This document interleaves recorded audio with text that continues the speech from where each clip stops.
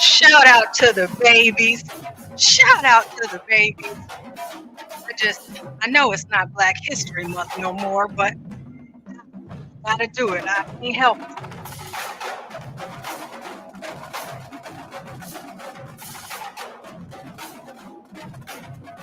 Hello to all of you guys that are in here, that are just now coming in the building. Hello to everybody. We will be getting started shortly. We are ending the stream on the other channel, and we want to make sure that we get you guys in here so y'all don't miss Miss Tiffany Henyard's last hoorah. Yeah, baby, you know I'm a decent and hard-working man, and I'll be as moral and upstanding as I can. I'm a dignified man who has a lot of love to share, and when something needs done, you know I'm always there. But sometimes, baby, you get the hounding on my ass. Yeah, that nasty bitch side be coming out and it just won't give me a pass. I be trying to relax and think, maybe have myself a little drink, but then here you come bitching about how I need to fix the sink. You just won't let up as I be trying to lay on my ass, talking some shit about needing more money for rent or gas. Yeah, baby, you need to put that bitch attitude in a check before I reach the end of that rope and your face gets wrecked.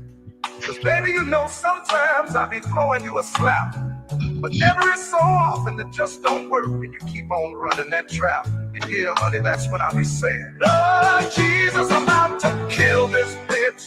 Kill this bitch, kill this bitch. About to end my suffering once and for all. Take this bitch to the stairs and she gon' have herself a fall.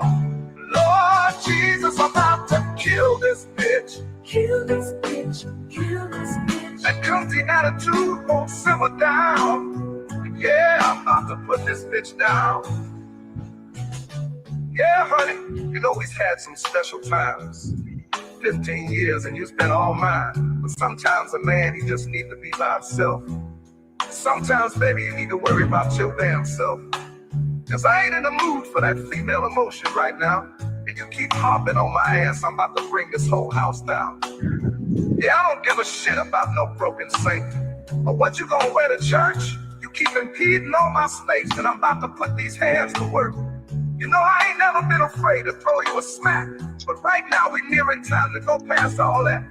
Yeah, cause I done had it up the hill with that bitching and complaining. And now, baby, you just about got me saying, Lord Jesus, I'm about to kill this bitch. Kill this bitch, kill this bitch. About to end my suffering once and for all. Take this bitch to the stairs and she gon' have herself a fall.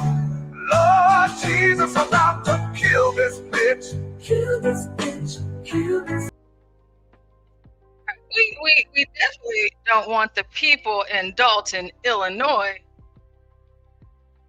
to kill Tiffany Henyard. So they didn't do it physically, but they did it figuratively by getting her up out of there. They got her up out of there. She is out.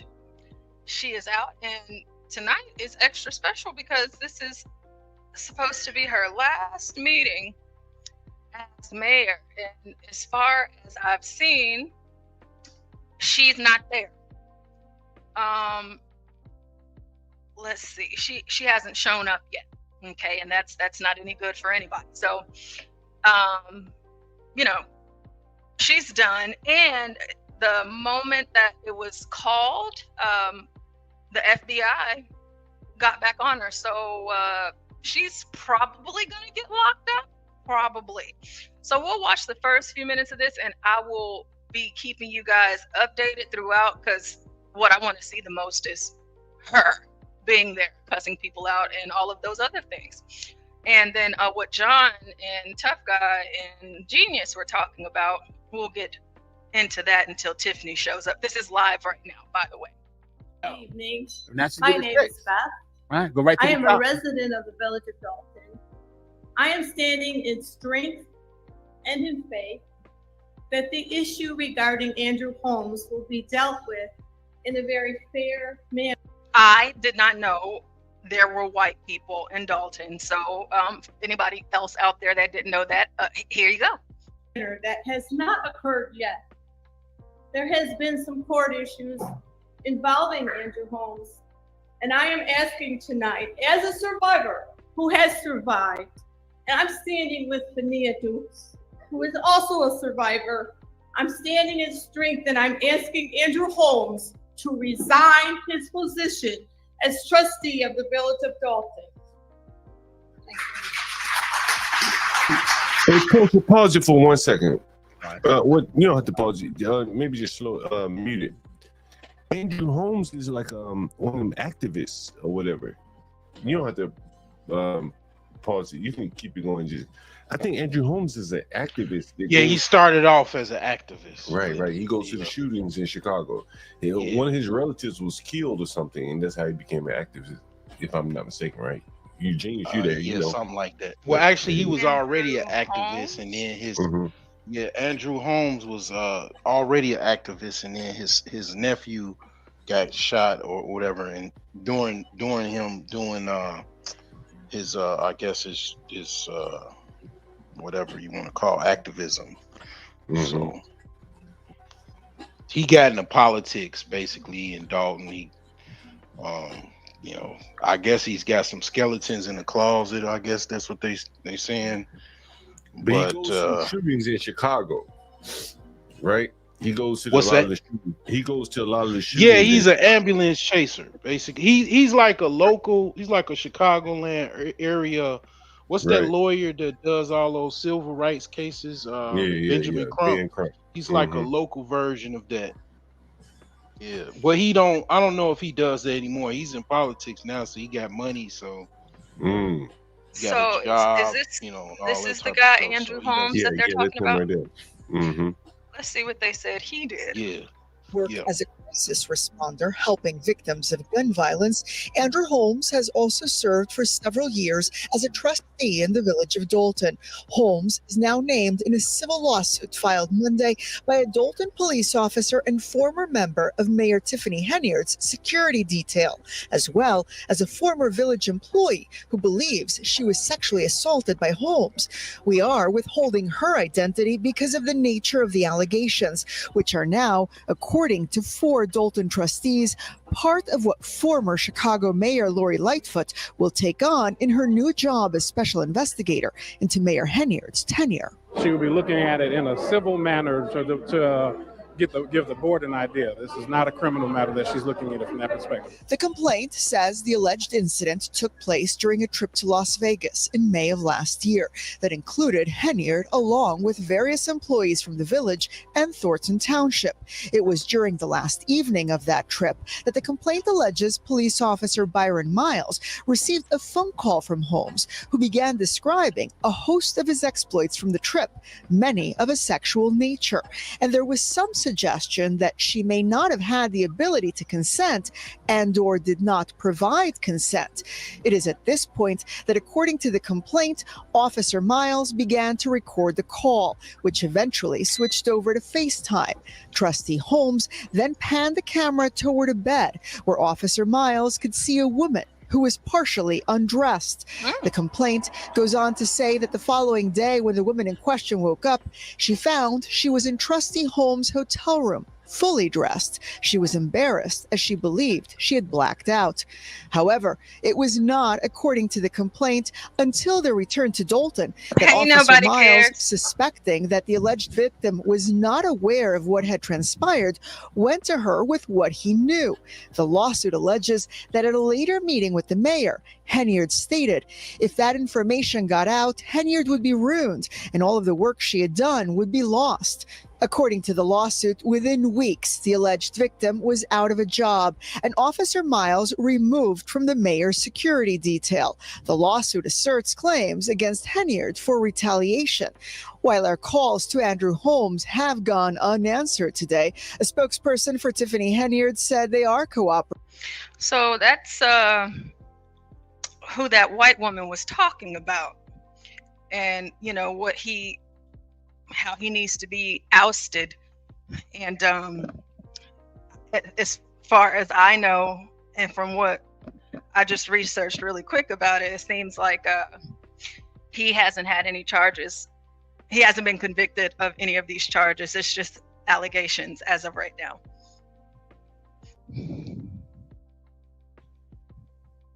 Cleaning a house really means. Now, all clutter, garbage, and unnecessary items must go. Am I right? Yeah. All right. So moving forward, let us begin our clean house by throwing away all unforgiveness, bitterness, and resentment so that the village hall or wherever we may meet will have the sweet smelling fragrance of peace, love, respect, and unity.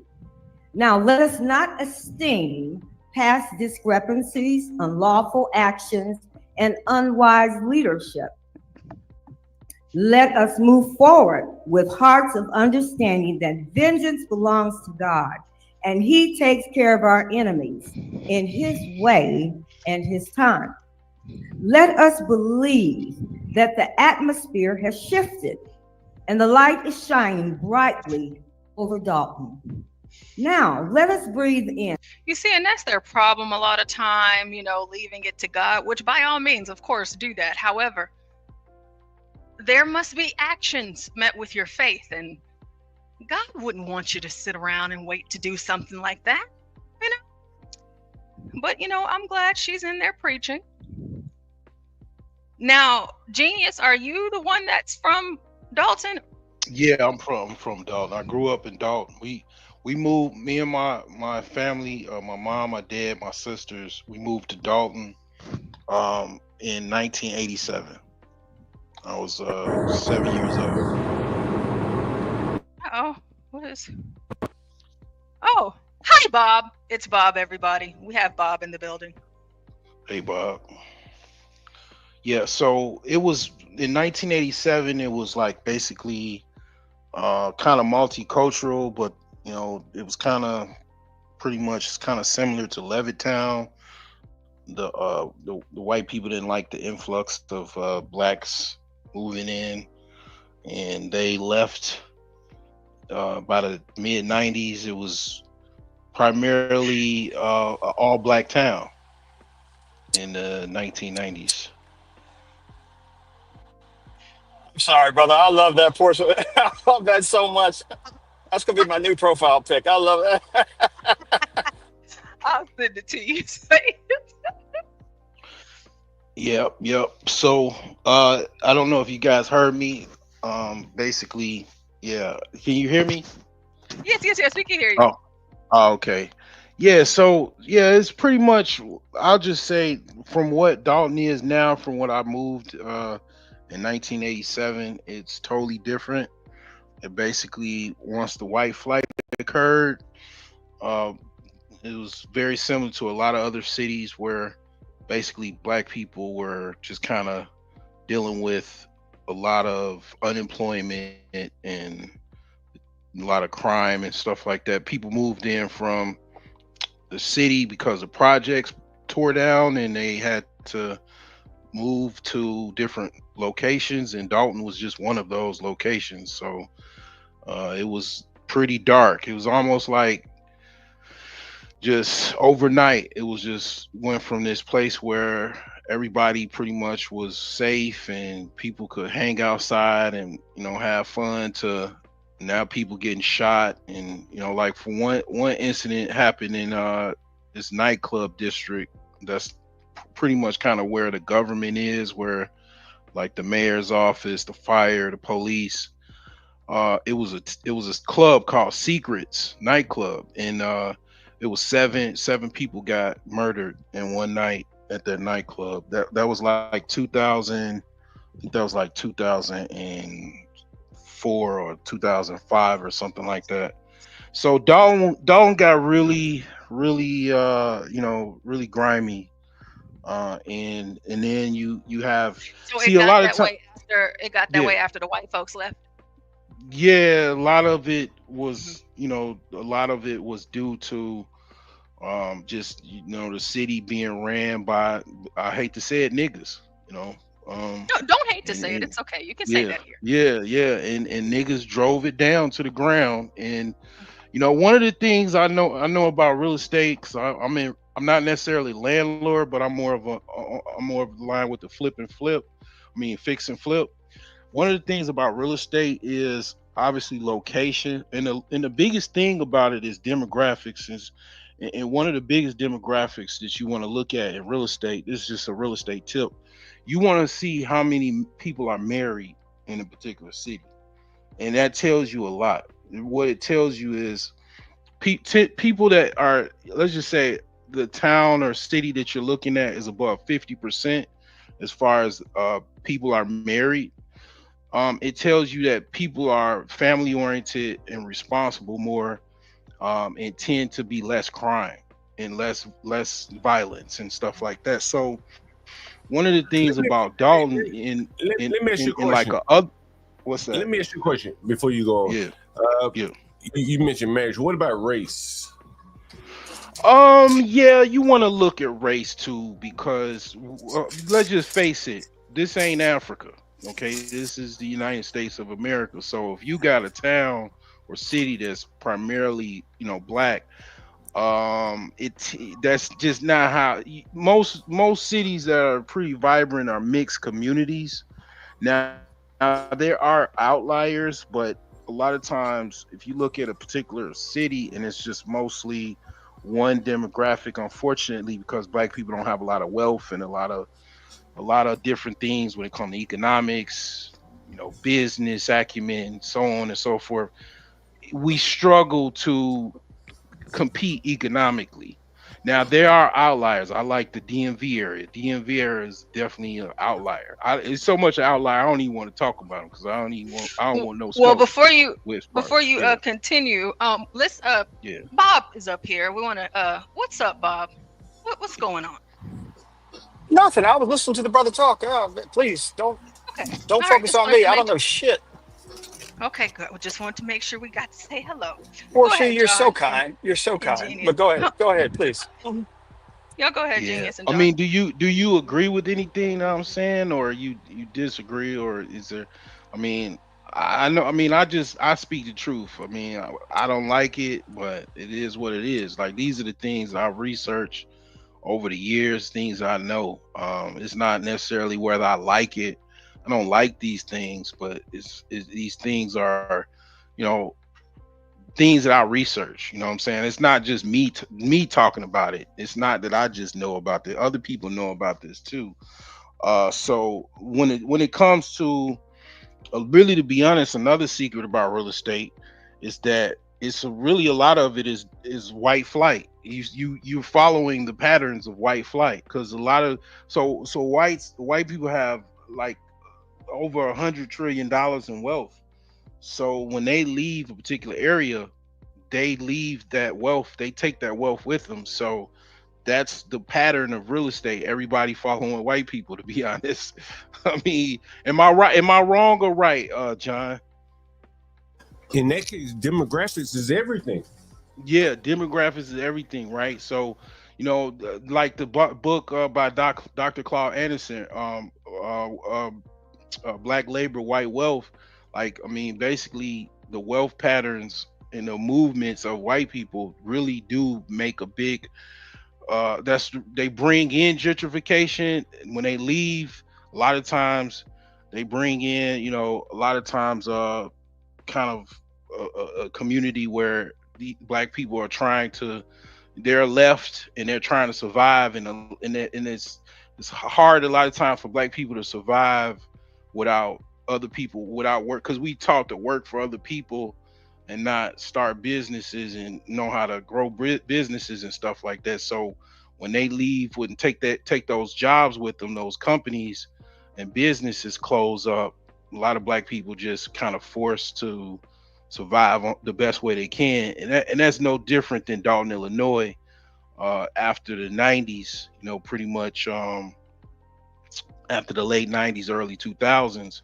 Most of the people I went to high school with and stuff like that left Dolton. They went to, different parts of the Chicagoland area, and it's like basically Dolton became basically a single mother enclave. And that's why they voted for the city girl mayor. I mean, they identified with this woman. A lot of people don't even don't know possibly that, or I don't know if they know.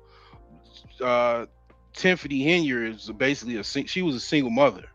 She kind of hid that a little bit, but she ran with weave. She was a textbook. Well, no, I don't think she hid it per se. I mean, you could just based off her behavior, you could easily assume that she was the baby mama. Yeah, so she was. Yeah. Yeah, that's just. and you can. I'll just say this, right? Mm-hmm. You wonder why people don't really want to vote for single people to be mayors and congressmen and stuff like that. You got to have the quintessential American type family, husband. Even if your husband is a beard or some type of just political marriage, you want to have that because it helps you get voted in. Well, people in Dolton they didn't care, I guess, and they were kind of desperate to be honest, because Dolton was struggling before she came in. And they just basically voted for someone that just basically scammed them. They voted for a good scam artist. Some people are real popular. You see that on YouTube. People are real popular. Then next thing you know, they start some type of trip or something like that, and then they scam people for their money, and it's like, you realize you're dealing with somebody that's basically a scam artist, a con artist that's good at influencing others, May I interject? Oh, I'm sorry, Portia, go ahead. No, go ahead, Bob. This what the brother was saying was true. There's a guy named Anthony Williams in DC back in the day. John, you probably remember him. Can y'all hear me? John, I think, is on mute. Okay. Yeah. He was the mayor. Right. Anthony Williams actually came in and I mean, some of it was the previous mayor, but he cleaned up the city, but started walking around the city like he was king and turned a lot of people off and voted him out, even though he did well. So there's a certain attitude that you got to have when you're a leader, that you got to be a little bit humble, man. You just can't run it like the dude did in Detroit. Oh yeah. So yeah, a lot of people. For those that didn't, I'm sorry, give me 1 second, James. For those of you that were here earlier and you didn't get to see it, it's hard to find the full video, but we're just gonna take what we can get. So this is Tiffany Henyard, and feeding the people. I'm feeding the people. They put me in office and treat me like it's illegal to feed the people. To feed the people. I gave back to communities and I cleaned the streets up. I'm starving the poor. I'm feeding the people. They put me in office and treat me like it's illegal to feed the people. To feed the people. To feed my people. To feed my people. From Vegas to Chicago. And for me, it's just things like that, that scream baby mama. Everybody's different, but that's just me. And also another thing for you guys, the people's mayor. Tiffany, she did not show up to her last meeting as mayor. She didn't show up at all, but where she did show up was online. Go and give her a follow. Tiffany Henyard has a podcast. Super Mayor Tiffany A. Henyard, the people's mayor. So I heard you guys were looking for me. If you're looking for Tiffany Henyard, press the subscribe button. Yes, you. Press the subscribe button. So, what you want me to talk about? This or that, this and that, or me? Tiffany Henyard, you pick. Put your questions in the comments, and I'm gonna answer all questions. Just be respectful. If you disrespectful, I'm not gonna answer it. Because remember, I got the tea with the receipts. Matter of fact, if you want the tea, get it from me. Go tell that. Super Mayor Tiffany Henyard. Oh, okay. Okay. All right. Oh, you know what, John? Do you think that she has narcissism? Do you think Of course that she does. Okay. Of course she does. But now she can exploit this, because earlier HB was talking about her having a rap career, but then of course she drops this song. But since she wasn't, John, you have to hear this. She wasn't at her last meeting tonight. And so since she wasn't at her last meeting, this is where she was instead. Super Mayor Tiffany Henyard, the people's mayor. So I heard you guys was looking for me. If you're looking for Tiffany Henyard, press the subscribe button. Yes, you. Press the subscribe button. So, what you want me to talk about? This or that, this and that, or me? Tiffany Henyard, you Wait a pick. minute. Wait a Put minute. your questions in the comments, and I'm gonna answer all questions. Yes. Just be respectful. If you disrespectful, I'm not gonna answer it. Because remember, I got the tea with the receipts. Matter of fact, if you want the tea, get it from me. Go tell that. Super Mayor Tiffany Henyard. It's incredible, isn't it, John? Really? But you see all of them going to YouTube. I think she got a nose job. I think this answers the question of where she's going, though, right? Mm-hmm. You know, someone asked what she's going to do after this. It looks like this is it. Hit the subscribe button. Damn, this is crazy, man. This is wild. And she said to be respectful. Be respectful? Really?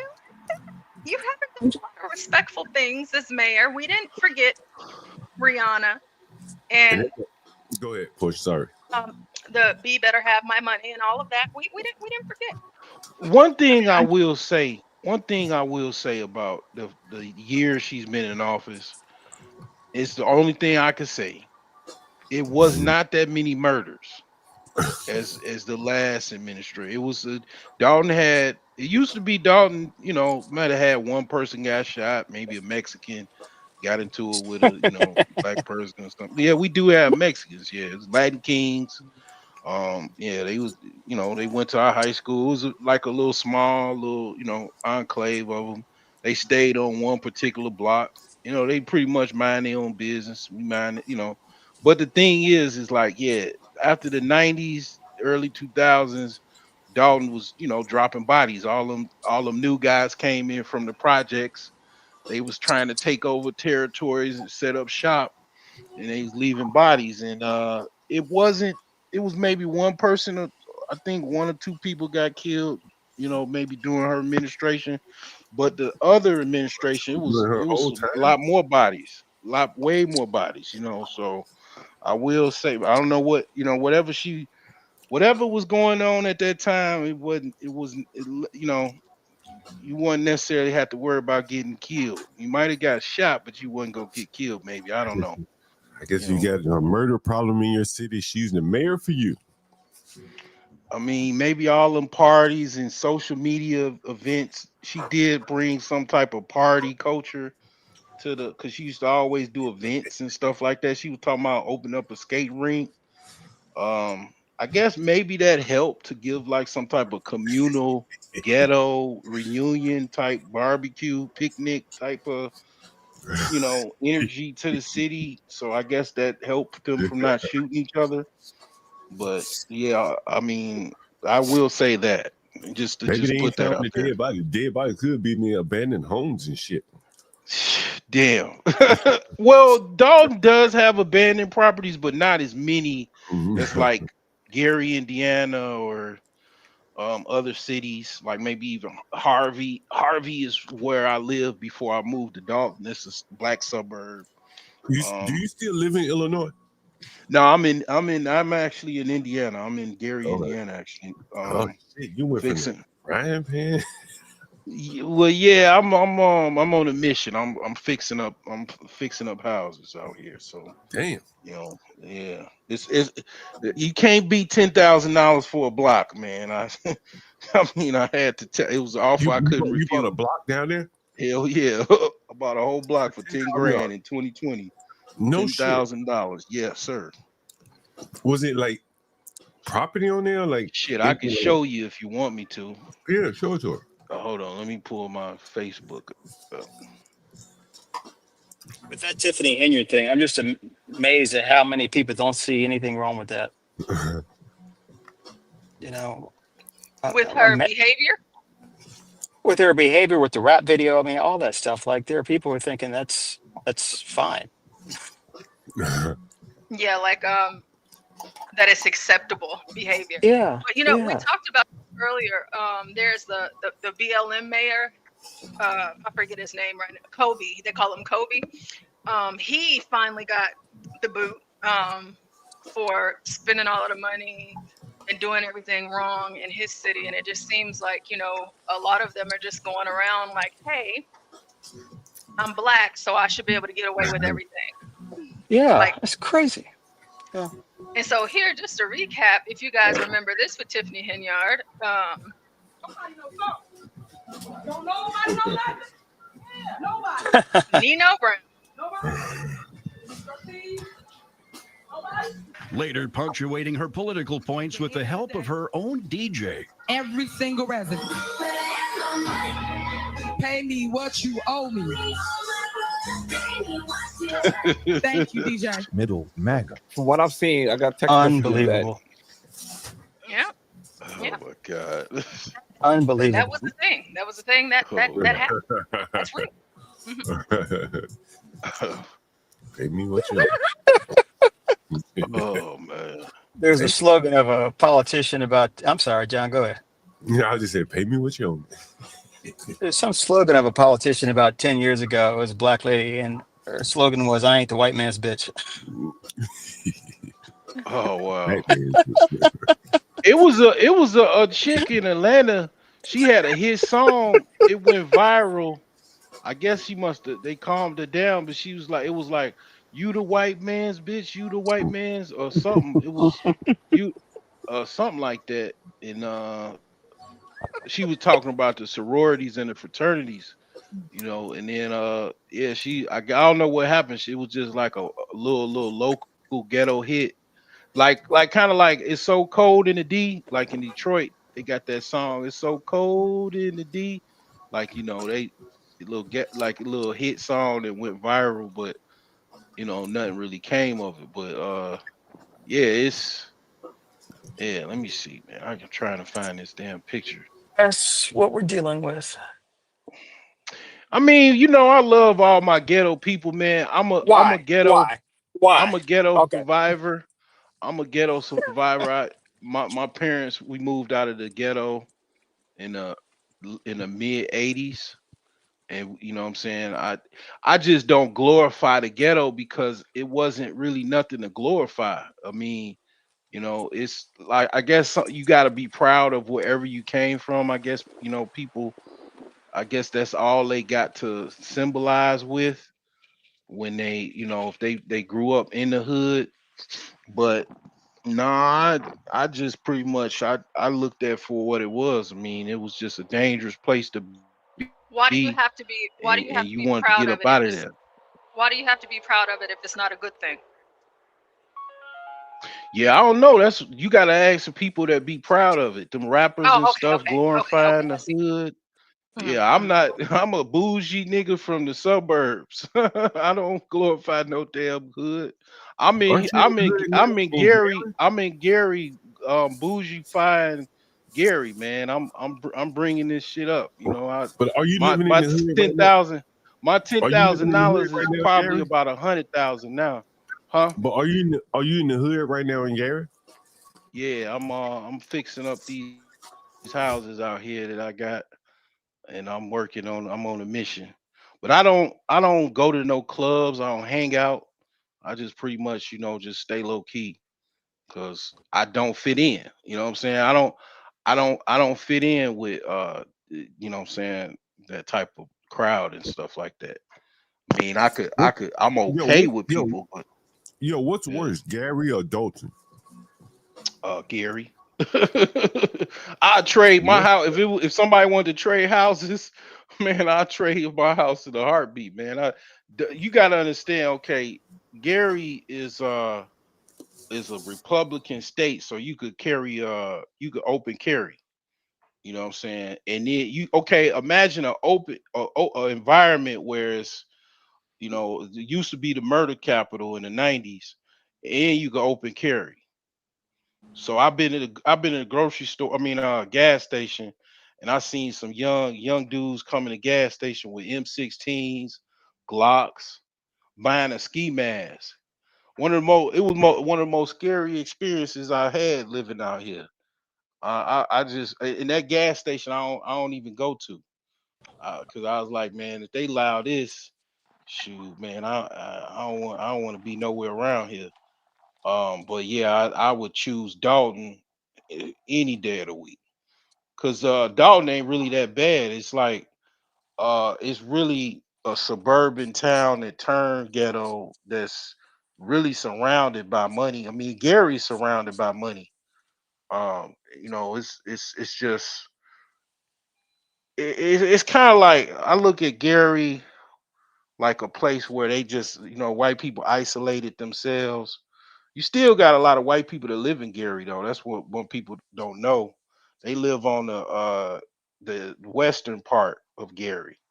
So going towards Illinois. It's like so they still live in Gary. My neighbor's white. My neighbor old, she like 60 years old. She moved out here in 2000. What did she say, 2000 something? So it's not what people think.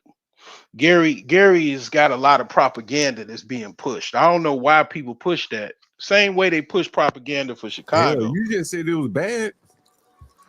I mean, yeah, it is. I'm not gonna say it, but you got things that's going for it, like, um, it's on the come up, like it's going through gentrification. Gary got a lot of things going for it, like it's got a $1 billion trucking hub that goes through Gary. It's got the lake. It's got the Lake Michigan, and you got Miller Beach. That's part of Gary as well. I'm trying to not show my personal information, but I'm just gonna say fuck it, man. Who cares? I'm not. Don't add me as no friend, but can I Nobody can can I dock click you about present? her. Yeah, go ahead. Can I click? Okay, I'm gonna I think click put your present add you here. up. Don't be add me on Facebook. I ain't taking no new friends. You can always deny it. This is my block right here. This is what I bought for 10 grand. Damn. Going all the way down the street. So I know what I'm doing. I was in real estate school when I was 17 years old, taking my real estate What are license. you gonna do with this block I'm right here? 44. What are you gonna do Well, with this? I'm gonna probably sell the whole thing. It's a lot next to this house that you could build a house on it, but there's so many abandoned houses in Gary, it doesn't call for the neighborhood. Don't really call for building no house, because there's so many of them that you could buy to fix up. Those Right. houses on that left side of the street are abandoned. They need to be probably either tore down because nobody want to buy them. But yeah, I bought But this for somebody 10 live on the grand. right side. Somebody live on the right side, right? Yeah, that's my house. Oh, you That's live my right house. there. Yeah, With those two cars right there. That's your house. yeah, that's my car right there that I parked on the end Right. of Okay. my block. And so Yeah, so you got a vacant lot next to your house. yes, And then sir. what, across the street look like what, two houses? Uh, so I don't own across the street. I just own this one little block right here. It's like a half of a block. Oh, My you just neighbor is my neighbor is across the alley. I had to cross the alley to meet my neighbor to go to my neighbor's house. So you own So your side of the street. You don't own across the yes, street, right? Okay, I got you. no, Okay. just one side. Yeah, Okay, I got you. but I Okay, mean, cool. there's some guys that's what what's that dude the comedian Mike Epps. Mike Epps be buying whole blocks in Indianapolis. He doing what I'm doing, but like on steroids, because he got millions. So, but you're not going to build it; you're just going to flip it, right? Yeah, flip this Okay, house. gotcha. Yeah, my man. Okay. Yeah, but I probably will get in the landlord. And, I don't, I've been hearing some stuff from they do say I heard people say that that's a good business to get into, but in my opinion, I think you got to grow leverage to get to that point. You come out, or let's say you start fixing up a house, and then you basically let somebody you rent it out, and then they mess your whole property up. You in a bad predicament. Yeah, Or bad might shit. even be in a worse. You might be in a worse predicament because you don't put $50,000 in the house, and then somebody come in, and then the second month they stop paying you. Then they start messing your house up, and it take you 6 months to get them out your house. Yeah, Then they indeed. mess it up. You don't have no leverage for all that. Yeah. You know, Hey, and that's, Portia, what's the next topic? Oh, sorry to interrupt you. I don't mean to be long-winded here. Portia, what's up? she on mute. Oh, Portia, you might be on mute now. Yeah. Sorry. Y'all mentioned that story about that rapper. So it's G Lil Ronnie. He was killed, and his daughter was killed today at a car wash that we have out here called Slappy's. Slappy's. It's a black-owned car wash, and it's a penguin. Slappy's. Because you know what these car washes do, John? They slap. Yep. Let's go. Story in Forest Hill where police are investigating a deadly shooting. A father and his little girl were killed, the area's third deadly shooting in just the past few weeks. 2 people were killed in a shooting on February 21st at an auto sales business on Mansfield Highway. And then just 2 days later, police found a pair of siblings who'd been hit by a stray bullet on Frisco Avenue. One of the siblings died, and today's shooting happened at a car wash on Forest Hill Drive. We saw people who knew the dad and his daughter gathered right outside that car. Listen, Forest Hill and Fort Worth? Absolutely not. Any of you Negroes out here in the chat, let me tell y'all something. When you come to Texas and you go to Fort Worth, do not go to Stop 6, Eastwood, Highland Hills, or Forest Hill. Okay, you might want to stay away from Mansfield Highway. That's a little area in Arlington, but it's a lot of Negroes over there and a lot of Negro activity. Now, if you're Tyrone, for example, in the chat, he loves that. But if you're not, just stay away from those places. Okay, be careful, be safe. Car wash looking for answers. And as Scoop Jefferson discovered, the little girl just celebrated her birthday yesterday. Somebody had already reported it and they were on their way. Becky Johnson is one of several people living near Slappy's car wash in Forest Hill who called 911 Monday morning describing gunfire. And I heard 6, 1, 2, 3, pop, pop, pop, pop, pop. Then about a few seconds later, I heard another 6, 1, 2, 3, in concession real fast. The same gunfire woke up. And also, I'd like to point out, typically, whenever you are in a position of distress, okay, you fall out at a restaurant, have a heart attack, hear some gunshots, and see that somebody might have gotten hit by a bullet. If white people are around, most of the time they're going to call 911 and they're going to get there. Black people, a lot of the times they just don't call and they record. So shout out to her. Shout out to this white woman for calling the cops. Pamela Barrett, who learned more about the shooting from her son's telephone call. I said, Mom, hey, I'm up here at the gym.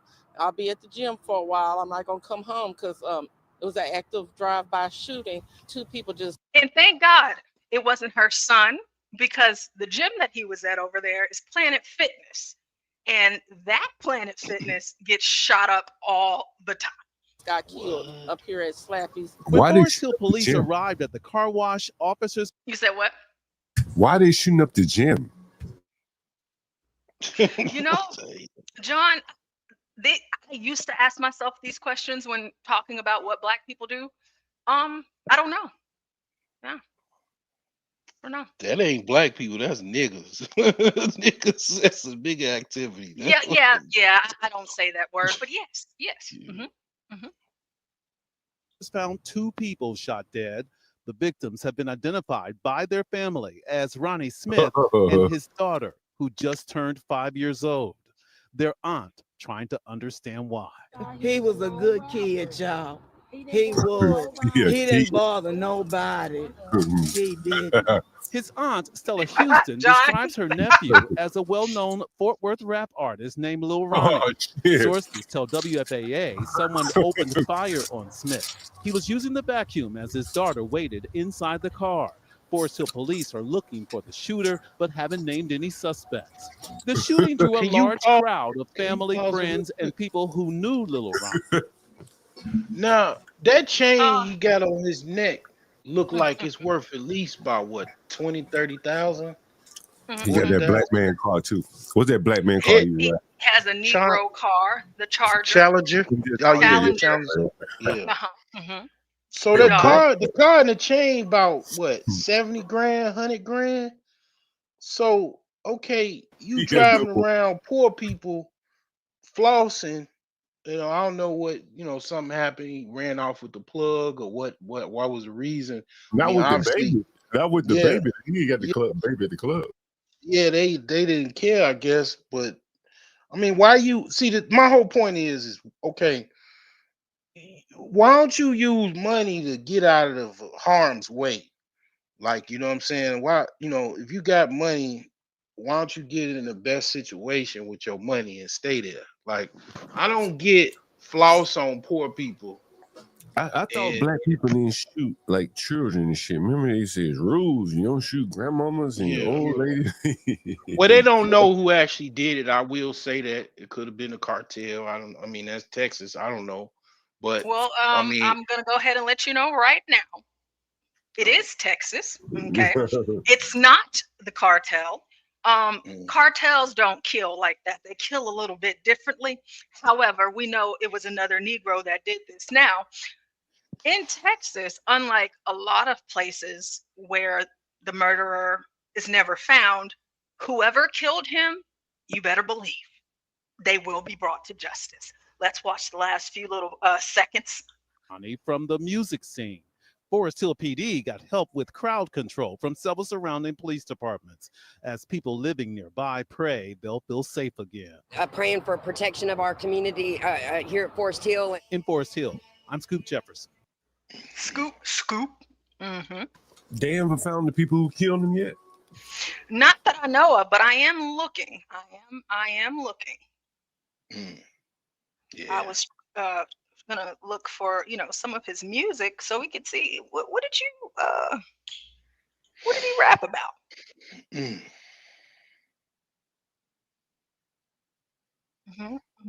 So yeah, y'all tell me, what are your thoughts? I mean, I know John, you were just mentioning kids being off limits. I guess that's the old fallacy. I'm interested to know why they killed him. Several of these rappers that have been killed, it's been like over record label deals. And I'm wondering if that was kind of the issue with this guy. That would be interesting. Yeah. And I think Dolph, the YSL, all that shit was like, they want to do a song or something with a rapper, or they want this rapper to sign with them, and he refuses to do it or whatever, and then he kills someone. That was my first thought. Oh, this is the guy right here. It should be nice. Let's listen to some of this.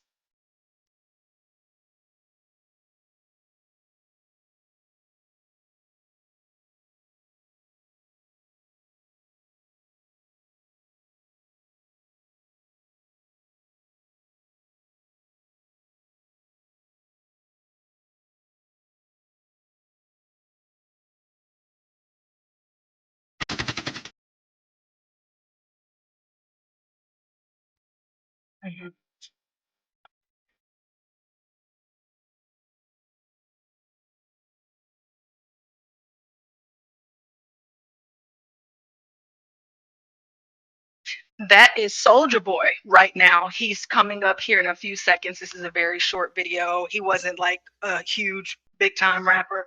This video has like 2,000 views, but let's keep going.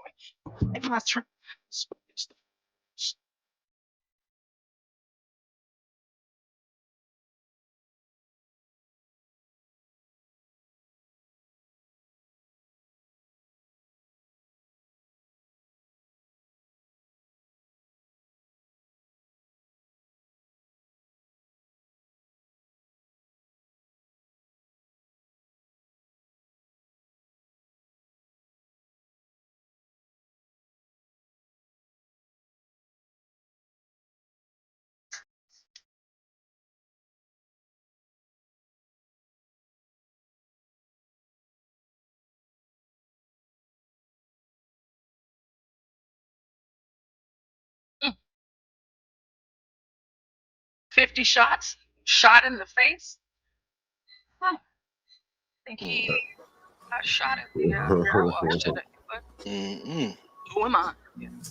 What do I? Art. What does that say? They say art becomes life, or art mimics life. I mean, that's crazy, bro. If I was a rapper, man, I don't know what would I be rapping about. Like, I'd have to rap about computers and maybe some. I don't know, man. Would I have to? Would I have to rap about how I shot somebody, or I don't know, man. It's kind of crazy. That's actually a really good question. I want to actually save that, especially for HB. But like y'all in the chat, if y'all were rappers, what would you rap about? John, we know what you would rap about, but go ahead and tell us. Give me a minute. Give me a minute, Portia. I got a call now. Okay, he has a call. All right, so me, I don't really know. I think I would rap about Trump and politics. Yeah, I think I could probably put together a song, and next time we have karaoke, I will perform my rap song for you guys. How about that? So we have an article here. 2 people were killed in a shooting at a car wash in Forest Hill on Monday morning. Forest Hill police confirmed a 30-year-old man and a 5-year-old girl were killed at Slappy's Express Car Wash because it slaps. A family member told Fox 4 the victims are North Texas rapper G Lil Ronnie and I'm guessing that means G Money Lil Ronnie and his 5-year-old daughter. Police are searching for 2 gunmen. They say they know the identity of one of them, but they're not releasing that person's name right now. No information was released about the second suspect, so they already caught one of them. Shout out to Sheriff Bill Wayborn and the Fort Worth Police Department. You guys always do the work of the Lord. Let's see. Forest Hill police say a man and a 5-year-old were killed when 2 men approached them at a car wash and opened fire on them. Family members identified the victims as a North Tex rapper and his young daughter. What we know. The shooting happened Monday just before 11 a.m. at the Slappy's Express Car Wash on Forest Hill. The 30-year-old man and 5-year-old girl were in a bay at the car wash when 2 men got out of a 4-door Kia. John, I know you're on the phone, but a Kia, and shot them before getting away. I wonder if that Kia was stolen. I don't know. Officers who responded tried to save the 2 shooting victims, but they were pronounced dead at the scene. Sky 4 video shows dozens of evidence markers around a maroon Challenger. That is it. Slappies. Police say one of the suspects had been identified and a warrant for their arrest was issued. However, the police department said it is not ready to release the suspect's name. Additional police officers were called in to help with crowd control because the number of people who showed up at the scene after the shooting. Police believe it was a targeted shooting. What they're saying, while police have not identified the victims, a family member at the scene told Fox 4 the victims were Chucky Smith and his 5-year-old daughter. He was a rapper. He didn't bother nobody. He didn't target nobody. He was a family man, and he was going around rapping, okay? Why would you target him? Stella Houston said, his aunt.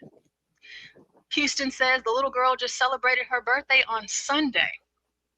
So she had a birthday yesterday. Cleaning the car out, and somebody came through shooting and killed him and the baby. A baby, his baby, a baby. Wow. Becky Johnson lives across the street from the car wash. She heard multiple rounds of gunfire from inside her home. 6 the first time, and then it was half a second, and I heard 6 more. Then a second later, I heard 3. Now, in the song, it was 50 shots. Here we have 15. I could see people fleeing for their cars. Johnson was watching customers take cover behind their vehicles.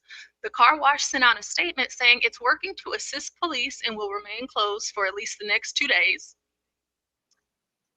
What we don't know, police have not officially identified the victims or the suspects. Police say they know the identity of one. A motive for the shooting remains unclear. Forest Hill police say this marks the city's 4th and 5th murder so far this year, compared to 0 in 2024. In February, 2 people were killed at a car dealership, and a woman at a separate incident was killed by a stray bullet in her backyard. And that's what we have so far on all of this. Yeah. That's unfortunate. What do you think, Genius? Well, I was looking at my bets. Look like Houston is getting whomped by the Oklahoma City Thunder. I've been to Fort Worth back in 2008. It was hot. It was very, very hot. It was like June or May, and it was hot at night. I remember it being so hot. The swimming pool was like the temperature of a jacuzzi. In the daytime we had to run to the car to basically turn the car on, let the AC turn on, and then go right back, run back into the gym, because we was at the gym. And because my family lived in Fort Worth area, Dallas Fort Worth area, so I've been there. It's been a long time ago. Like I say, it was 2008. So I didn't really like mingle around the town too heavy or anything, but I wasn't in the hood part. I know that, or at least it didn't seem like it, but I just remember it being really hot. That's what I know about Dallas or Texas. I mean, what is there to do in Texas? Is it to go to the car wash? The car wash is pretty popular? Where I'm from, the Midwest, it doesn't matter if your car is messed up, because the salt's gonna mess it up anyway. So if you wash your car, the salt's gonna get back on it. You're gonna have to wash it again probably the next day. I don't know. I mean, ain't really too many shootings in the car wash, but Chicago has a thing for shooting up funerals for whatever reason. So it kind of has a bad reputation. It's just sad. This is a tragedy. I don't know why they gave the green light to shoot up somebody's daughter with, I thought it was a street code, but I guess it's no street code. So they got rid of street codes many years ago. Yeah. So they got them. I think the Texas police is they have a reputation, so they probably gonna catch these guys. They left some type of trail, I'm pretty sure, because people are probably not too bright. So they probably gonna catch them. I think this just happened today, because I was looking at Twitter and it was all over Twitter. So I don't know if this happened today or yesterday, but yeah, it's a tragedy. Unfortunately, they're gonna have to, have some type of funeral arrangements. I hope they catch all of these guys and give them the death penalty. It happened today. I'm thinking that they might be doing like a press conference, maybe tomorrow. And all of that good stuff. But let's learn about this guy, and maybe we can, you know what? I really hope that what I'm looking at right now is not true. However, we are talking about the Negro, so they never cease to amaze me. So let's see if this is what I think it is.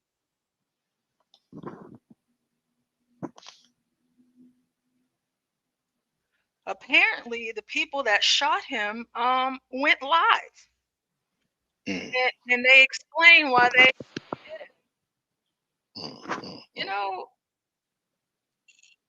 you'd like to think that at some point or another, you don't run to the internet with everything, you know, because you know that's they can find you that way.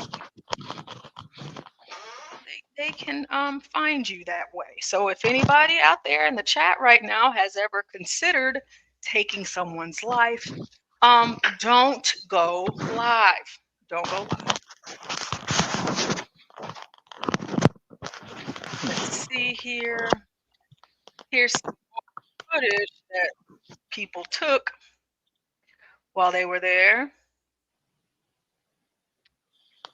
Oh, John is muted. That's why it's so quiet. I'm like, gosh, where's my... All right, there we go. So at the car wash is Slappy's. Let's see here. See if we can find, you know, some people talking about this that, you know, they know more. They know about the inner workings. Are you a native Texan? Oh, for sure. Absolutely. Okay. I absolutely am. So what's the difference between Houston and Dallas? Oh, everything is the difference. Everything. Houston is very ratchet. It's overly congested. And Houston is like the closest thing, like anybody that's from like a real big city, like a Chicago or New York or something like that. Of course, they wouldn't say that about Houston, but Houston is essentially like a big inner city here in Texas. Dallas is kind of, but Houston would be, you know, more. Houston is really ghetto, but. You know. Oh, okay.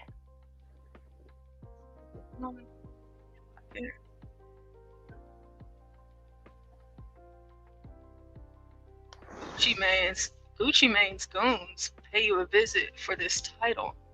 Gucci Mane. We know. We should. Are we familiar with Gucci Mane? I know a little bit about Gucci as far as he's a rapper from Atlanta, but I don't. It's a couple songs I've heard, but I'm not really a fan. I wouldn't say I'm a Gucci Mane fan. I'm more. I probably like his op, which is probably Jeezy. Probably more in line with. I probably listen to Jeezy more. But yeah, know about Gucci Mane. Yeah, this guy's voice is going to send me over the edge, so I don't want to play his video, but let's see here. I might have to. Oh my gosh. His voice is just, oh. Why does he sound like that? Let's see. Let's see.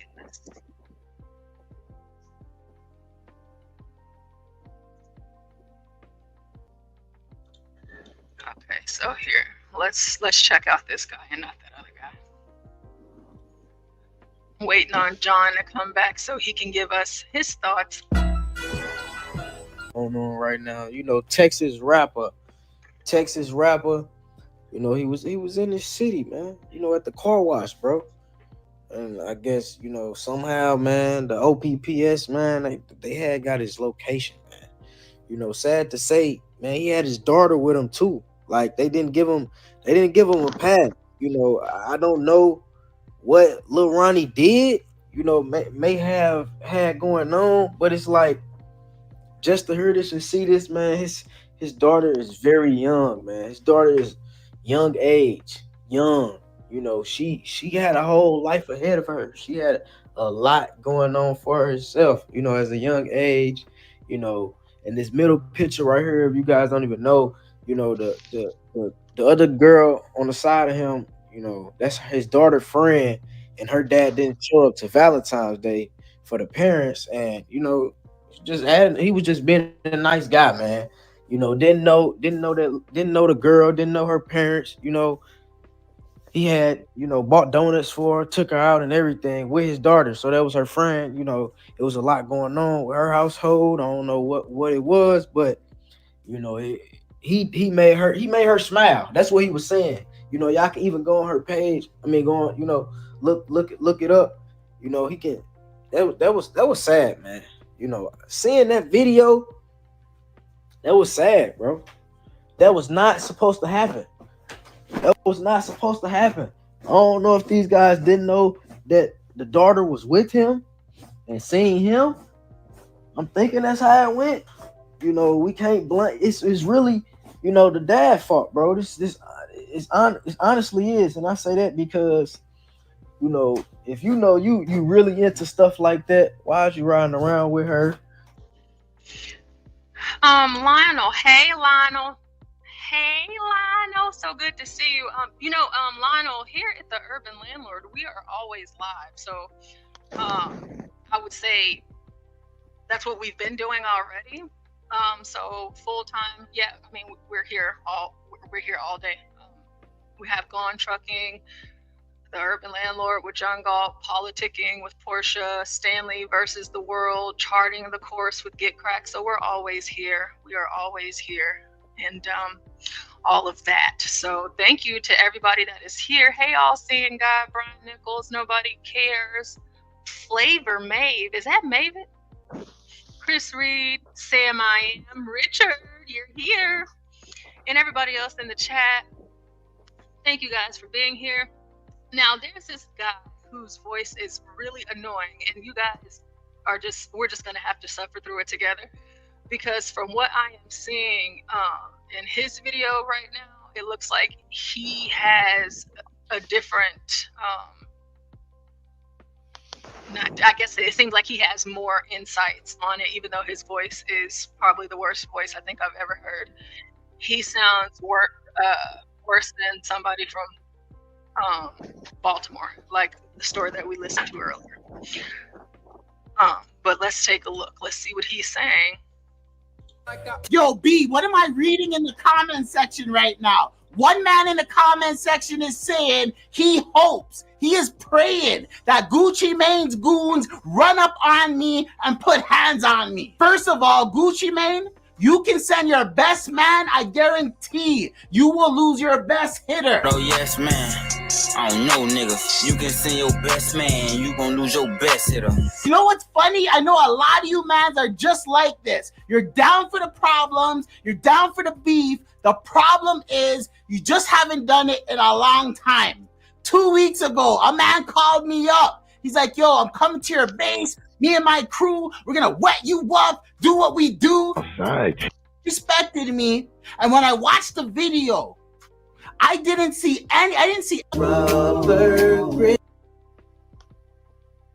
You know, I think that this guy is just like, I was looking on his Twitter and everything, and it's just like, I can't. Like, you're not even. I think I'm losing brain cells already. Yeah, like I can't. Like, I just like, I'm feeling like right now, I wish it was him instead. You know, like, dude, Jesus. Now, apparently, about, yes. I mean, I could.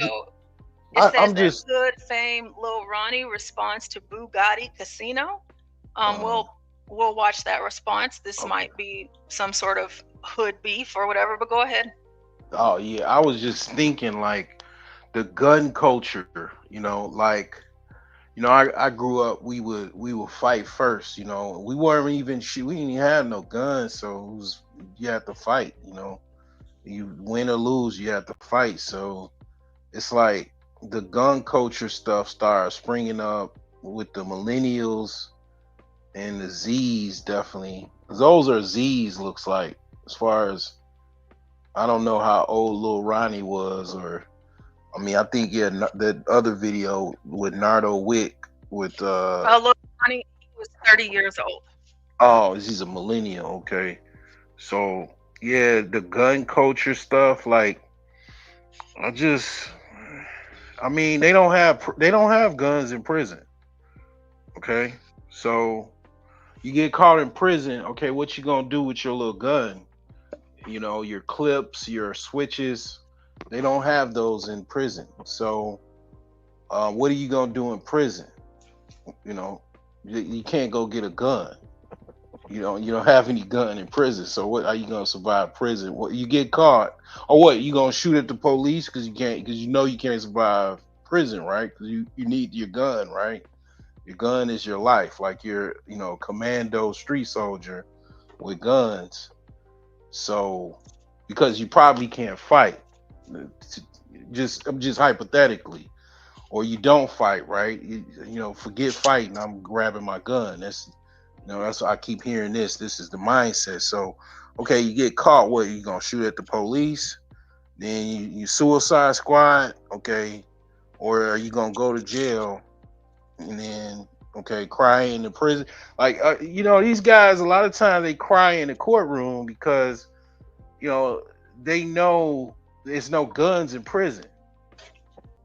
I mean, it's basically they live by this gun, but then they get caught because they use the gun, and then there's no guns in prison, and then they can't really fight well because they never really trained on fighting. Like, I took jujitsu, I wrestled in high school, went to a boxing gym a couple times, know how to fight a little bit, right? So they probably didn't really try to learn any fighting skills because they was gun first. So they get caught, it's too late to learn how to fight real good now because you're in prison. Or wait, maybe they can learn in prison, take a crash course once they get in prison. I'm just trying to figure all this out because the whole gun culture thing. You're this tough guy with a gun, but okay, what if somebody? Okay, what if you can't get to your gun? Now what you gonna do? You gonna try to fight the best way you can, or okay? So I'm just trying to figure all this out, because I'm not really, it's just a different type of mentality. I didn't necessarily, we grew up, it was guns and all of that type of stuff, but a lot of people that went for the gun were cowards. They couldn't fight. They would even say they couldn't fight, and then they just a tough guy with a gun, some bullets. I'll be honest. I'm half African. I know why the gun was invented. I respect the gun. Oh, you're a half breed. What kind of African are you? I'm Ghanaian, and I'm African American. I know why the gun. Okay, the Europeans, they used the weapons, the guns, to take over Africa. Okay, they couldn't fight.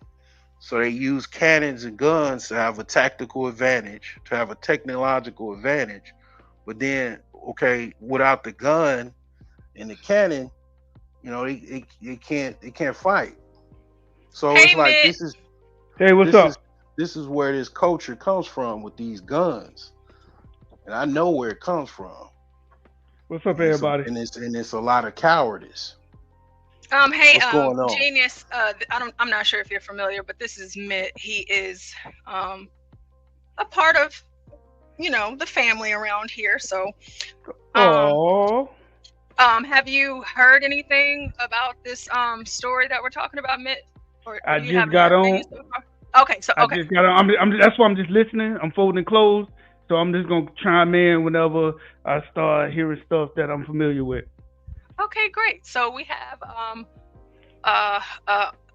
a professional of the law on the panel right now. So let's go ahead and listen to HoodFame Lil Ronnie responding to BooGotti, Kasino. These rap names. You know what? That too, guys. So we have in the chat, if you were a rapper, what would you rap about? And also, if you were a rapper, what would your rapper name be? Okay, put it in the chat. I wouldn't be a rapper. I'd be more sort of a poet.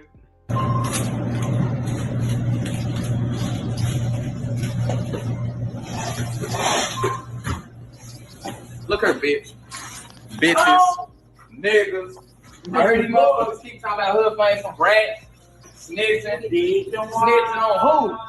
On who? Super bum, broke ass niggas. Try to snatch a nigga chain and still don't get it ass niggas. Snitch on who? Bum ass niggas. And we ever get a bun, nigga, we ain't calling no motherfucking manager to come get us that. Nigga, snitch on who? Show some paperwork. Show one HoodFame nigga with some motherfucking names. Y'all see this shit real, man. Hey, shout out to all my fans and supporters. Hey, listen, man. Shout out Dirty White Music Group. The CEO, his goddamn self, came and got me, bro. I spent all this motherfucking money, bro. But look, fuck all that. Y'all heard more and more and more about the shit, man. These rappers, they bitches. These niggas is fake. These niggas lying, and they trying to snitch and lie on me at the same time. Shit I don't know about, but look.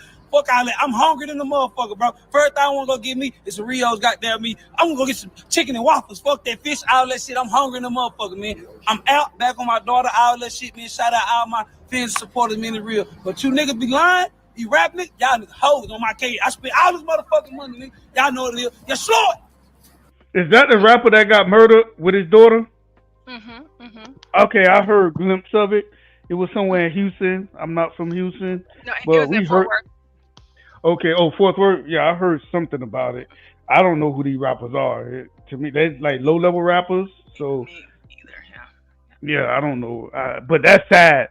They ain't have to kill the daughter, man. What the fuck? Like, shit. Apparently, he was a big-time gambler. Okay. And so, his moniker here is the best gambler in Texas.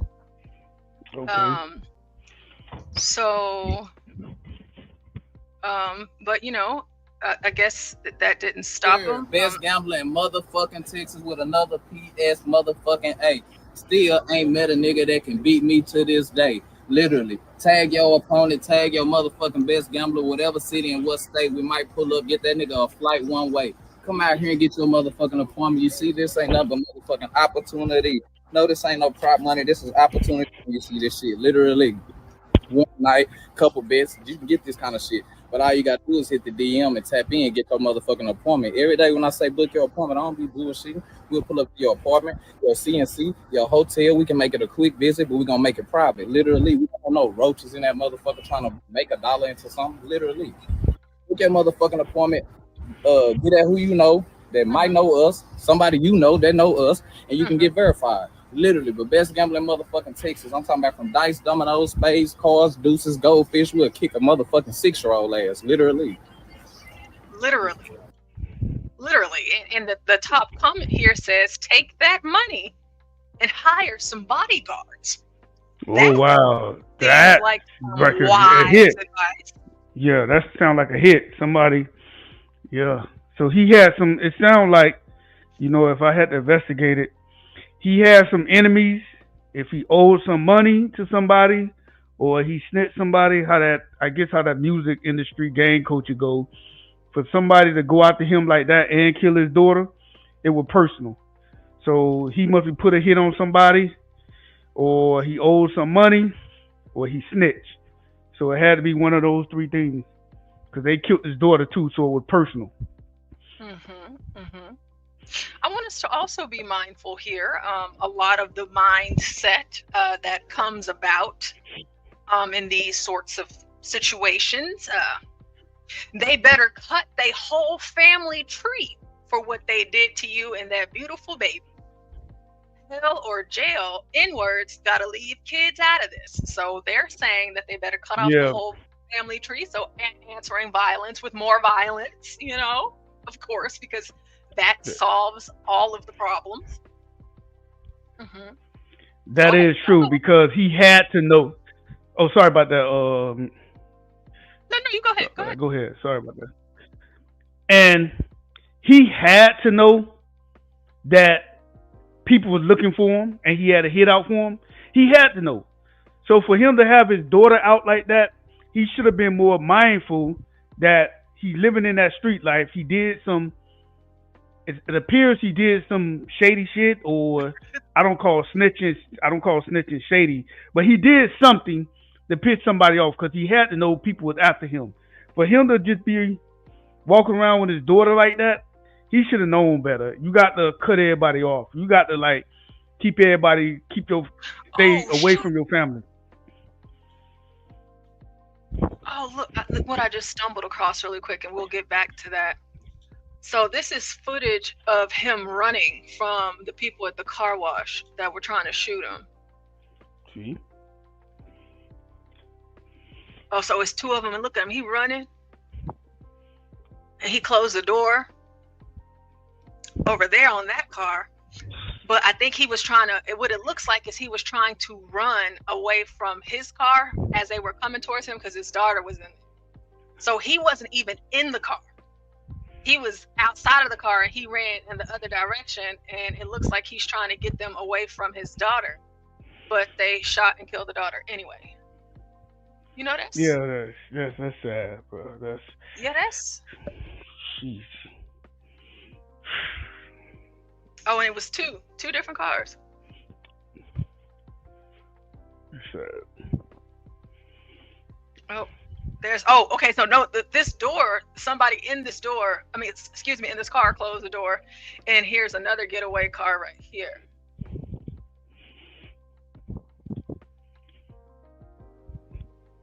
And so, you know what? I'm not, is it a getaway car? Maybe these people were getting their cars washed, because if you look at the back to where he ran to, you can still see the shooters running after him.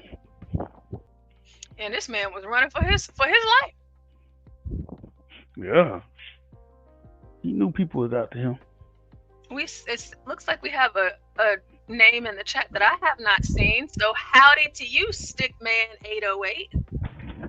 Welcome to the show in the chat. Thanks for being here. Says sad situation, proud daddy with his daughter gunned down. Yeah, it is sad. It is sad. It is sad. So this is a short video of what he did for a living. Gambling, dice, dominoes, nigga poker, shit, spades. Nigga shit. You know, Nigga shit. I didn't say it. You said it, not me. You said it, not me. It is what it is. Oh, here we have a slab. This is what we call them in Texas. I don't know what you guys call them, but we call them slabs. You know what? I think I heard somewhere you guys in other states might call them a donk. Donk, yeah, that's a donk. That's a donk. Yeah, and we call them slabs. Okay. That sounds gay. Why y'all call them? Why y'all call it a slab? That sounds weird. Well, you know, it's kind of strange for you to say that calling something a donk doesn't sound homosexual. Considering that you got a donk song like Soulja Boy, it has something to do with butt. No. And so you're calling we was calling that donk way before Soulja Boy came out. A butt. We was calling that. That's homosexual. We was calling that a donk before Soulja Boy was even born. They was always called donks in Florida. And how you know about? And how you know about that? How you know about Florida lingo? Here we have Tom Gully in the building. He knows what time it is. Slab, slow, low, and banging. That's what we call them here. We even have whole entire, especially in Como, Texas, the Como parade where all of the slabs come out. However, don't go to Como for that parade, okay? Just don't. However, it used to be safe. But I just remembered out of nowhere, I don't know what made me remember the donk thing, but we call them slabs. But let's see what he's saying here.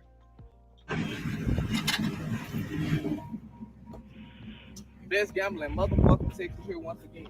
But today we're going purple on motherfucking purple, letting you know what city I might be in. Name your city. Tag your city. The spinners. Name one of them niggas in your city. That I shit ain't broke. ugly. Y'all don't know why y'all do that. 281 Studios, Tyler, Texas. Ask T. Jones.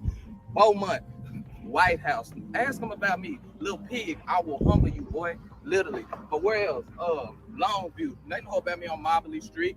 Funk, you ain't even got an ass. But Abby's and motherfucking Galveston Tanks, nigga, they know about me. Literally. Yeah, name some places I ain't been to though. Literally. Put your motherfucking city in the motherfucking comments. Tag one of these niggas you think is even fuck with me, and literally I'm gonna pull up and break one of them niggas while I'm on drink. Purple at that top. The smart hood dudes, they be like, get out your hood. He wasn't that smart because he didn't do nothing with that money. If that was his money or he was just flogging, he should have been opened up a small business and got the fuck out of there. Yeah. Saw the chat, Tom Gully. I'm sorry. Shout out to Tom Gully. He knows what time it is, and you'll be off lab if you disrespect our nicknames. I'm telling you, Texas, we just, you just gotta. It's Texas. I mean, open you a chicken spot and then move out, man. You got to move out because, see, the ghetto is they call it, the hood is a hood because ain't no neighbors. People ain't neighborly. People ain't looking out for each other. You don't want to be no place where people ain't looking out for each other. People ain't calling the police. People minding their business. I like that color though. That purple and black. I like that color though. I mean, it's like, okay, all of these things, these are tools that cost, things that cost money. The money he could have used to get him and his daughter in the best situation out of harm's way. It wouldn't cost to keep that car up. Them old school cars not that expensive. The paint job probably was $2,500. I mean, you know what? This is the thing. I ain't got nothing against no old school car. I got a 93 Cadillac. Okay, I'm a little ghetto. I ain't gonna. That ain't ghetto. It ain't no ghetto, bro. I mean, it's a classic car. Okay, but the thing is, man, you better off in a better neighborhood with a car in the garage. You don't want no garage with a nice swimming pool in the backyard. Nice little duplex, 3-bedroom, raised brick ranch. I mean, like that, you know what I'm saying? I don't know. Like I done lived a good. Once you taste the good life, you don't want nothing else, man. I mean, a lot of these guys they never been out the hood, or they just glorified for whatever reason. It's like, I'm a little. So earlier in one of the videos that we watched, they were talking about the Valentine's Day and how this little white girl, her dad couldn't make it. So this post says, my baby girl couldn't stand the fact that her friend was so sad. This morning, her daddy couldn't make it to Donuts with Daddy. So, we let her know it's okay to join us and she could snap it up, and that changed her whole mood. My little Valentine's, literally. Valentine's with me today. Oh. Got my little Valentine's with me today. They were 4 years old. They were 4 years old at the time. Look at this baby girl. They walked up to that car and shot that little girl. She was 4 years old. She was 5 because she turned 5 on Sunday. Her birthday was on Sunday. You think that? What you was think? He married? Was he married, or did he just had a baby? No, he just had a baby. Yeah, I don't think he was married, bro. So he was with his baby mama, or he was just it sounds like he was just with, ghetto stuff. They was just together. Oh, okay. They was shacking up. Is Texas a common law state? Yeah, we have common law. Okay. But I mean, I'm pretty sure. I wouldn't look too deep into this. I'm pretty sure he's not married. He just got a baby mama, and that's it. Mm-hmm. That's a Chicago skit guy, corporate. Some purple drink or something. Yeah, y'all drink that lean up there, that purple stuff. I mean, I think think that they do that in a lot of places. Yeah, but I seen it a lot when I go to I seen it a lot in Texas, and when I was in Arkansas, I seen it a lot up there. I don't even know what that is. What is that? What is it? Lean. Yeah, I don't even. Yeah. Cough syrup and Sprite, I believe. Someone in the chat, if you guys know more about these sorts of things, let us know. I think in New Orleans they drink that. Yeah, New Orleans they drink that too. I don't know if it's hydrocodone or something codeine. I don't know. Forget what it is, like that cough syrup. It's not coming to me right now. But I guess it's on the same task as the Negroes down here. They use this drug called Flop. It's like what is that? It's like a watered down heroin. It's it's chemicals from the house with cut up heroin, and y'all remember a couple of years ago when the guy from Miami was eating dead people? I mean, he was eating a person. What? Oh my God! Yeah, he was on Flop. He was on Flocka. Oh so man, they use that down here. Wow, down here. Where's down here? Looks Florida? like we have some updates. Florida, yeah. Let me see if they're posting it, it must be coming out right now. Texas is typically not slow to name people. Texas is a type of state where we have billboards all over the place, and if it's a missing child or if you're a murderer and you're on the run, they're going to put it out that Oh, for real? Oh yeah, Okay. you're going to see pictures of them and everything, because it's just like, oh, okay. I do like y'all justice system in Texas. Me too. I'm a fan. They do say don't mess with Texas. But I mean, I don't like the when they do it, because if you get it wrong, you can't bring the person back. It's bigger than the death penalty. I like how they treat law enforcement there. That's what I mean. Like anytime I go there, it's like they kind of the public, they treat law enforcement. I like the way they treat law enforcement there. That's what I mean by that. And the law enforcement, and the law enforcement, like, is law enforcement friendly and stuff like that. So that's what I mean. So that's what I like it. Lord have mercy. Yeah.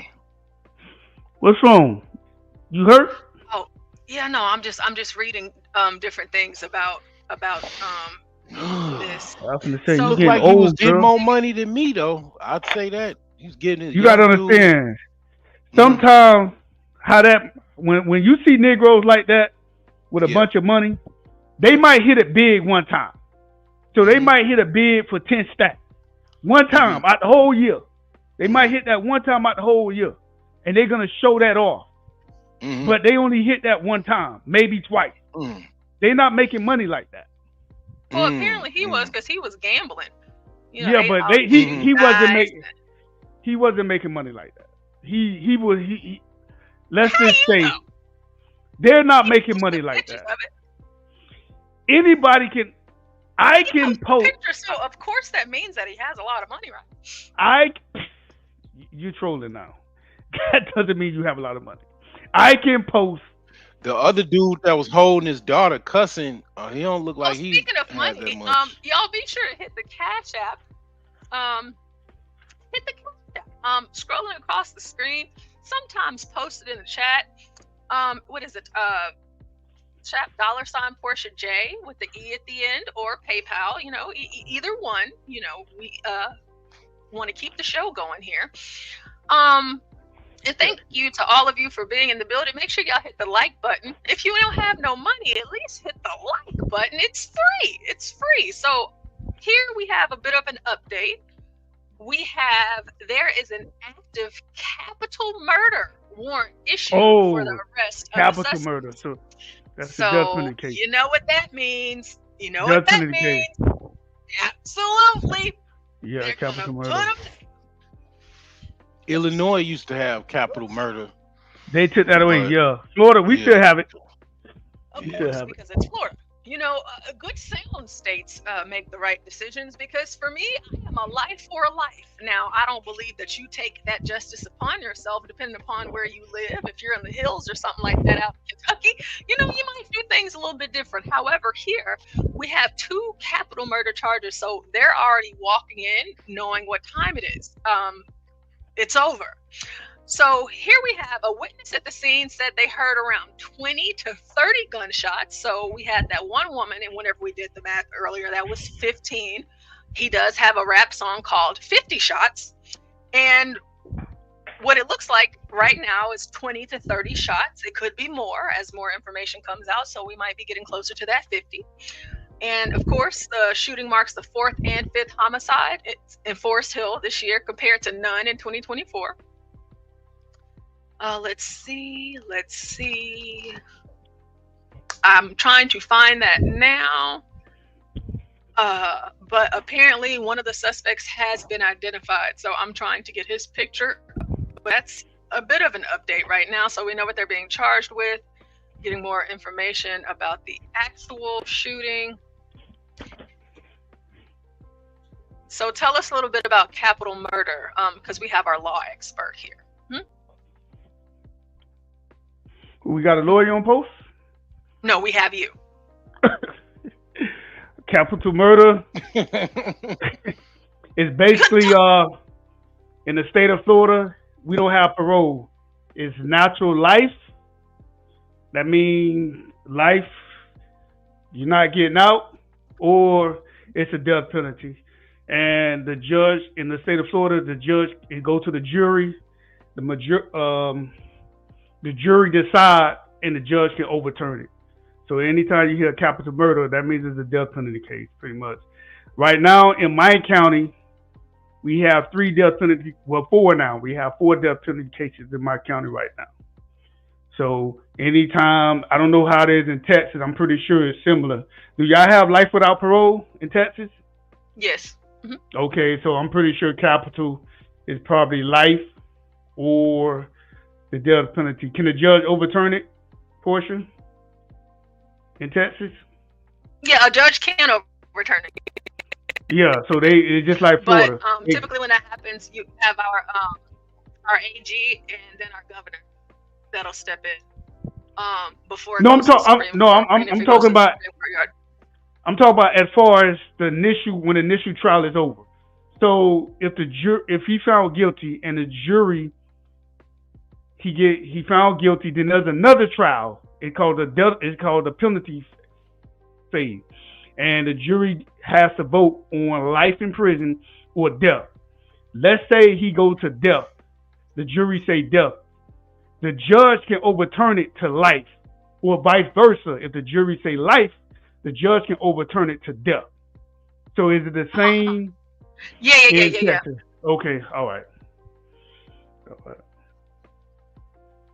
And DeSanto just changed it last year after, well, a couple of years ago after the Stone. DeSantis? Yeah, he overturned the because to get the death penalty before, it had to be all 12 juries. So no one was getting the death penalty, and then he changed it after the school shooting massacre, because the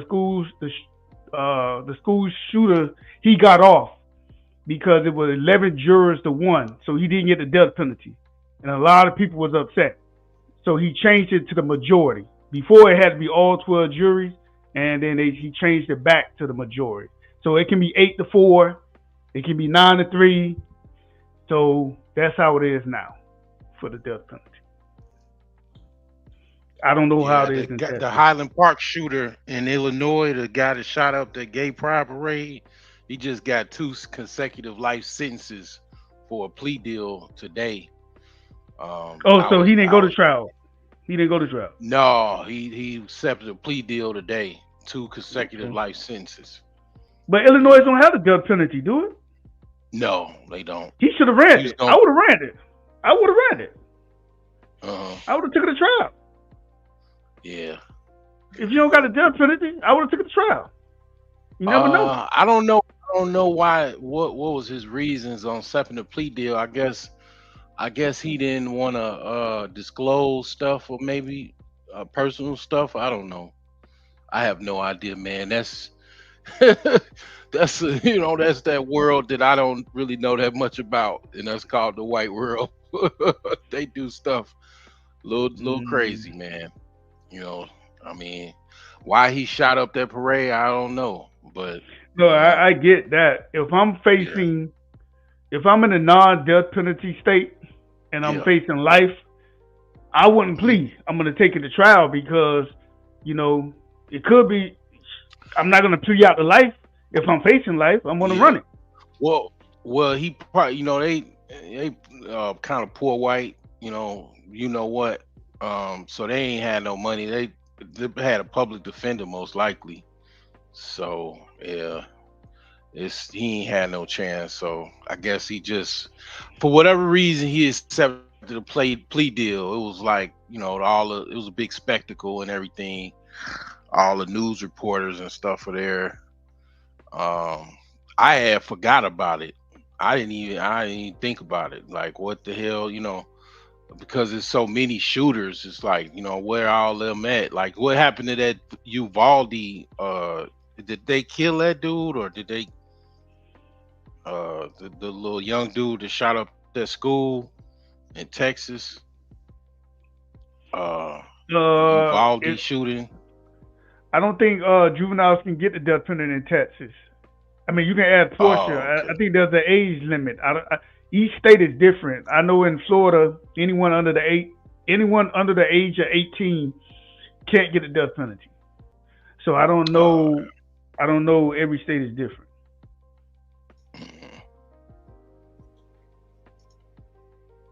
Portia, you there? Yeah. Yes. What happened? Okay. Yeah, he was asking you a question that do they have the death penalty for minors, or is it like a cutoff age, or? It is a cutoff age. Federally, it's a cutoff age. I don't know. Each state determine what's the juvenile. I think on the federal level is anyone under the age of 18. On the state level, each state is different. But in Florida, anyone under the age of 18 can't get the death penalty. So if you commit a crime at age 17, one day before your birthday, you're exempt from the death penalty. Yeah, so if they're under 18, no, but they can get life. And that life, once they turn 18, they can retry it for death. Oh, they what? Yep. Wait. So, whoa. How is that? So if I commit a crime at age 16, I do a murder one, a capital at age 16. Mm-hmm. Okay, and now I'm 20. I got a life sentence at age 16, and now I'm 20. The state can come back and re-sentence me? Yeah, if they want to, yep. Wow. They can come back and retry you, and they can have your case switched from even after your trial is over? Yeah, if they go back to trial, if they go back to court, yes. But now, not saying that happens often, but it does and can happen. I mean, there was this one case that took place here several years ago. I know I talked about it at one point with you guys, but I want to keep it on topic right for now. But he was a kid and he had already killed like 12 or 13 people before he was 15. He gets locked up, all of that, juvie, whatever. And our tough on crime, oh my gosh, what is that judge's name? Oh, I wish I could think of his name right now. And I might have to actually pull it up for you guys. Who's Kim? Oh, Judge Kim. Judge Kim had sentenced him to longer, like he would have longer sentences in juvenile, but because of the laws and his age, he got out. But it was like every single time he got out, he would kill again. Like he had an apartment, he was driving cars, all sorts of stuff. But he was like a kid, like 10 years old whenever he committed his first murder. I wish I could think of his name right now. I just can't. But so whenever he finally became of age, they revisited his case, and now he's on death row. He's like in his mid-20s now. I mean, you gotta be like, if it's a kid doing all of that, you know, just like the one kid in Alabama, the 14 bodies in 14 months, that kid. He wasn't no kid. He was 20 something. He wasn't no kid. He was like 22. But what I'm saying is, he was 22. He's still young. You know what I mean? Oh yeah. For you to have that type of mindset, and for you to be out here doing that sort of thing, like those types of folks, serial killer. A serial killer is anybody over 3 bodies. They have got to go. So here's another news clip. So let's take a look at this one and see if they offer us something different.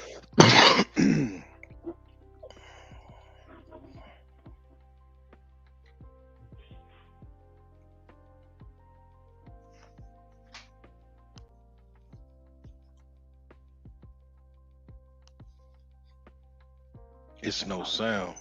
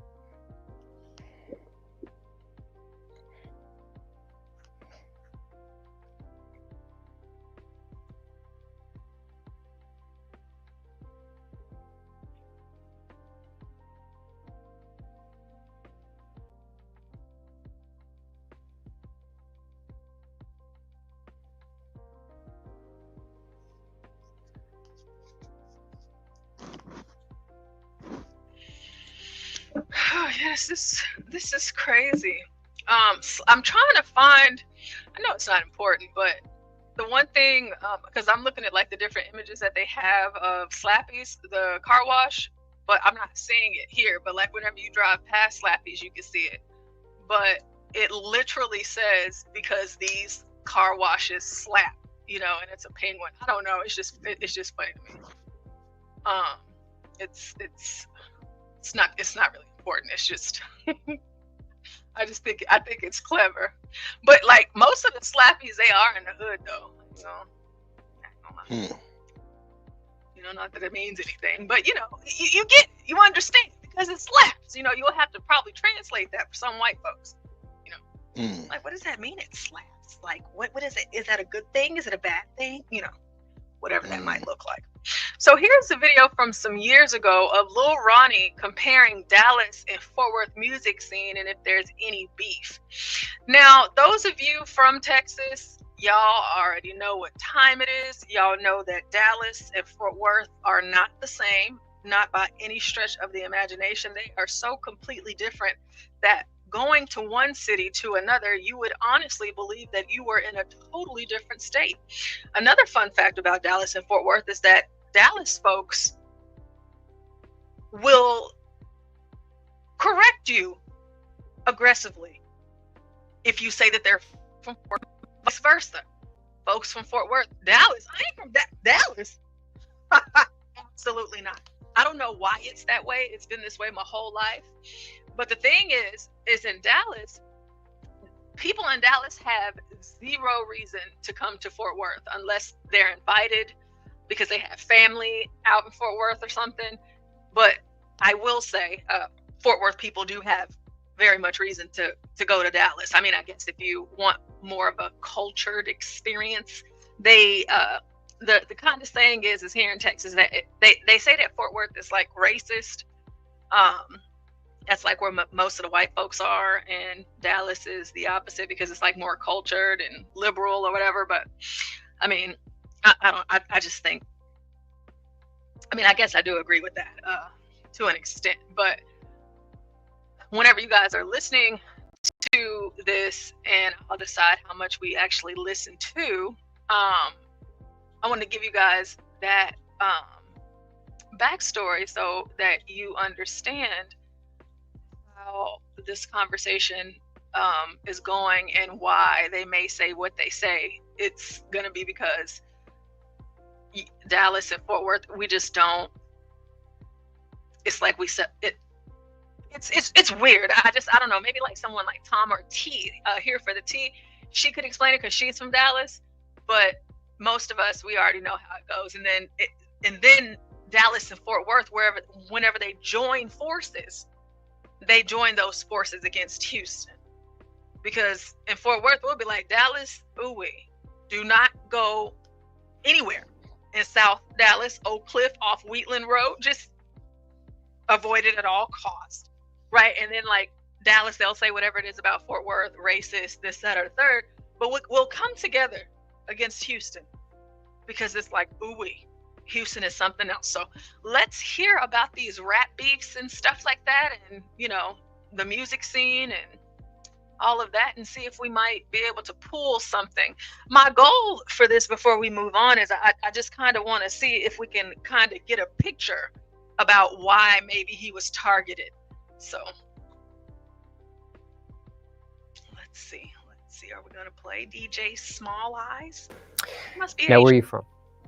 Lil Vegas. They actually call it Highland Hills, but it's Lil Vegas. It's located in Fort Worth, Texas. Off of 20. Oh, I told you guys this earlier. Listen to me. Highland Hills. Do not go, if you've never been to Texas, if you must go to Highland Hills, go with someone that's from here, okay? Don't go by yourself. I know that, you know, the whole gang stuff and things like that, it might seem because it's Texas, you know, people, they be like, man, you're not like LA or Chicago or St. Louis or Gary, Indiana, or New York, or like all of the other big top cities that have a lot of crime. However, in Texas, y'all know we got guns down here. You know what I'm saying? Like everybody has a shooter, like no matter what it is. Like there's more guns in the state of Texas than people.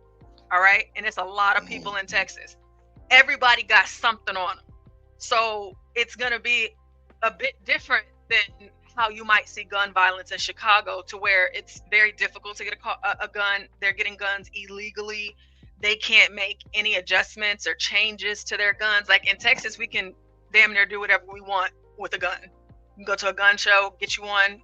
You can actually buy your guns online and then go and pick them up from the gun store. Like HB, he's been talking about this in the morning during Gone Trucking, because he is just over the moon at how easy it is to get a gun. Now, this does not mean that they don't do background checks. They do like checks, but be mindful. In Texas, the likelihood of somebody not just having guns, they actually know how to shoot them, okay?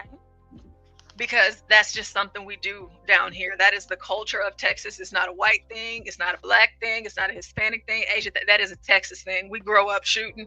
We grow up knowing about guns. So I'm telling you, for him to say Highland Hills, and I called it earlier, listen to me. Be safe. But if you're strapped and you have good aim, you should do well. Okay, in Fort Worth, Texas, off of 20. I see. Now, still living there? I don't live there, but you know, it's the hood. I'm doing better. I used to live there. But do you still live in the Fort Worth area? Yeah. Okay, got you.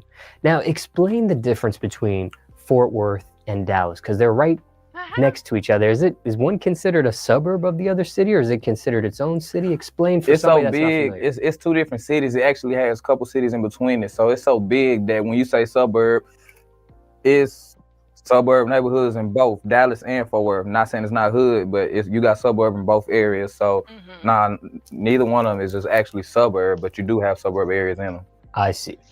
Now, what's the difference? Is there any difference musically between Fort Worth and Dallas? It's not really that much of a difference because we so much close. So whatever y'all might be talking about in y'all raps, we might be talking about the same as far as designer, drug, clothes, whatever. We so close. So it's not much of a difference, but you do have artists that are different from our artists.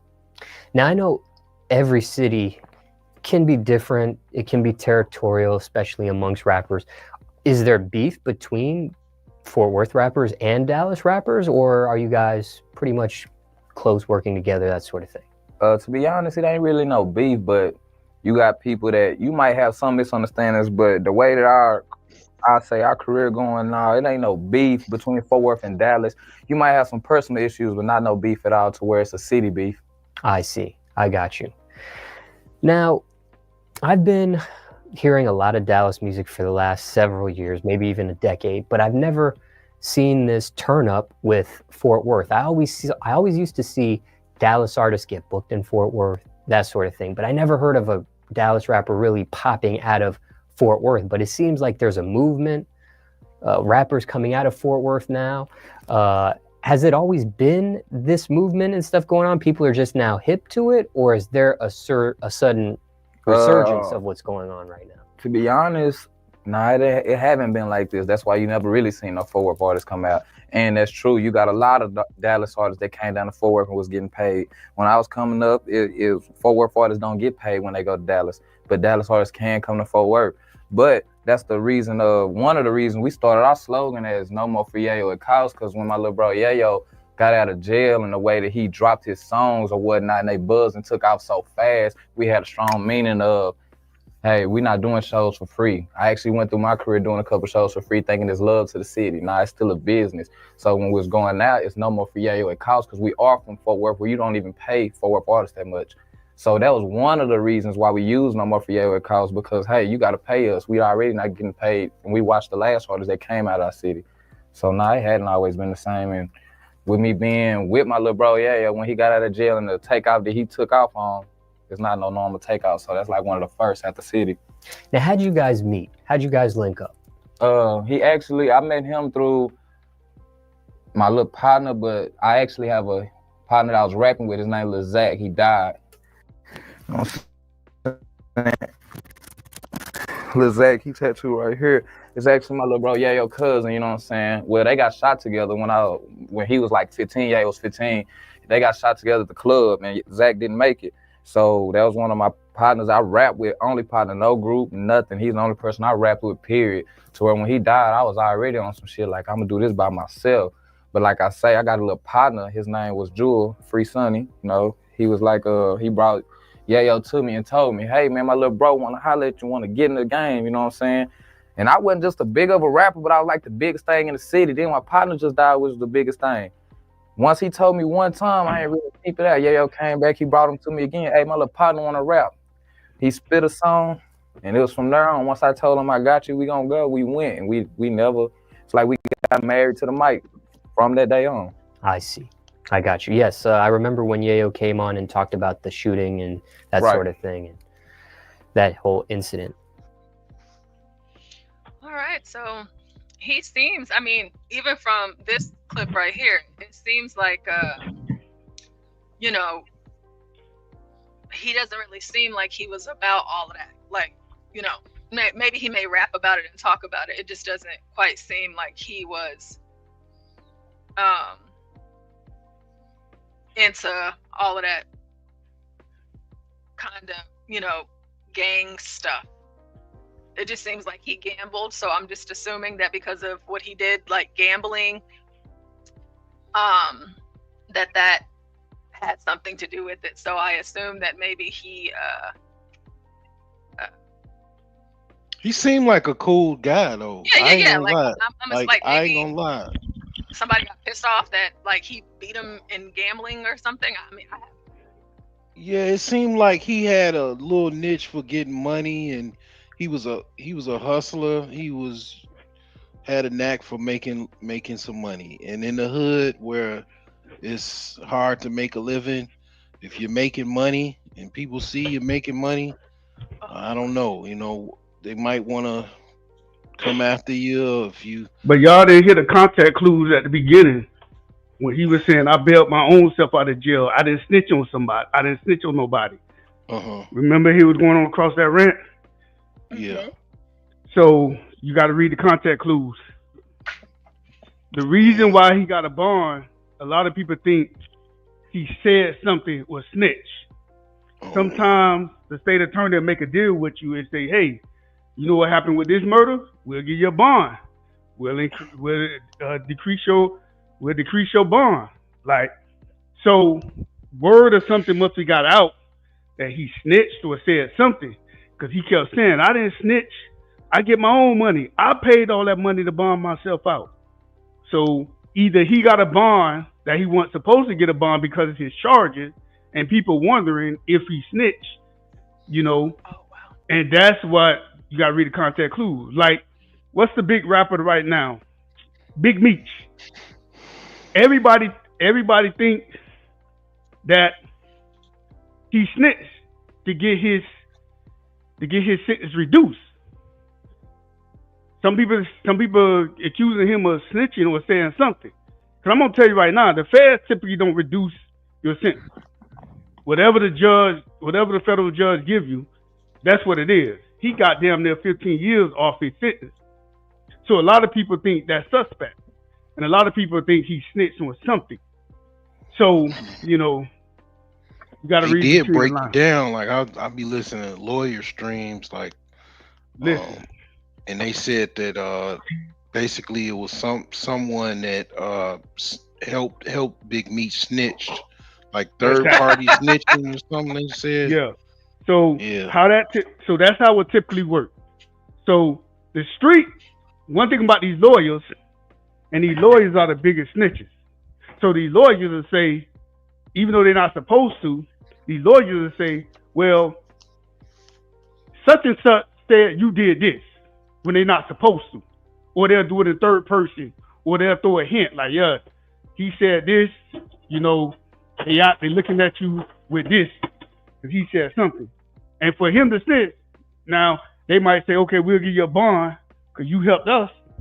We're gonna give you a bond, or we'll reduce your bond. So everybody like, how he got out of jail and he had a no bond? And then he was trying to verify that I didn't snitch. I get money. I paid my bond.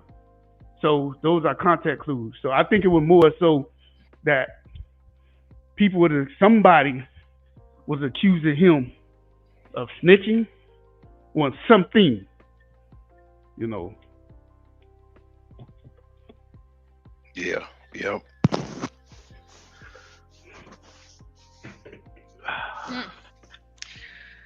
Well, for this young man, may he rest in peace. He and his daughter. It's unfortunate. I hate to hear stories like this, you know, but it is the news. We have to cover it. And of course, any other updates to come, we will be covering those. What did I just do? Contact clues. Fish. Now let me ask something about Texas, right? So when Katrina happened, and you know, they kind of displaced people, right? A lot of people went to Texas, I think. Texas, Jacksonville. The majority of the people went to Jacksonville and Houston. Mm-hmm. So are some of these guys maybe from they New still Orleans? Or? Yeah, they could still be there. Yep. Mm-hmm. And they bringing these, you know, I don't know, like, because I hear New Orleans, man, they kill each other like rats and roaches. Yeah. And I didn't mean to cut you off. Go ahead, brother. Yeah, over just like somebody don't like you, they don't like what you said, or you disrespected me, you know, like little tit for tats. They'll shoot you over that. And New Orleans police is not that good. It's not as good as like Texas police and Florida police department. New Orleans police departments suck. Like they not reactive. Like they wait. Speaking of New Orleans, shout out to all you great folks that are out there in New Orleans for Mardi Gras. If you've never been, you should go. Go ahead, Mitt. Go ahead. Yeah, New Orleans police is not the best as far as solving murder. And I'm gonna say another thing about this murder. It was personal. I'm gonna tell you why it was personal. They didn't have to kill the little girl. They killed the little girl. It was personal. Well, yeah, it was more than personal. Yeah, so it was bigger than money. If it was money, they would have shot him and took his money. They executed him in the city with his little girl. So it's personal. So I think he said something. He snitched on somebody or said something. That's what I think. Mm-hmm. Somebody said New Orleans police are corrupt. So yeah, because I'm a garbage man. Somebody told me that in New Orleans, but New Orleans got one of the worst police departments. You a garbage man? Why you so? But yeah, Texas, Florida, California. Who else? It's a couple of states that got they police work is pretty good, you know. But you know, some counties. Say Arizona? Did you say Arizona? No, I know California, Texas, Florida. I forgot. It's another state. Like their police, like they solve these states like solve a lot of their murder cases. Yeah, they solve a lot of their murder. Shoot, it ain't California, is it? No. No, California. You know, even though they're not pro, they react after it happened. They do solve a lot of their cases. Like in New Orleans. Tom Gully said, sorry, really quick. Tom Gully says the police are corrupt. He then says, I was down there for New Orleans Mardi Gras and they just rounded up like 30 people and said, you're all going to jail when 2 people got in a fight. Carted us all off. We spent 3 hours in the slam and they just let us all go. No paperwork, no investigation, just stupid. Did that happen just now, Tom? And that's what I'm talking about. Oh, wow. That sound corrupt right there. That's pretty. In Florida, you would have got booked. You would have got fingerprinted. Depending on your charge, you would have had to submit DNA. So if you got a felony charge, you got to get DNA or you're not getting released. Everybody that get arrested has to get fingerprinted, and felony charges, DNA. So, you know, I remember when I remember when I was working as a garbage truck driver. Go ahead. When I was working in correction, and this guy from Missouri came down from like spring break. He had a warrant. He had like 3 murders, a sexual assault. He was charged with 3 murders, like sexual assault. And we brought him in, and we were like, yeah, he got to give his DNA. I was like, I know his DNA got to be on file in Missouri or somewhere. And lo and behold, his DNA wasn't on file. I'm like, damn, with all these charges? I'm like, bro, how you get a bond with these charges? In Florida, you wouldn't have got a bond with these charges. He's like, yeah, I got a bond. I said, all right, Missouri coming to get you. I said, you got to submit your DNA. I'm not submitting I said, bro, you're not going nowhere unless you submit your DNA. We got to get your DNA, and your DNA has to be on file because of your charges. But he fought it, and then he ended up having to submit his DNA. But I was shocked that the state of Missouri, they gave somebody a bond with them charges, because in Florida you would have never got a bond with them charges. Sexual assault, burglary, attempted murder, you would have never got a bond with that. And they didn't have that boy submit his DNA with those charges. I was surprised. Oh, I know what state is good with law enforcement. I'm in it. Indiana. People, you know how Indiana law enforcement is so good. People be fleeing from Chicago to come to Indiana. They catch them every time. it's almost like, why would you even come to Indiana? You better off probably going to Iowa to go to Indiana. You gonna get Iowa's not good too. You would stand out because I lived in Iowa for 7 years. If you're a black person, you're gonna stand out. Yeah. But I'm Unless just saying they go to Indiana because it's a neighboring state. Oh, okay, Tom. I see. Indiana catch them every time. Indiana got more wiggle room as far as what they could do than Illinois got all this bureaucracy. But yeah, Indiana is notorious for their law enforcement. Yeah, it amazes me that I've been to so many states and how law enforcement is just so different in different states. Yeah. Like it can be like night and day. Like it's so different. I mean, from New Orleans, like basically you on your own. You in the jungle. This way they sound, because if the police is corrupt, then everybody's shooting each other. And I heard like in New Orleans or Louisiana, they only got so many days that they can hold you. Yeah. So for a murder charge, they have I heard that they have like 60 days. That's crazy. That is crazy. Because I saw a documentary. Yeah. Man, let me tell you, in Florida, you'll be sitting in the county jail for 3 to 5, 6 years on your murder trial, like on a murder case. Like you'll be sitting. You on a murder because you don't get no bond in the state of Florida, in the state of Florida for a murder charge. You don't get a bond for that. You're gonna sit in the county jail for like 3, 5, 6 years. Yeah. You're not getting out until your trial is over. In New Orleans, they got like 90 days to take it to trial, or they gotta let you out. I'm like, yo, that's crazy. Because they said there was some guys from New Orleans that went to Texas from after Katrina, and they was doing the same stuff there in Texas. They went in they asked the CEO or whatever, one of the officers is like, my time almost up. I'm about to get up out of here. And the officers like, no, this is Texas. We don't do no 60 days and you out. You got to sit to your trial day. They got a rude awakening. Yeah, but I mean, they got some good women, man. Louisiana got some good women, boy. But damn, boy, you gotta go through a lot of stuff.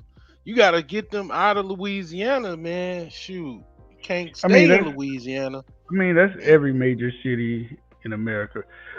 Pretty much all major cities, especially black cities, is gonna have pretty women. Like, I done been a major cities, and you're gonna have pretty women all over. Now there are some cities that have more pretty women than others, but for the most part. Yeah, just from what I see, like I be seeing a lot of Louisiana, like even just Louisiana itself. I mean, not to divert from the topic, but it just seemed like they more free. They like, just more free when it comes to certain things. I'll just say not to be too graphic, but they more free when it comes to things like, they'll be jumping around in the hate. But yeah, I mean, yeah, I don't know if you got any more topics or anything. Oh no, yes, I do. Yeah. So this other topic, hopefully Mick comes back. This topic that we've been talking about, the only reason why I brought that up is because it was mentioned on the prior stream, so I figure we might as well go ahead and cover that. But that's not. Those aren't all of the things. Yeah, because I don't really know all of the ins and outs of these sorts of things. It's just I have to literally try to do the work to figure it out. But I do have my own topics, and I would like to go ahead and jump into them. So we got to talk about Tiffany Henyard. We have Ice Rage, Trump, Zelensky, and Jasmine Crockett. Of course, we can't get enough of Jasmine. She just, she never ceases to amaze us with all of her wonderful commentary. Jasmine Crockett is from St. Louis, born and raised. She is not a native, purebred, in-blooded Texan like myself. However, she is a representative out of Dallas. And boy, oh boy, I just can't wait until she gets up out of there. Now, there is another Negro who is running against Jasmine, and I'd be lying if I said I'm not excited to see it. But for those of you that do not know, the mayor of Dallas, they went on ahead and flipped the script. It's not they. Well, I say they and he, because he switched parties.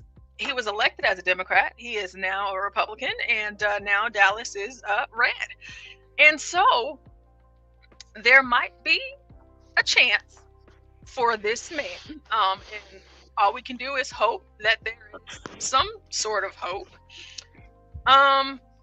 for him. But let's see who this guy is that's running against Jasmine. Again, a Black Republican. I'll never be upset about that. So let's see. All right, guys, you wouldn't believe it. I have Mr. Sheldon Daniels here with me. He is running against Miss Jasmine Crockett. Yes. Why do you feel Yes, that ma'am. you would be the better candidate over Miss Crockett? I'm a small business owner. I'm a dad. I'm a U.S. Army veteran, and I'm a husband, a family man. And Jasmine Crockett is a social media politician. And the difference between she and I, we're both attorneys, but the difference between she and I is clear. She chases headlines, and I uncover solutions. And, she tries to pretend like she's from the bottom and she understands the struggle when, in reality, the facts show that Jasmine comes from high privilege in Missouri. You hear her talking about $5,000 like it's nothing, right? Yes. That, for someone to be that insensitive to the struggle, 17% of the people in our district live beneath the poverty line, which is higher than the national average of 12.5%. So Jasmine Crockett is all performative politics. And what I mean by that is you get no real effective policy that's going to make your life any better. The only bill that Jasmine actually authored since she's been on Capitol Hill was a bill that pit out-of-state workers against the very people in our district. She made a bill that says, hey, if you own a business in our district or in Texas, if you hire somebody who's not from here over somebody who's actually from here, we'll give you tax breaks. That is so not common sense, and that is so harmful to the hardworking people of TX30. We'll get more into him later, but just wanted to throw that out there for you guys so that, we know that there is someone running against Jasmine to unseat her. It is Dallas, so, all we can do is pray for them.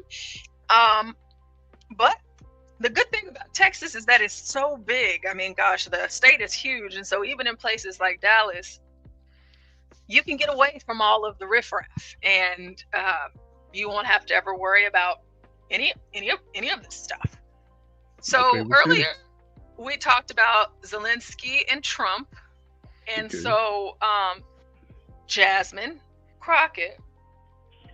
Oh, Tom says Jasmine got 74% of the vote in the election and won her Democratic primary by 20 points. She ain't going nowhere.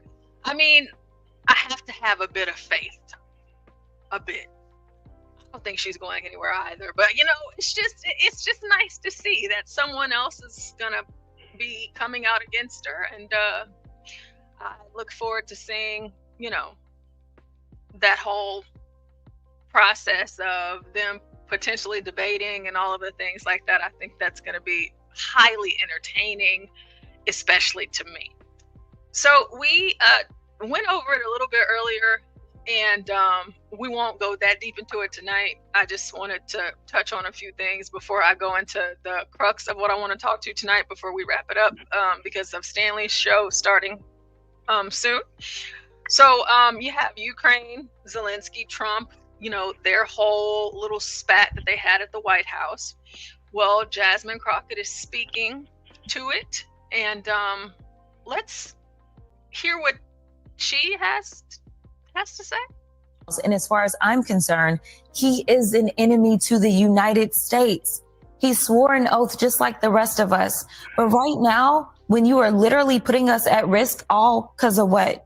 Because you want to convince your followers that you should be a dictator too, that you should never leave the White House because you don't believe that elections should take place. I don't really understand what is going on, and I don't know what it's going to take to get people to wake up.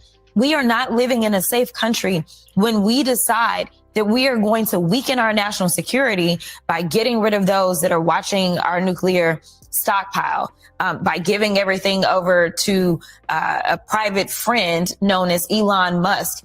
We are getting rid of all of the inspector generals. And so there's literally a lack of checks and balances all around us. And then we have somebody who's sending his vice president out to offend our allies in Europe. You know, every time she says anything, I find myself a bit more stupid than I was before listening to her. But, you know, we have to bring you guys the news. We have to bring you guys the news. Now, we are going to take a little bit, we're going to go a little bit further here, just to hear a little bit more of her. I long for the day, and some of you guys have seen videos that I have played for you here on the channel of me at town halls and commissioners courts and city halls confronting people just like Jasmine Crockett. And boy, oh boy, I tell you what, the day that it comes for me to be in a room with her, yeah, I'm coming for her neck. I am. It's gonna happen. It is. It is. And I can't wait. You know, it's high tide at noonday for someone that looks like her, minus the weave, those terrible lashes, and the makeup. It's about time. You wear lashes? You don't seem like the type that wear lashes. I mean, you guys see me here. They got on lashes? No. Oh, you have to do all that, Miss Portia. God damn. I'm just saying, I don't. You got the flat. You got the flat. You got the flat. You got the flat. I'm just saying, you know. But that's, you know, the one thing that I think, or not I think, that I know is because I don't look like, you know, your stereotypical, like, I guess, Black Republican. And the thing is that what does a Black Republican look like? Well, because, you know, y'all know how it goes. Like, it's just like, oh, well, Candace Owens. I'm not like Candace Owens. No, you got a little, you have a little, you got a little niggerish. You have a little, you educated. Yeah, it's still, hold on. Let me break it down. You so excited. You so excited. You're very educated. You're well spoken. You're conservative, but you got a little knuck if you buck in you. Like, you got a little niggerish in you. Like that. It's deep down inside, but that Dallas, Texas will come out every once in a while. Like, nigga, what you said? Like, but you're very professional, educated. You can pronunciate your words. You're a woman. You're feminine, but every once in a while, that niggerish come out. So yes, you got a little niggerish in you. I don't think Candace Owens have niggerish in her, but you got niggerish in you. Like, it's in you. You know, you and John and your delicate words that you choose. I apologize. I get what you're saying, though. Yeah. I mean, no. I see what you're saying. I get it. Like, the best thing that I always say whenever it comes to this sort of thing with you know, the whole Candace Owens thing, I always say, because like Candace Owens and Brandon Tatum, they always talk about how they don't listen to rap music, like, or hip hop or anything like that. Like, they detest it, things like that. And it's just like, hey, listen, I don't care what y'all talking about. I'm listening to our music, okay? That's me. I don't think Candace Owens listened to. I really don't think she listened to it. And no, I don't think she does either. I don't think so. Okay. Her friend, she friends with Kanye. But, all right, let me take this back. I don't think she looks into like hood, like ratchet shit. No, but like somebody like Nas and Kanye, Drake, she would listen to. Like there's different levels of rap. Well, that's y'all me. know that. You just described me because I don't listen to that hood crap. Yeah, it's different levels. Unless it's old, like it's certain it's people, old Gucci, like it's old Gucci, and then it's your boy that was on the Super Bowl party. Like his music. I don't consider Kendrick Lamar like ratchet rap. Like he's more sophisticated. Like he can. Yeah. Oh, humble. How y'all know I'm from? Whoa! How y'all know where I'm from, man? Hey, President. Humble. You know what Mitt just told the chat earlier? He told us that he's a garbage truck driver. Oh my God. So he's not from Broward County. Humble, oh my God. And he's a garbage truck driver. Okay, so that's what we're rolling with tonight, Humble. That's Humble. Where you from? Oh my God. He know where you. How the hell? Who's this dude? Do I know him? Mitt, do you know how many times you call into the show drunk before you're about to go out at club, and then once you get to the club, you call in and show us what's going on in the club? We know things because you told us. You told us, Mitt. Okay. And Humble, he's in Florida too. He's in Florida. He's in Florida? Okay. Yes. Okay. What part of Florida you from? Humble? You know, I will let him tell you instead of me telling his business. But yeah. I'm waiting for Old Town 357 to get back together. Nothing wrong with being a garbage truck. Yeah, there's nothing wrong with being a garbage truck. Nothing wrong with being a garbage truck driver. They make good money. They can make good money. I did my airman training in Pensacola. That's what I tell women when I date them. At first, I tell them that's what I do. Yeah, I went to Pensacola in 2001, and for airman training, and then I got family in Jacksonville. I've been to Jacksonville a couple times. I went to Miami last year. That was interesting. I live by the office, man. Oh, so you in Miami Gardens? Oh, you close. I'm in. Oh, I don't want to say where I'm at, but you close by me. I'm on County Line Road. We know where you are. You already told us. It's okay. Okay, he by the office. All right. Yeah, he close. All right. So he's black. He might be Haitian or Spanish. I'm not gonna tell you. Humble can tell you what. Yeah, but it's a lot of Haitian Americans in that area. He by the Publix. Live by the Publix, Miami Gardens. It's a couple people that be on these panels. The girl PhD, but I think she's from Miami Gardens. It's a couple people I done met that be on the panel. When I was in court, like maybe a year ago, and then somebody passed by me and they said, "Hey, Mitt," and I looked back, and then she said, "Oh, CT," and then she just kept walking. So she must be on CT channel, and she recognized me. But I'm always on the panel, so somebody recognized me before I recognized them. But so it's kind of I was in the court, so I was like,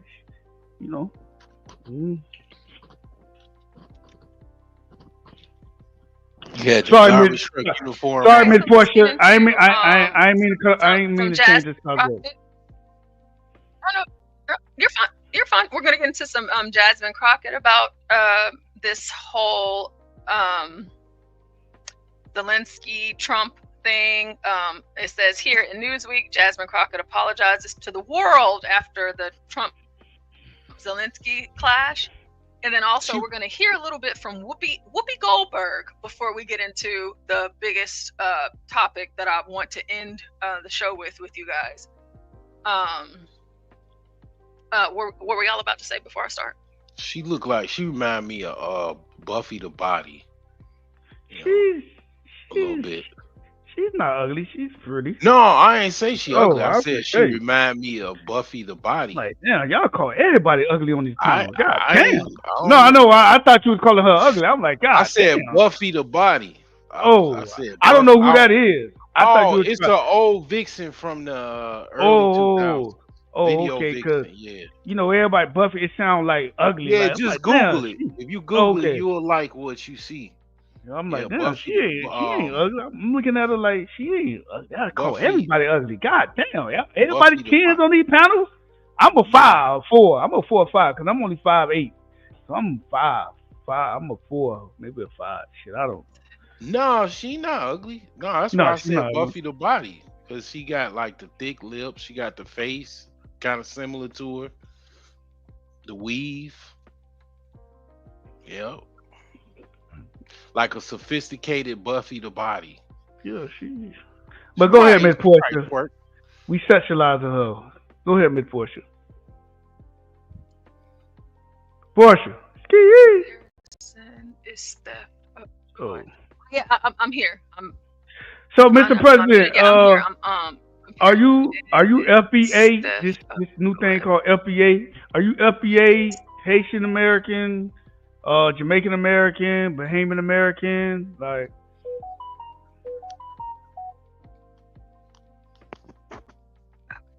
set up. Okay, sorry, I was trying to set up something and then check on some other things in the back.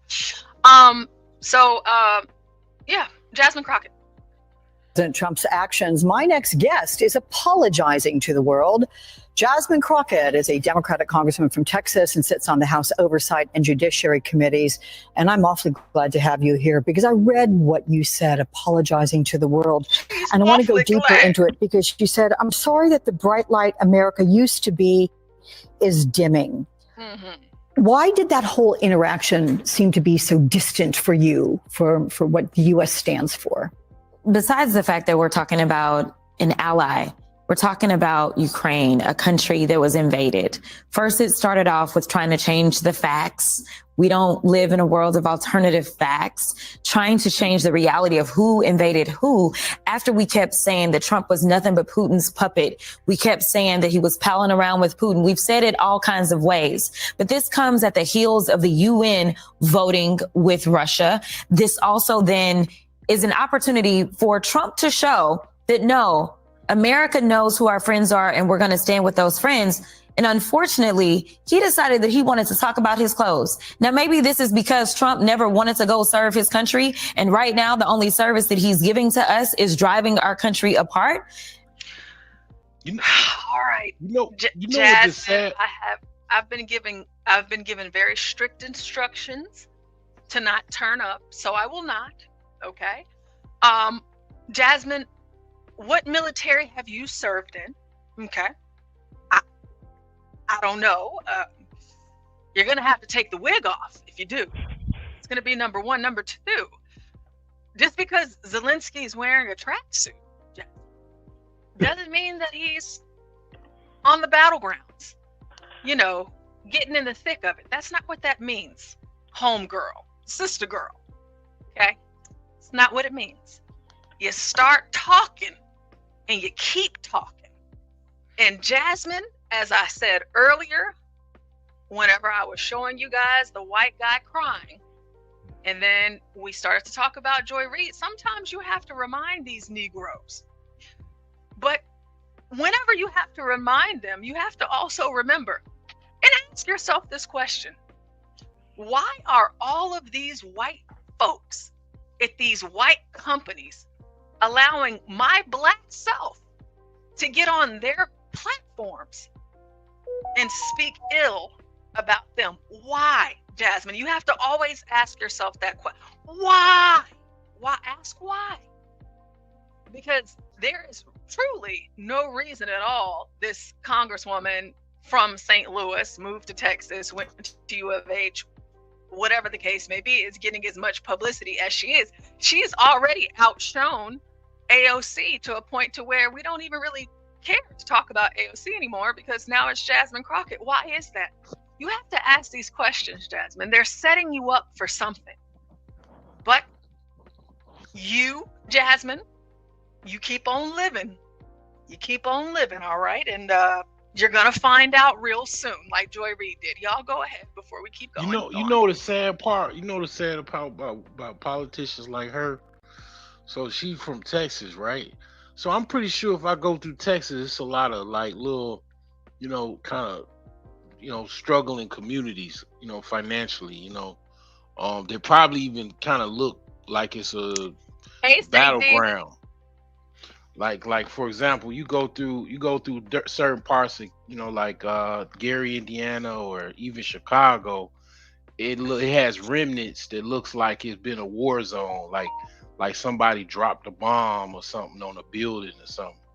And it's like you worried about a country 10,000 miles away and some politics in that part of the area of the world, and then your own state got problems with poverty, with blight, problems with abandoned houses and stuff like that. And you're not even concerned about that. You're concerned about some politics in a war zone, a white country, halfway across the world. And they all do this. A lot of them do this, and it's just like it really disgusts me, because that's why I can't really identify with that whole Democratic stuff. Because I mean, definitely, it's like you look at the neighborhoods that these people represent, and it's some of the worst neighborhoods you ever gonna see, and they worried about everything but trying to rebuild businesses in that community, deal with unemployment, the crime, the violence. They don't tackle that.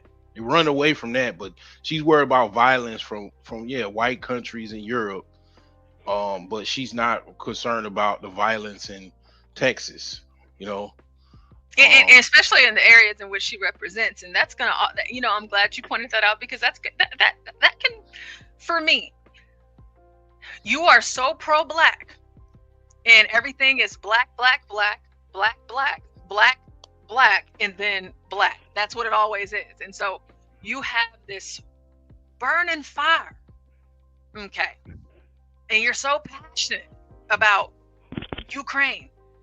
That's a white country, Jasmine. Those are white folks, okay? Why do you even care?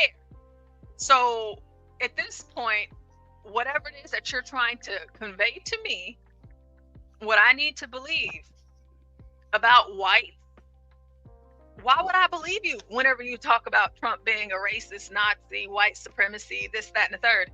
You are defending a white country.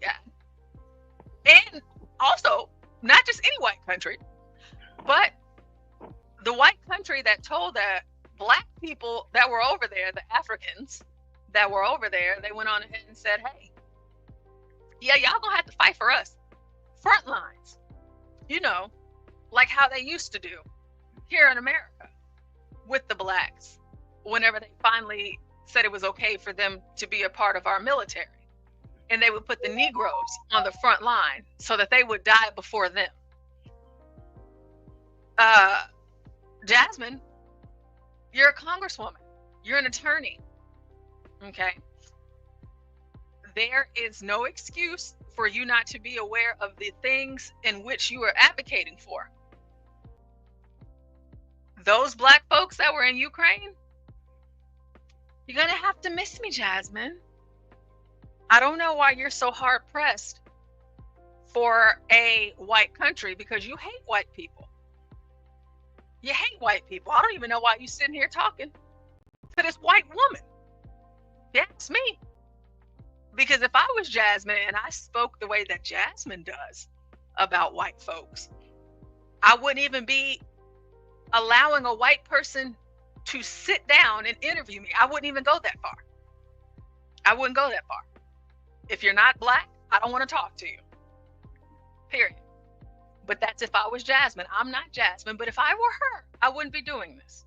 But she is. It looks like Genius fell off. Maybe his connection was lost. So Genius, I will, the link is pinned in the chat, but I will drop it again for you just in case you come back up. Mitt, do you have anything to add? And John, if you are there, John, you can respond as well. 12th Man.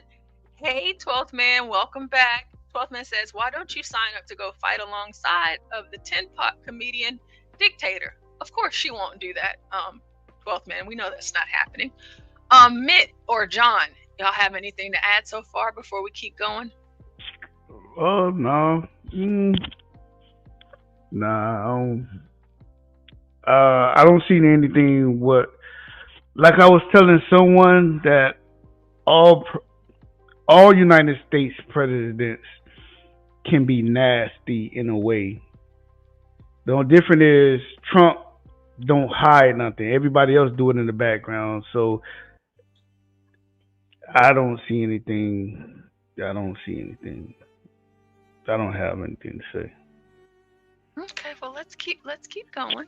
Cash out, by the way. But I'm sorry, when you're at war, you're not worried about your outfit. Hit the Cash App, $ Portia J with the E at the end. PayPal. It's you can see it scrolling across the bottom of the screen. And hit the like. That's free. Hit the like. And shout out to all you guys for being here with us tonight. You know, we do our best, you know, and me and HB, we are back now on a more, you know, regular schedule, because y'all know it's been, you know, people get sick, but we're back now. So we got John Galt, we got Stanley Cross, we got Get Crack, HB2N, and myself. So you know, hit the like, show some support for the channel. Fit. That is what we call, right now, the only service that he's giving to us is driving our country apart. But I'm sorry, when you're at war, you're not worried about your outfit. That is what we call a privilege, number one. Number two, to say, oh, what can you afford? Well, if he was walking around in the fanciest suits, I'm sure that they would accuse him of taking our dollars and spending it on his wardrobe and being more concerned about that. Listen, this is a no-win situation when you're walking in. Okay. So whenever Bush was president, we had something happen called 9/11. Okay, that happened. And so then we went to war with Afghanistan, and a war that Trump was in. 20 years. You had the whole horrible pullout with Joe Biden or whatever, but Bush always wore a suit. Obama, he always wore a suit. Trump and Biden, they always wore suits. That's just what they did. He's fighting a war. He's not fighting a war. Zelensky is no George Washington. Okay.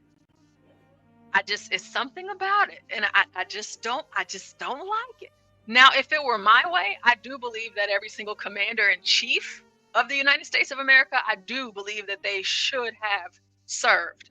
I do believe that should be a requirement, but it's not. But again, everybody's not George Washington. Zelensky is certainly not a George Washington, and I know we're not going to sit here and think for any second that little tracksuit that he has is not some sort of top tier brand, and it was very expensive. For all Castro used to wear a tracksuit. I didn't mean to cut you off, baby. Castro used to wear Fidel Castro used to wear a tracksuit. Yeah. Yeah. Whenever you're coming to America and you're coming to talk business with Americans, you need to come correct. That's something I to agree. me I believe is important. You know. I agree. I don't know what kind of serious you want me to take you, but I'm not taking you any kind of serious if you're out here looking like this. I'm just not. So I don't know why they can't get past that, but she just said something that's not true about the affordability. They just ask, why aren't you wearing a suit, and do you own a suit? I own. Go to go ahead. What is that place called where guys go? Men's Warehouse. I have 5 suits. He could have stopped at a Men's Warehouse here in America and got him an affordable suit. Thank you, Kevin Samuels. Shout out to Kevin Samuels. gosh, there's Ross Marshall's. Oh, TJ Maxx. TJ Maxx. You know, Man's Warehouse is gonna get you right. Yeah, no, they'll get you right. But Zelensky said something cheaper. So he got money. He can get a Man's Warehouse. A good Man's Warehouse suit fitted is gonna run you about $300, $350. A good Man's Warehouse. Yeah, well, maybe he can't afford that. No, he can afford that. He can afford maybe that. It's a bit too much, and we are expecting too much. Maybe it's too much. It's too much. He can afford that. Thanks to Kevin Samuels, you know, he told me that we need to start dressing our age. We need to start dressing our age. So yeah, you know, it is what it is. I had to start dressing my age. Hey, how you guys doing? Hey, Hey, how you doing? Hey, Miss Gwen. Hey, John. Hey, how you doing? Want to? Is it 12 minutes? Yeah, 12 minutes. Why you didn't call my name? You said, "Hey, John." You didn't call my name. You Well, said, hey. I said I spoke to you first. I said, "Hey, Gwen." I'm just fucking with you. I'm just fucking with you. I'm just. No, y'all relax. Y'all relax. We vibing tonight. She will cuss you out. Shout out to Gwen. You know, Gwen don't cuss. Gwen's a lady. Or if you disrespect. Yeah, well, I mean, we're all ladies, but I mean, Portia, I know you're a lady. You know, when the foot gets put down, we know. And that's why I said you got a little. I said you got a little niggerish in you. Niggerish. You know, sometimes, you know, I mean, I am black. I am a Negro. I mean, you got a little niggerish in you. You well spoken. You're very educated. You're very polite. You're very Southern Belle. Everything, but you got a little niggerish in you. You got a knuck if your buck in you. Gway too. Well, Gway got that African. She just switched it. It takes a while for you, Portia, because you're so elegant and so well spoken. It takes a while, but Gway, she got the African. Ready to knuck at your butt. The Republican Party is the big tent. You know, all are welcome. Right. Thank you, 12th man. So let's watch a couple more minutes. Humble. Let's watch a couple more minutes of this, and then we will hear from our new panelists, Gway and 12th man. So let's hear some more from this Kathleen Hen here. With someone who has decided that he is going to align himself with a dictating thug. Okay, so to that end, we know before the exchange, what was supposed to happen was there was going to be the signing of this preliminary mineral deal, at least, right? Aiming to end the war, but without Trump committing to any security guarantees. I mean, you say that peace should not have a price tag, but there are some Republicans, as you know, and the president claiming that, oh, you know what, America is being taken advantage of here. Is there a middle ground we can get to? There's not a middle ground with this president. He has no intentions of doing right by, number one, the United States. I appreciate what the former governor was saying. We are in a national security crisis. We have been in a national security crisis ever since, honestly, before he even ran. We know that he had our national secrets stored at Mar-a-Lago. People felt like that wasn't really a big deal. They wanted to compare it to what was going on with Joe Biden. We know that he was showing this to people that maybe weren't supposed to see our national security. We don't know that. She lies too much. Oh my God, I can't stand her. I can't. So for those of you that do not know, that she is lying. Okay? Yeah, she is lying. That's not true. Not true at all. We don't want to forget about Hillary Clinton and her bleach blocking. Yeah, she bleach did the whole server. And Biden having national security documents right. Right in his garage. In a Corvette. It wasn't even, protected. Obama did the same thing. And then Hillary Clinton, she wasn't even president to even be able to be in that position. So she's sitting here saying that he was showing it to people. You have no proof of that. And whenever I was listening to you guys, didn't even say that any of the documents that they confiscated. So another thing was the way that they had the documents laid out on the floor was not how they found the document. It was PR stunt that they were trying to create. That's what made the judge to throw out the whole thing and said that what they did was wrong because they had no business laying all the documents on the floor and taking pictures of them and making it to look like, oh, that's how they found the document. That's not how they found the document at all. That's correct. And so what I was saying earlier about Joy Reid, and as I've told you guys, those of you that are new here, and some of you, it might be your first time, I always tell you guys a story about my parents and the mirror by the door. Never forget who you are and whose you are. And don't ever let them remind you of who you are and whose you are. Now, again, Jasmine, you have to put yourself in a position, and hopefully maybe one day you will, where you ask yourself, I am on this white network sitting across the table from this blue-eyed, blonde-haired white woman.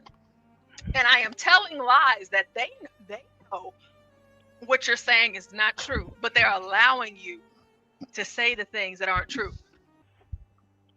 Jasmine, this fear of the white man that y'all want us to believe that you have, you don't have it.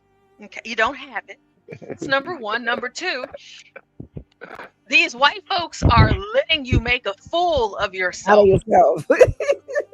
They're letting you do it. And you are so smart and so intelligent, but you cannot. You can't get that part. You can't get that part.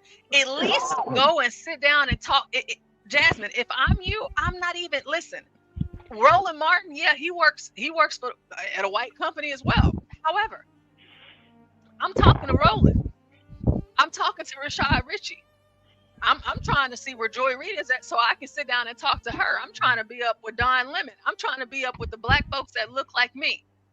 And so even though they may be employed by whites and they receive their money by whites, at the very least, I can say that I'm in a space to where I'm giving my thoughts and opinions to people that look like me, because when you do the things that Jasmine Crockett is doing, and she's going all like on this huge media tour, people in Texas, one in Dallas specifically, in South Dallas and the areas that she represents, why in the hell is she more focused on another country than she is South Dallas? And then two, why are these people allowing her to sit up here and lie? Because she's pushing that propaganda agenda. That's exactly what she's doing. So whenever everything hits the fan and they decide to point blame, where do they point the fingers at, Jasmine? At her. Portia, you're gonna get her fired next. Well, she has to be, voted out. Are you guys are they gonna vote her out? She needs to go. She yeah, probably not. Probably not. Let's see here. Let me check.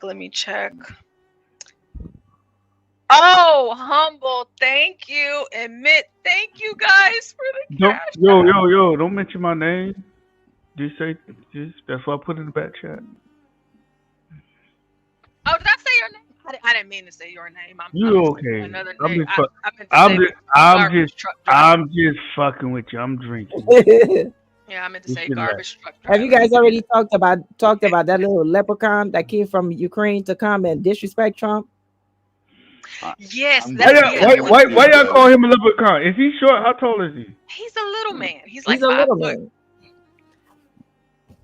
That Biden and the European Union has, he's a little man. Hey, listen, man. Short people need love too. I need love. I'm only 5'8". I mean, but 5 foot and 5'8" aren't the same. Oh no, he's 5 foot. Yeah, around about that. Yeah. Whoa. Yeah, I'm 5. Yeah, he's a little leprechaun. He's a little man. That's what Trump called him. He was like, "Oh, little man, are you?" All I ask for is for me to grow to 6 feet and grow a beard, but I'll be in heaven. That's all I've been. Yes, God, He will answer your call. I've been asking to put me at 6 feet since I was 20 years old, and let me grow a full beard. I'm 44 now. I can't get nothing. I ain't getting nothing. Yes, you're not at this point. However, when you get to heaven, you will. God knows you your heart. You might be part Native American why you can't grow no beard. No, my people Bahamian. I'm 75% Bahamian, 25% LPA. But I was told I'm not. My cousins from the Bahamas said I'm not from the Bahamas. I'm African American, and I told them African American said I'm not FBNA. So I don't know where I'm at this point. Yeah, they always do that. Can you help me, Blake? Where am I? They always do that. Once you like, it's the same thing that happens like Liberians that are born in America. That both parents are Liberians. When they go back home, that's what most people say to them. Like when they get mad at them, they'll be like, "You're not even Liberian. You're an American." You know. So I want to be FBNA. I want to be FBNA because I relate to more FBA to the Bahamian culture. But they told me I'm not FBA because of my people not from, South Carolina, that. So I want to be FBA. How can I do that, Miss Portia? How can I be FBNA? You already are. You were born here. Right. Okay, so I can go on the panel and say that, and they're not gonna say, "Nigga, you from the Bahamas? You said you from your people from the Bahamas." Oh my God. I would respond by saying, "Do you even know where your people are from?" Right. Negro. At least I know where my people from. Your last name. You ain't got to say it to me on a panel, but I got a Bahamian last. I have a straight Bahamian last name. Pretty sure your last name, you FBA. I'm pretty sure your last name is the last name of Johnson Anderson, slave owner that owned you. Yeah. So at least I know where I'm from. Where are you from? That's what I would do. That's what I would say. Well, I can't say that. I'll be a hypocrite because I just found out who my biological father was. It's I'll be a hypocrite. They don't know that. They don't know that. You're right. They don't know that. But you know what? These Negroes be listening to every panel, and they'll say, "Well, you was on John panel talking to Portia, and you said this." I'm like, "How the hell y'all niggas listen to all these?" But you know what? That's besides the point. Right. Do you Negro? Where are you from? Mm-hmm. They got to be either from Nigeria, Cameroon. No. They don't. No. See, that's the thing. You don't want to go. Listen, you don't want to go too far. Okay. If they pull that, at least I know where I'm from. Where are you from? The thing is, they can't answer that question. I know where I'm They can't answer from. that question. They can't answer it. Okay. So that's why you pose it, because the FBA stuff, it kind of gets a little muddy. I mean, sometimes you got to remind these Negroes. I mean, I have a grandmother that was FBNA. She's from Jacksonville. She's FBNA, like African American, like like naturalized or like natural? No, not she's FBNA. Her mom was a slave on a plantation in South Carolina. My grandmother, and she actually had whip marks. Like she's FBNA, but my grandfather. I've not heard FBA, because it's like you're saying Sorry. like DNA. But oh, sorry about that. That's just my little geeky. Sorry about that. My grandfather is Bahamian descent. Both of my grandfathers are Bahamian descent, and one of my other grandmother on my mom's side is Bahamian descent. So that's why I say I'm 75% Bahamian descent and 25% FBNA. Did you do your genealogy or something? I did DNA ancestry because I was looking for my biological father. Oh, okay. So I found out everything. So I can go all the way back until, hold on, let me look at my notes. I can go all the way to 1726. Do you know who your daddy is? Oh my God! I can't say. I couldn't say. I'm not gonna say that because you probably don't. I will embarrass myself. No, I'm not gonna say that. No, because you found your dad. Y'all but found y'all's. That you see how that sound, Portia? No, it sounds. No. It sounds bad. It sounds bad, don't it? Wait, don't it sound bad? You found your dad. Like, don't that shit sound kind of like? No. See, again, they don't have to know all of these things. Oh, okay. Who your daddy is? Where's your daddy? Okay. You have to play the game. You have to play chess. Yeah. But see, I'm such a straightforward, real. Like I keep it like straightforward. Like I don't lie. I don't need to You lie. have to. You're not lying. I feel like I'm It's talking. just information that you don't have to. Yeah, I feel when I'm on these panels, I treat you niggas like I'm Negroes. Sorry about that. I treat you niggas like I'm back in the prison, y'all. Cause some of you niggas don't know how to act. Y'all be talking reckless. Hey, so I just have to be straight up. Like, Yeah, hey, but you know how you asked earlier. How did Humble know that you were from Broward County? yeah, That's from you keeping it too real. Yeah. Yeah, So it's not that you're lying. It's just that they don't need to know all that. Just give them. and why you had to repeat that? I mean, because you've said it so many times on multiple. Oh my God, so not like for sure. everybody in the building doesn't know already. Oh my God, stop! Ah. I mean, like, wait. Oh my God, here you go. Wait, I always said I'm. I think there's also like a Dade County or something like that. Is that one Oh of my them? God! Oh my God! Yeah, stop. You done? Like Dade County. I know that from what her name, 7th Streeter. Like she always talk about Dade County in her song. That's the county. That's Broward County and Dade County, like right next to each other. Like, oh, okay. Man, we know because of you. I always tell people I'm literally from Dallas. I tell people I'm from Dallas. I love Dallas. I told you that's my city that I'm supposed to have been born in. Yeah, so that's what you do. Whatever. If they must know, hey, you just it's the internet. You give them what you want to give them. But let's hop back into this video. I apologize. I'm so ghetto. I went off the topic. Okay. I know you're black. It's okay. This is the other percent. This is the other percent of you. You don't have to explain your blackness around here. I don't explain. I never explain. I always try to hide my blackness and try to like get this shit out of me. But I mean, you can't hide that though. I can't hide it. You can't hide that. This is a Negro on the screen with is that a do-rag and a wife beater? A do-rag and a wife beater. It don't get no more black than that. Okay, all right. And I'm drinking Hennessy VSOP. And he's drinking Hennessy. So you know what? If we needed any VSOP. It doesn't get any more black. Do you have some Remy at the house right now? No, Hennessy VSOP.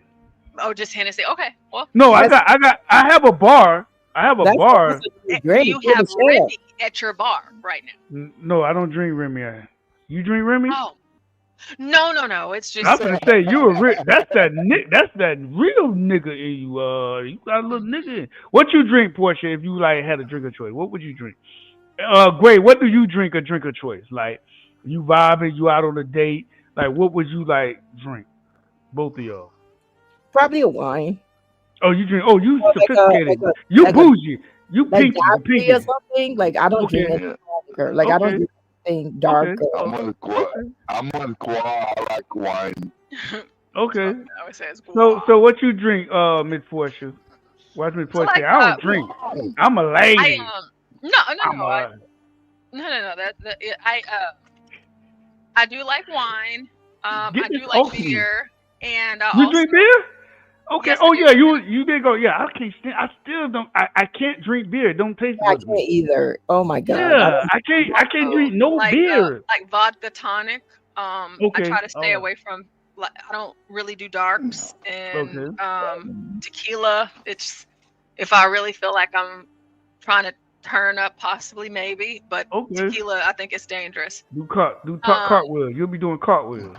But I do like vodka. I'm trying to think of that one alcohol. I can see Portia. Like it's I can see it's Portia blue. on tequila. What is that about you better vote for Trump.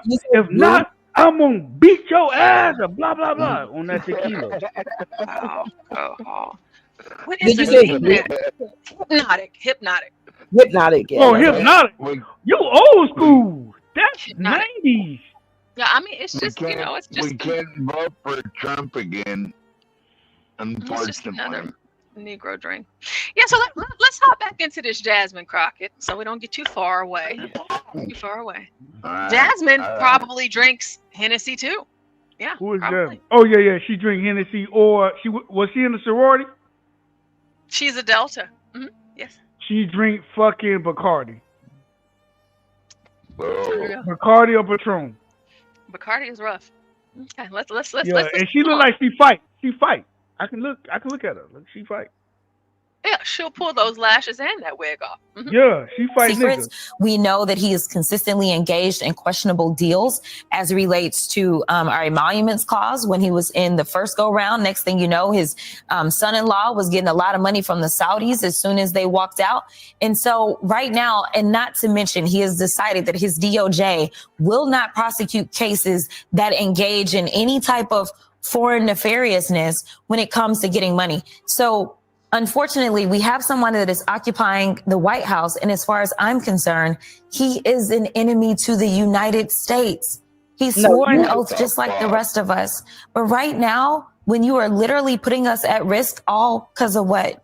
Because you want to convince your followers that you should be a dictator too, that you should never leave the White House because you don't believe that elections should take place. I don't really understand what is going on. And I don't know what it's going to take to get people to wake up. We are not living in a safe country when we decide that we are going to weaken our national security by getting rid of those that are watching our nuclear stockpile, by giving everything over to a private friend known as Elon Musk. We are getting rid of all of the inspector generals. And so there's literally a lack of checks and balances all around us. And then we have somebody who's sitting his vice president out to offend our allies in Europe. Listen, the way that I used to explain this on the trail when I was campaigning for Madam Vice President is I would say, listen, it's kind of like the schoolyard. When you go to school and everybody knows that your siblings are at the same school or they know that your cousins are at the same school, then they make. I just wanted to pause for a second here, if y'all don't mind. She only sounds educated she only sounds clever to dumb people. Seriously. I mean, she's just lying, telling all bunch of lies, making up stories. Let me put my glasses on really quick. God. Like, none of the stuff she's saying is even correct. So she just mentioned, hold on, 12th man, give me 1 second. So she just mentioned his private friends, you know, Elon Musk. Elon Musk is worth $359.4 billion. Jasmine, if you're listening to the show right now, Jasmine, you're broke. Okay? You're broke. But that's why she hating though. So you're broke. Network. She kind of like Bernie Sanders. Remember when Bernie Sanders used to be like after millionaires? He was always talking about millionaires, and then when he became a millionaire, now he only talks about billionaires. Right. Jasmine, yeah. You're broke. Okay, so anytime y'all say anything about Elon, nigga, I ain't broke. He's not. No, you're broke. All of us are broke. I'm not broke. The fuck? We broke. All of us are broke. I'm not broke. Do you have $360 billion? You compare me to a millionaire? Billionaire. A billionaire. You compare me to a billionaire? You're broke. Okay, so and it's okay. It's okay. It's okay to be broke. Wait.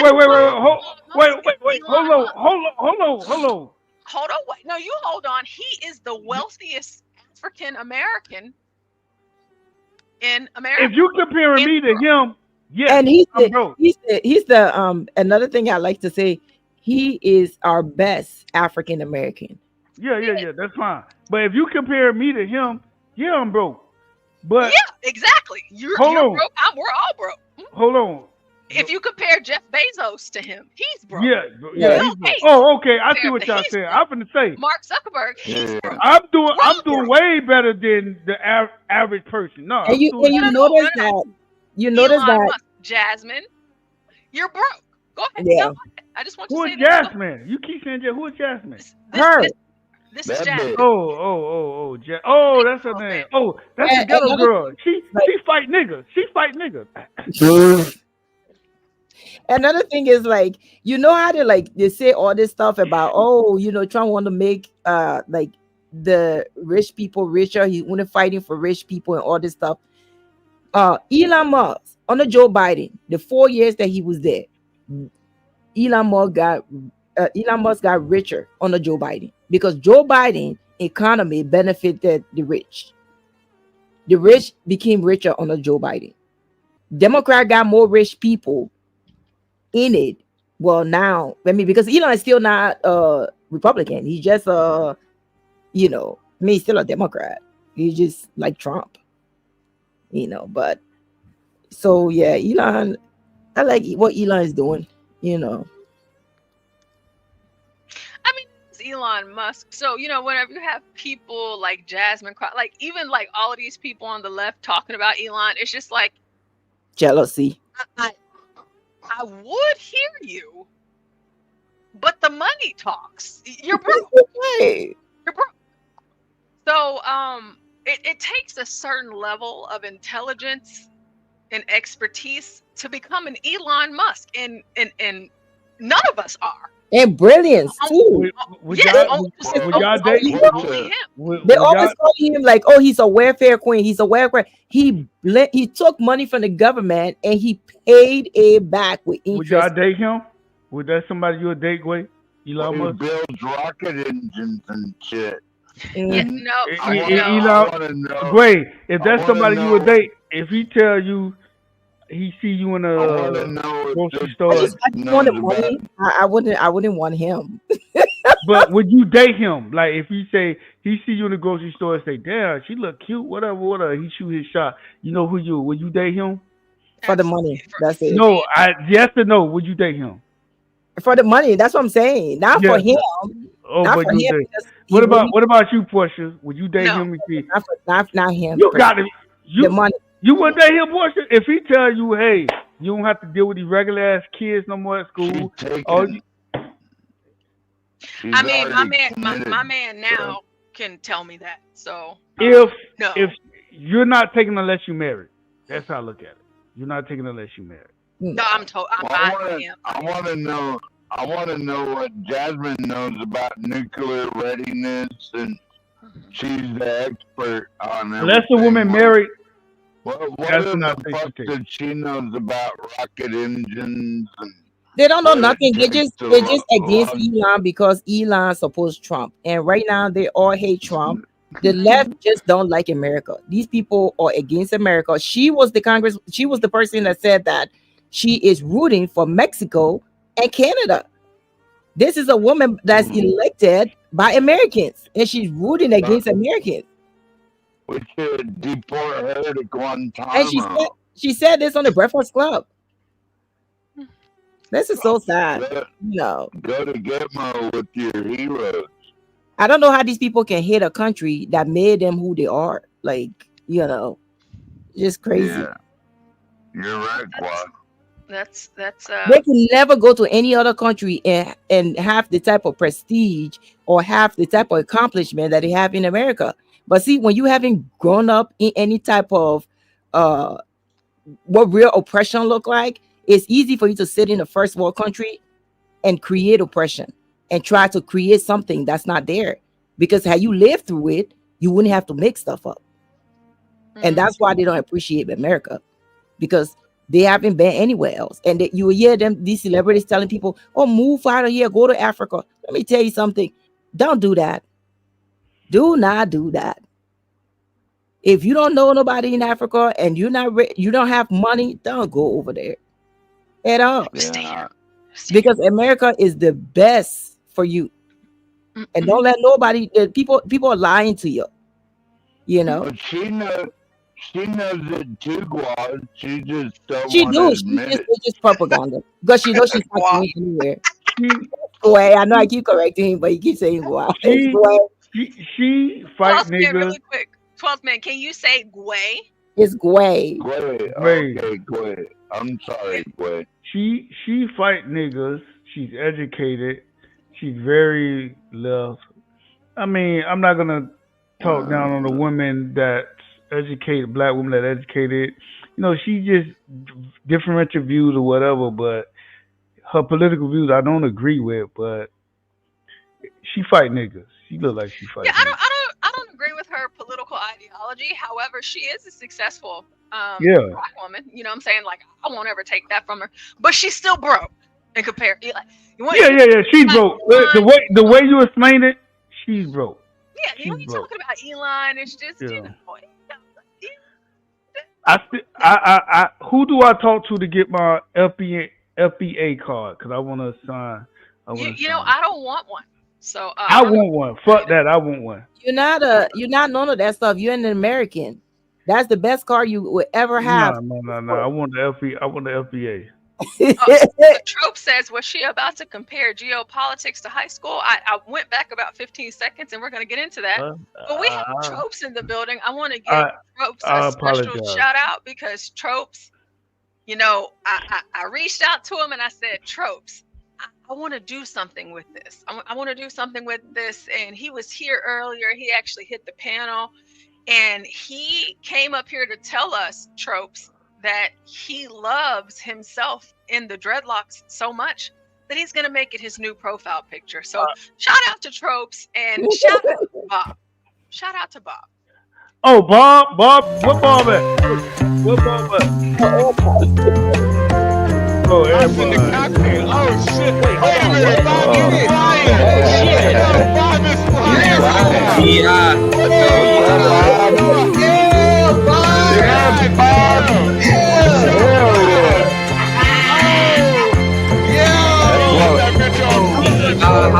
Baby, let's cruise. What are we talking about?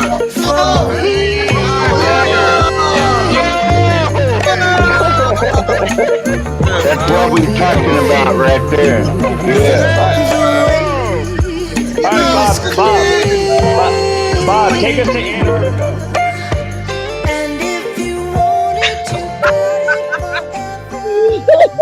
That is so dope. That is so dope. Belly says never flying again. I will never not waste any time to make sure that we show Tropes and Bob. This is Air Bob, folks. That's not his real hair though, right? No. Oh, I'm gonna say. I thought that nigga was bald. It's whatever you want. I ain't mean to say that. I ain't mean to say nigga, but I thought that dude was bald. Tom Gully, whatever you want to I'll let Bob Podman play, but not that guy. And then, of course, another ode to Tropes since he's in the building. You guys, we haven't really heard this one in a long time. Every time I've tried to play it, it gets taken down. But we're going to listen to the whole thing right now. Shout out to Angel. Put it on, man. 10 more seconds in, Ja Rule get a screen for this. Keep going. Who would be without my baby? Cause I want my break, man. I wanna go crazy. So every thug needs a lady. I think Ja Rule just got paid for that way. Where's Angel? We don't really know. You don't come on here? I mean, it's been a while because he was going through some stuff. Okay. Yeah, everybody go through something. Yeah. So, but Angel, we love you, we miss you, and you can always pull up whenever. Yeah. Yeah. I went through some stuff the other day ago. Things get better. I got home and I got an email. Let's not go too far. Go ahead and tell us before we get back to Jasmine. I didn't mean to cut it off. I'll shut the fuck up. Yeah, Okay. I just want to make sure that we get through. We gonna get through. We got this. I got this Porsche. Just let me vibe a little bit. You got this. I mean, I got to keep the show running. Oh yeah, you do. I'm talking too much. But I be having a Go ahead, Porsche. Go to sleep and stuff. Go ahead. I don't know how you do it to do these shows all night and then get up in the morning and deal with kids. I don't know how you do that shit. I be trying to do this shit. I be happy and I work like 120 hours a week. Like I don't know how you do that. 150 hours, 160. I don't know how you do this shit. Right? I commend you, John, HB. What's the girl name? Stanley. The other girl name from Dallas. With the cute sister girl. You talking about T? T and Mola. I don't know how y'all do that shit. Like y'all be set. Like I be trying to. I be trying to like, yo, how these motherfuckers? I be working all these hours. How the hell, yeah? Like I try to listen to. I be like falling asleep and shit. Hey, Virgo. Virgo's in the building. You know What's what? up, Virgo? I Virgo still from have Florida. to find that. I still have to find that video of you. What's happening? No, don't put no video of me on. No. You already said yes. I did. Yeah, you did. But I still haven't found the video yet. But I have to find the video. It was me, you, and Gary, and me and Gary, and we're doing a show together. And you had just got back from a night out on the town, okay? And you had this blanket, and you wrapped yourself up in this blanket. That's my grandmother like blanket, a baby. probably. Yeah. And me and Gary sang lullabies to you. Oh, see, I need. He was sleeping on his phone. Bro, Yeah, I fell asleep. he was knocked out. I fell asleep on a couple of screens. Sharon, T, John. Wait, I'm the type of guy, like, if I'm tired, because I work so much. Right. I'm the type of guy that if I'm tired, if I'm not like moving around. Hello? Okay. If I'm not moving around, like if I'm like I got the AC blowing and the fan blowing and I'm not moving around, if I'm tired, because today I did 17 hours. I went to the gym when I got off, took a shower, freshen up, and I'm down here downstairs. Like I'm the type of guy, like if I'm tired, I'm gonna fall asleep anywhere. Like it don't even matter. Like I done fell asleep on a flight for 19 hours going to Cambodia or Vietnam or Thailand or China. Like when I'm tired. Like my body I fall asleep.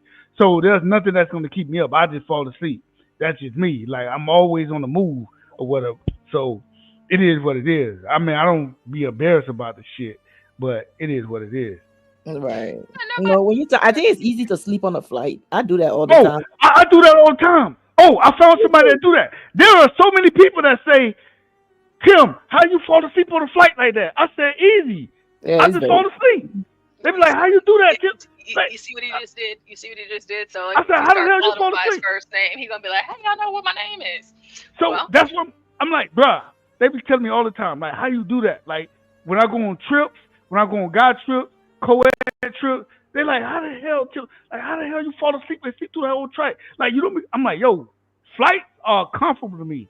I hit the side, my seat go back, bruh, I'm good. By the time I'm waking up, it can be 12 hours, 8 hours, 19 hours. By the time I get up, it's already we landing. They be like, how the hell you do that? Like, I found flights the easiest place to sleep. Like, fuck that. I look forward to flight. I'm gonna sleep and I'm gonna be comfortable. That's all so I don't know. I found somebody that actually, but everybody else like they can't do it. What if somebody do this? What if somebody do that? Bro, I don't even be thinking about that. I don't even be thinking about that. There you go, Gwen. I don't even be thinking about that. Even when I was booed up, she was like, how the hell you sleep throughout the whole flight? I'm like, bro, like, flights are comfortable. Yes, that's how I would think. Like, it would be easy for you to sleep on a flight. Man, I don't have no jet lag on a 20-hour, 23-hour. Like, how you don't have no jet lag? I sleep throughout the whole flight. Yep. I might got to go to the bathroom once or twice, but once I come back, bro, I'm back. Like the steward's like. All right, Portia, go ahead. Oh, sorry about that, Portia. Get back into this video. Sorry about that. I'm talking too much. Y'all let me talk like that. Tell me to shut the fuck up. Don't do that. Yeah, that's rude. Yeah, I won't. Yeah, that's rude. Like the schoolyard. When you go to school and everybody knows that your siblings are at the same school, or they know that your cousins are at the same school, then they may not pick a fight with you. Because they know that if they pick a fight with you, they got to pick a fight with your whole family. But when you're like me, an only child, they may decide to pick a fight with you because they're like, there's nobody that is going to back her up when we get to the playground. Right now, he's trying to put us into a situation to where we will be the only ones on the playground when you're going out talking about you're going to go into Canada, when you're going out and you're talking about Mexico. Listen, Zelensky is right. He doesn't have the privilege that we have. We've got water on each side. And we used to have friends on the north and south. He doesn't have that privilege. And so I really want America to wake up, because it should not be partisan. Be the selfish people that we love to be in America. Yeah. Worry about your safety. You mentioned Elon Musk, which brings me to those federal employees that are receiving that. These are emails again this weekend, demanding, asking, whatever, that they sum up what they did last week. And you're a member of the House DOJ subcommittee. Are you looking into the legality of this? I mean, should federal employees even respond? Have some been fired as they've been threatened to be fired if they don't respond? Do you know? We get no answers. No answers. DOJ is just something for Marjorie Taylor Greene to sit atop and. Okay, so here's the deal. For all of you out there that are business owners that have employees, if I'm asking you, or if I'm asking my crew, I'll just use my business for example. If I send out a notice to all 3 of my employees, and I'm like, hey, I need every last one of y'all to go ahead and let me know the top 5 things that you did last week that increased business. Or that made you a better employee, whatever that looks like. If you opt out of responding to something so simple, yeah, I'm gonna go ahead and get you up out of there. Yeah, I'm gonna go Yes, ahead I and will get you fire up out. you. I sure will fire you. That's too much easy of a task for you to respond. But the thing is, I think that, yeah, but private, I think that government employees have been so comfortable, doing these cushy jobs where taxpayer are paying them, so they didn't have to give accountability to nobody. They just been doing what they want. And now that there's somebody there, because every employer do this, I don't know why is this new to government employees. Yeah, not all government employees got cushion jobs. Well, not all government employees. We know you oh know my! about that. Yes, they do. God damn it, push. Sorry, bitch. No. They get a lot of benefits. They get to keep a lot of benefits even after. Okay, the benefit. Okay, when people say a lot of benefit, most government employees, what I've been told, all they get is a pension. What most major companies get, pension. Hold on, hold on. Can I talk? Can we do this? Can I do this? Can I do this? You've been told. This is what you heard. Yeah, I've been told. He heard. This is what I heard. All government employees full time, they get the same benefits anybody that UPS get, FedEx get, school boards get. They get the same pension, Medicare. Health insurance, pension, life insurance, and life insurance and a union. That's what all employees get. That's in the major companies. Publix, UPS, FedEx, NFL, all major companies get that. We get the same benefit. Yeah, but people that work for private. Did you say we? You work for the school board, Portia. Me and you get the same benefit. You get health insurance, right, Portia? Hold on, right? Well, hold on. You said you heard, but then you just heard. Said yeah, we. Heard. I said we. Did I say we? Yes. I heard. This way we all get the same.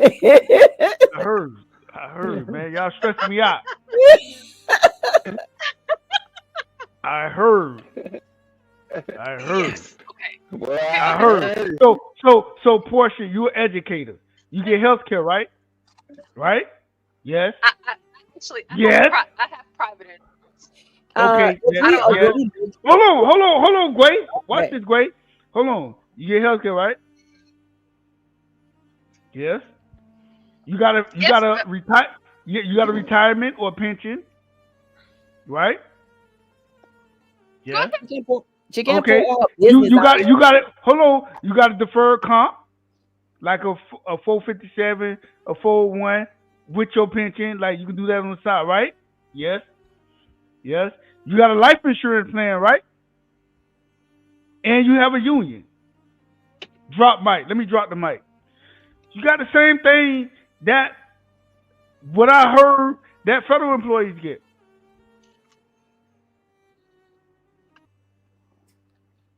Well, some of them been getting too much through USAID or USAID. They've been recycling and laundering that money back and forth, and that's what they're mad about. Humble. They've been getting more benefits than others. If So your that's what job I'm is saying. hard So enough, when I hear people say they get the benefits, they get the same benefit that most employees. I'm gonna tell you who get great benefits. You want me to tell you who get great benefits? I'm gonna tell you. Anybody that work for NASA. Well, Like Rashu what? hasn't been here. What's the guy name? What's the guy name? Rashu. That he always don't. He married to the He got two sons. No, he's like the black guy. The black guy. He married with 2 kids. I think 2 boys. He's from Florida. NASA got great benefits. Oh, I know who you're talking about. I just can't think of his name. What's his name? He's a smart brother. The brother's smart. He's very educated. No, I just can't remember. Damn. His wife sell hoodies. I don't know. And they live in Central Florida somewhere. I forgot his name. Yeah, but the thing is, this shouldn't be a problem if your employer tells you that you need to write write whatever saying that that's new. That's kind of what have you accomplished. That's something that never been done before. I don't think that ever been done before. So what that means, they bring new updated system to companies all the time. Yeah. So once the company bring it, you just got to follow it.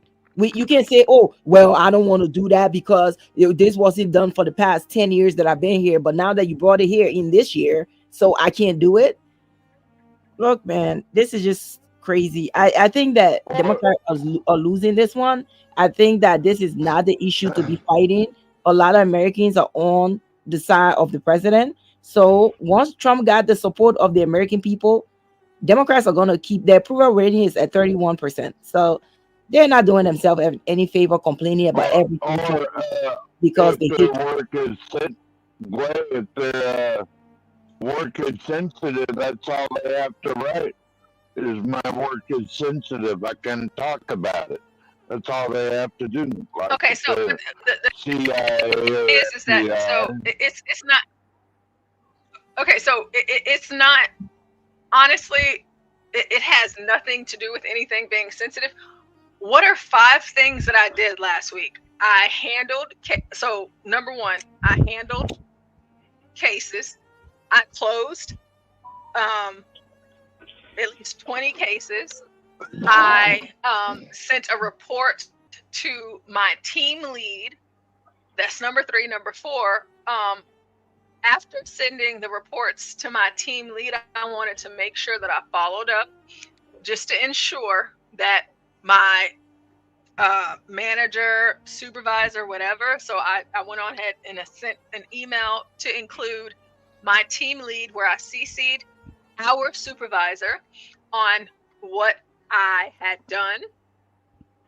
And the 5th thing that I did was I ensured that my teammates were on board, and I clearly communicated what has been brought down to us, and I took time out to make sure that my coworkers responded to the email. You don't have to talk about nothing that is up security or anything like that. It's just very base level, and it's like they're making this more than what it is. Like, what did you do last week? I worked. A lot of these people are just lazy, Portia. That's all that is. They don't want to do nothing. And that's exactly what it is. That's And what they're making it a big deal because it's the Trump administration asking for it. If this was Joe Biden, we wouldn't hear a peak. They'd probably be praising him and saying how he's doing a good job. And oh my God, let's do this. All this stuff is just because it's Trump. That's all that is. That's it. There's nothing else to it. And yeah. So the Democrats complaining about all this stuff. They're complaining about Joe Biden is worse. Some of the people he picked for his cabinet were just horrific. But all of a sudden, they're complaining about Trump picks. They're complaining about sector government oversight. does that all the private sector does it all the time. They want Yes, to that's know what I'm what you saying. The did. private sector does it all the time. Like you're not even like stupid to get online and talk. Most people that work in the private sector that has a social media are very careful of what they post, because your employer, that can affect your employment at that company depending on what you're posting, and they can fire you for that too. Yeah. So I don't understand the point, but like I said, I think it's just Thank because God I'm retired. it's Trump, so that's why they are angry.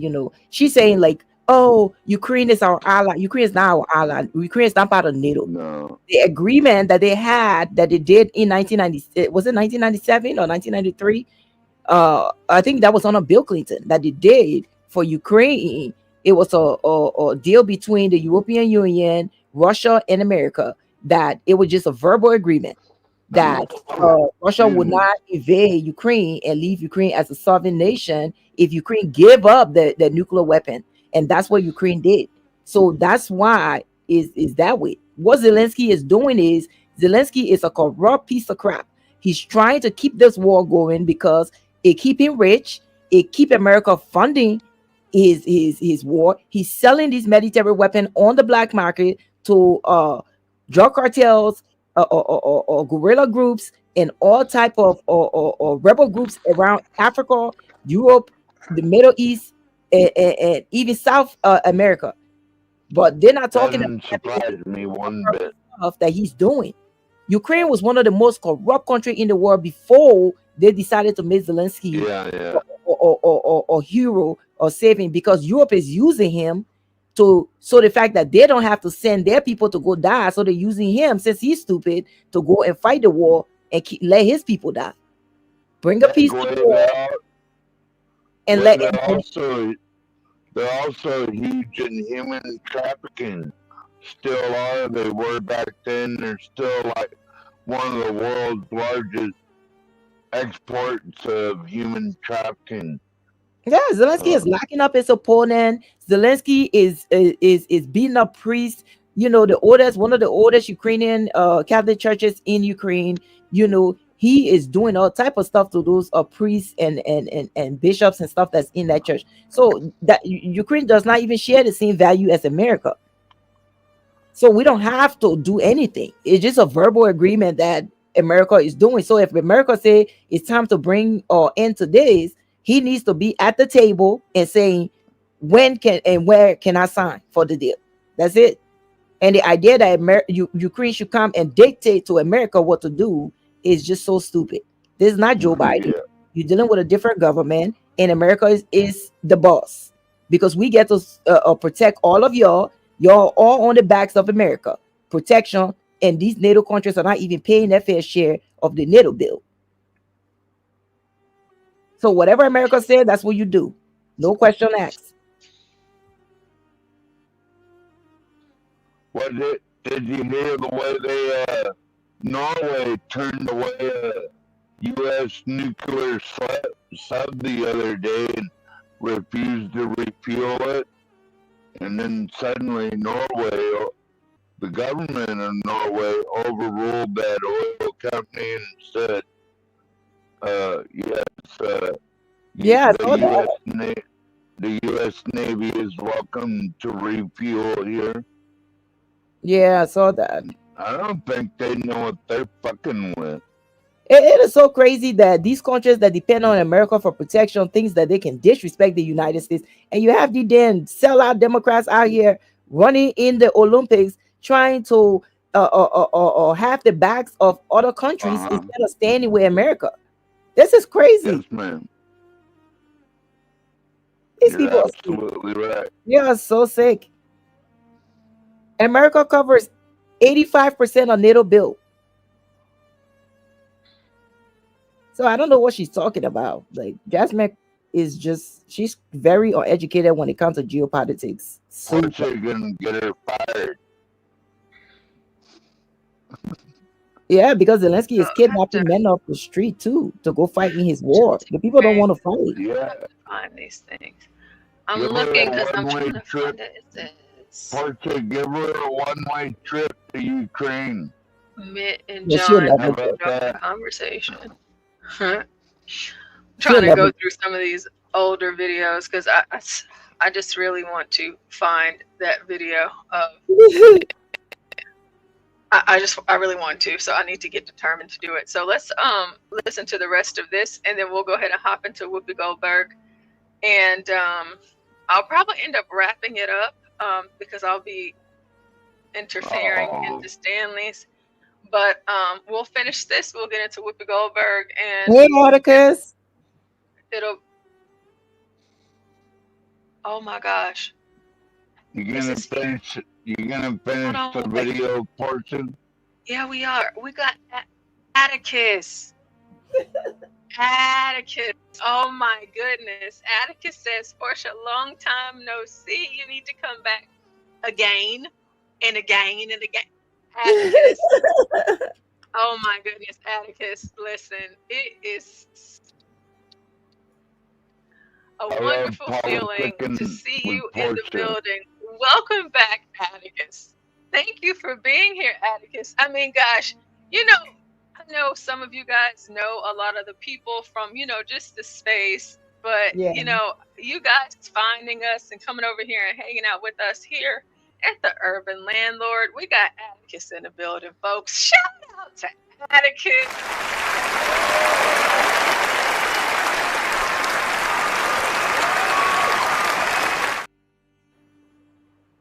It's because he deserves it. It is. Shout out to you, Atticus. I'm so happy to see you in the chat. you make sure you subscribe, Atticus, because hey, listen, we be here. We be doing this. You know, what we have here at the Urban Landlord Network, we have 5 hosts. We have 5 different shows. We have Gone Trucking with the one and only HB2N. We have Charting the Course with Get Crack. We have Stanley versus the World. We have Politicking with Portia. We have the Urban Landlord with John Galt. Hey, listen, we out here. We have our own little network where we all have our own shows.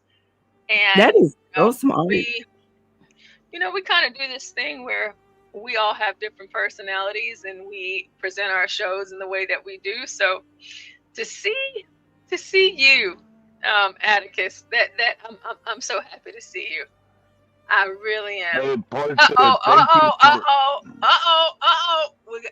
We got Solid Snake. Hey, Oh my God. Snake. I love Solid Snake. You know he crazy. And whenever Solid Snake and 12th Man on the panel at the same time, listen. If Solid Snake and 12th Man on the panel at the same time, if you weren't drinking, you're gonna have to. So shout out to them. But let's get back into this video. You know, we love you, man. So much, too much. But let's get back to this. Oh, Gigi in the building. Cackling. We got Dwale. Habibi. Make it seem like she's important. We have Dwale. Hey, Dwale Gigi. in the building. Love you, Dwale. You know, and we don't want to leave Dwale out.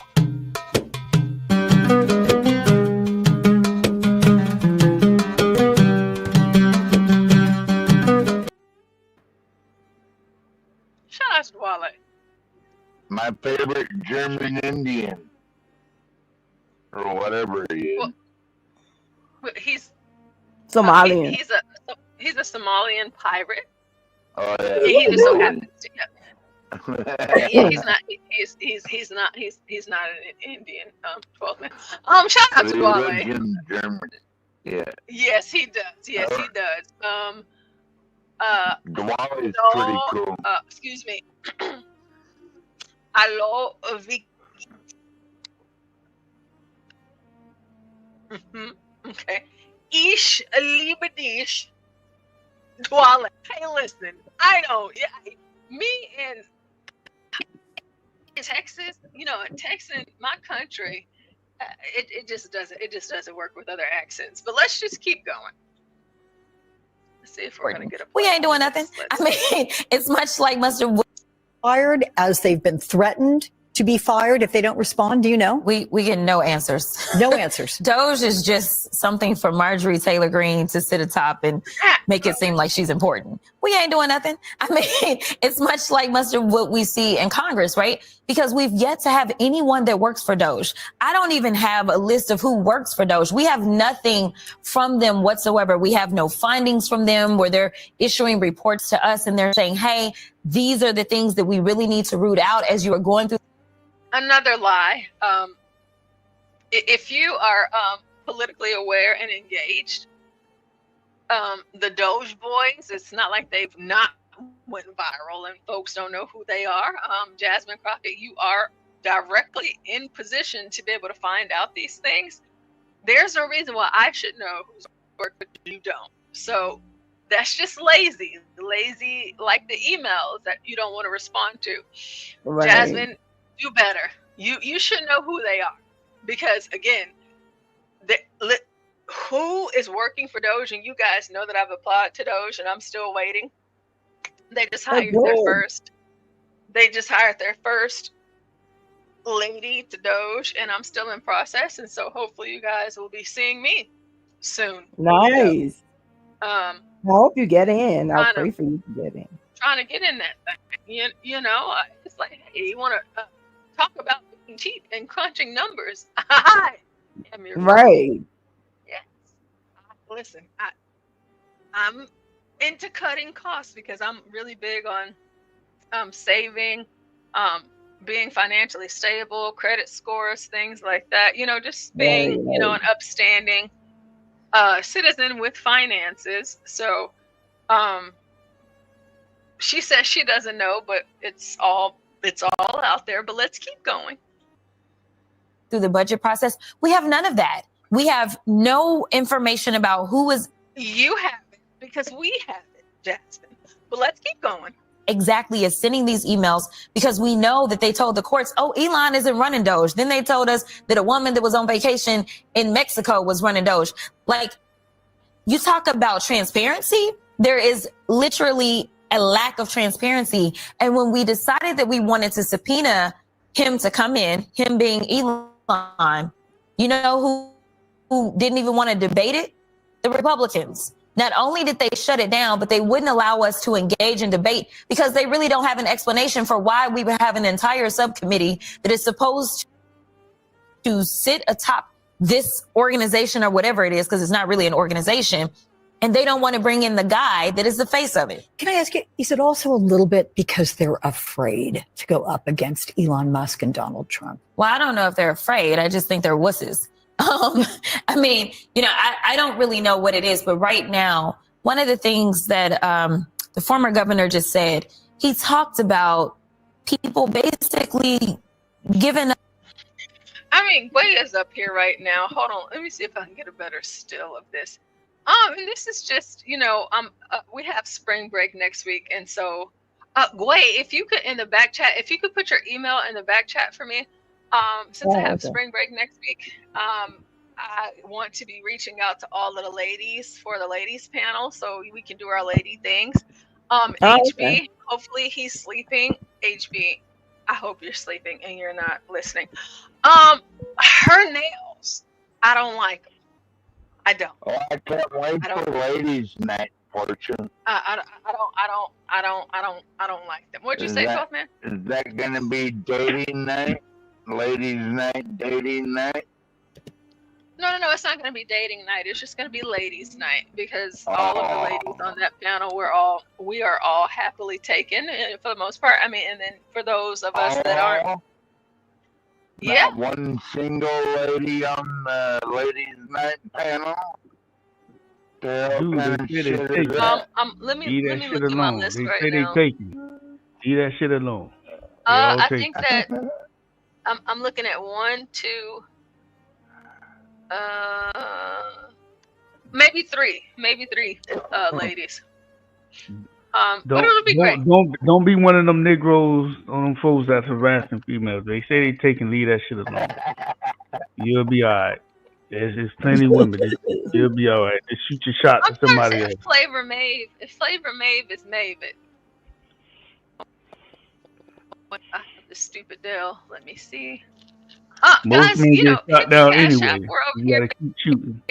making sure that we have the things running. We have some DG said. different software that we have going on, and of course, you guys don't see it because I guess it's not for you guys to see on the front end, but there are things that we have to pay for on the back end, and so anything that you can do to support that would definitely help. Hit the Cash App, hit the like. Thank you guys for being here. Let's just go ahead and wrap the rest of this video up, and then we'll hop into Miss Seeley, Whoopi Goldberg. You know what it is, but right now, one of the things that the former governor just said, he talked about people basically giving up their rights and giving up their duties. I've said that they've castrated their constitutional duties. You've got Republicans that will only move, or as we used to say, jump whenever Donald Trump says jump or Elon says jump, and it's usually how high, right? Like that's what they're doing. They are not listening to their constituents. And I want to say thank you so much to each and every one of you that has shown up to those town halls across this country, because that's what it looks like to be engaged in a real democracy. It looks like showing up and making sure those that have been elected because of your votes start to listen to you. Girl, those are not I'll let Republicans. that be the last word. I love it that you're thanking the American people for doing what they are privileged, have the privilege to do. Absolutely. Jasmine Crockett, privileged to have you here in studio too. I mean, You're privileged. If that was a Republican on there, they would not even give them a chance to even respond. They would be cutting them up and all that. They just sit there and let that lady just lied through her teeth. We have Maven. Hey, Maven. It's so good to see you, Maven. It's been so long. Welcome back. He said, yes, that's me. Hey, Maven. Welcome back. Welcome back.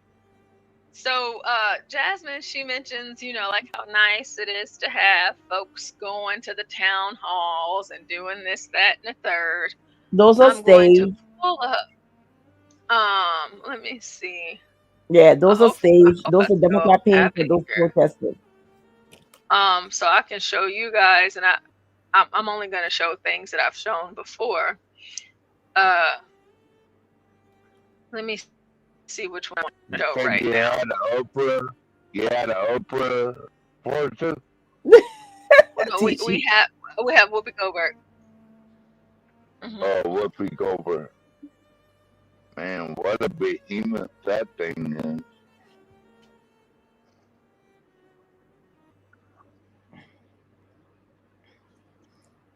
What the thing they say, like, don't get to know your heroes. Like, she used to be like one of my favorite actresses.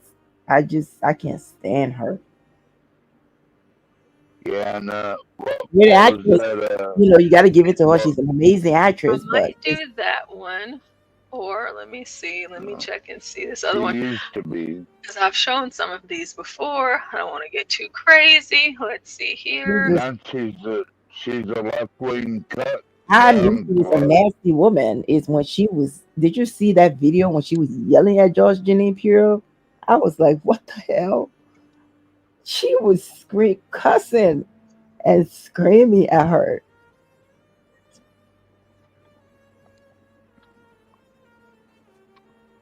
Yeah, I think she's outlived her usefulness. They're just mad because the Trump team is united. We're not deviating from the plan. They're sticking to the plan. And that's what they should do, because when Joe Biden was in office, y'all wasn't asking for any of this stuff. Y'all were loyal and to him. So Trump people are going to be loyal to Trump. The same thing y'all do. You see, Democrats like to do things, and then they think when it's other people, they shouldn't do what they do. It's like, no. If y'all do it, Republicans are going to do the same thing. Y'all are not in charge of the House or the Senate, so y'all don't have much, to do with that. What? Who watches the 5? Nobody. Nobody watches that early morning garbage. Which one? What? The 5.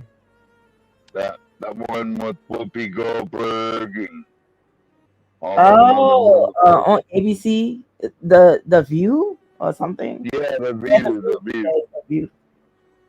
Yeah, I don't watch. I just see clips and stuff. I don't watch most. Nobody watches that shit. I just see, like if I see clips and stuff, I would just go and watch the entirety of the video just to get the context and stuff. But I don't watch it. yeah, no. I be enjoying I'd rather Scott Jennings be killing them on CNN. I'd rather watch Sean Hannity or something than watch those motherfucking cups. Yeah. Sean Hannity will be halfway informative. That's true. Like all they're just gonna bitch and moan about how The whole terrible time. Trump And is. they need to find a different strategy because that's not gonna work for them come the midterms in 2026. Is it 26 or 20? No, it's already predicted. Republicans will take. Play that one. I'm trying to figure out which one to play. Republicans are going to take more seats in the midterms. So we have. That's what's up. TG. Yeah, nobody watches I don't know who those people that watch the View. That is just a.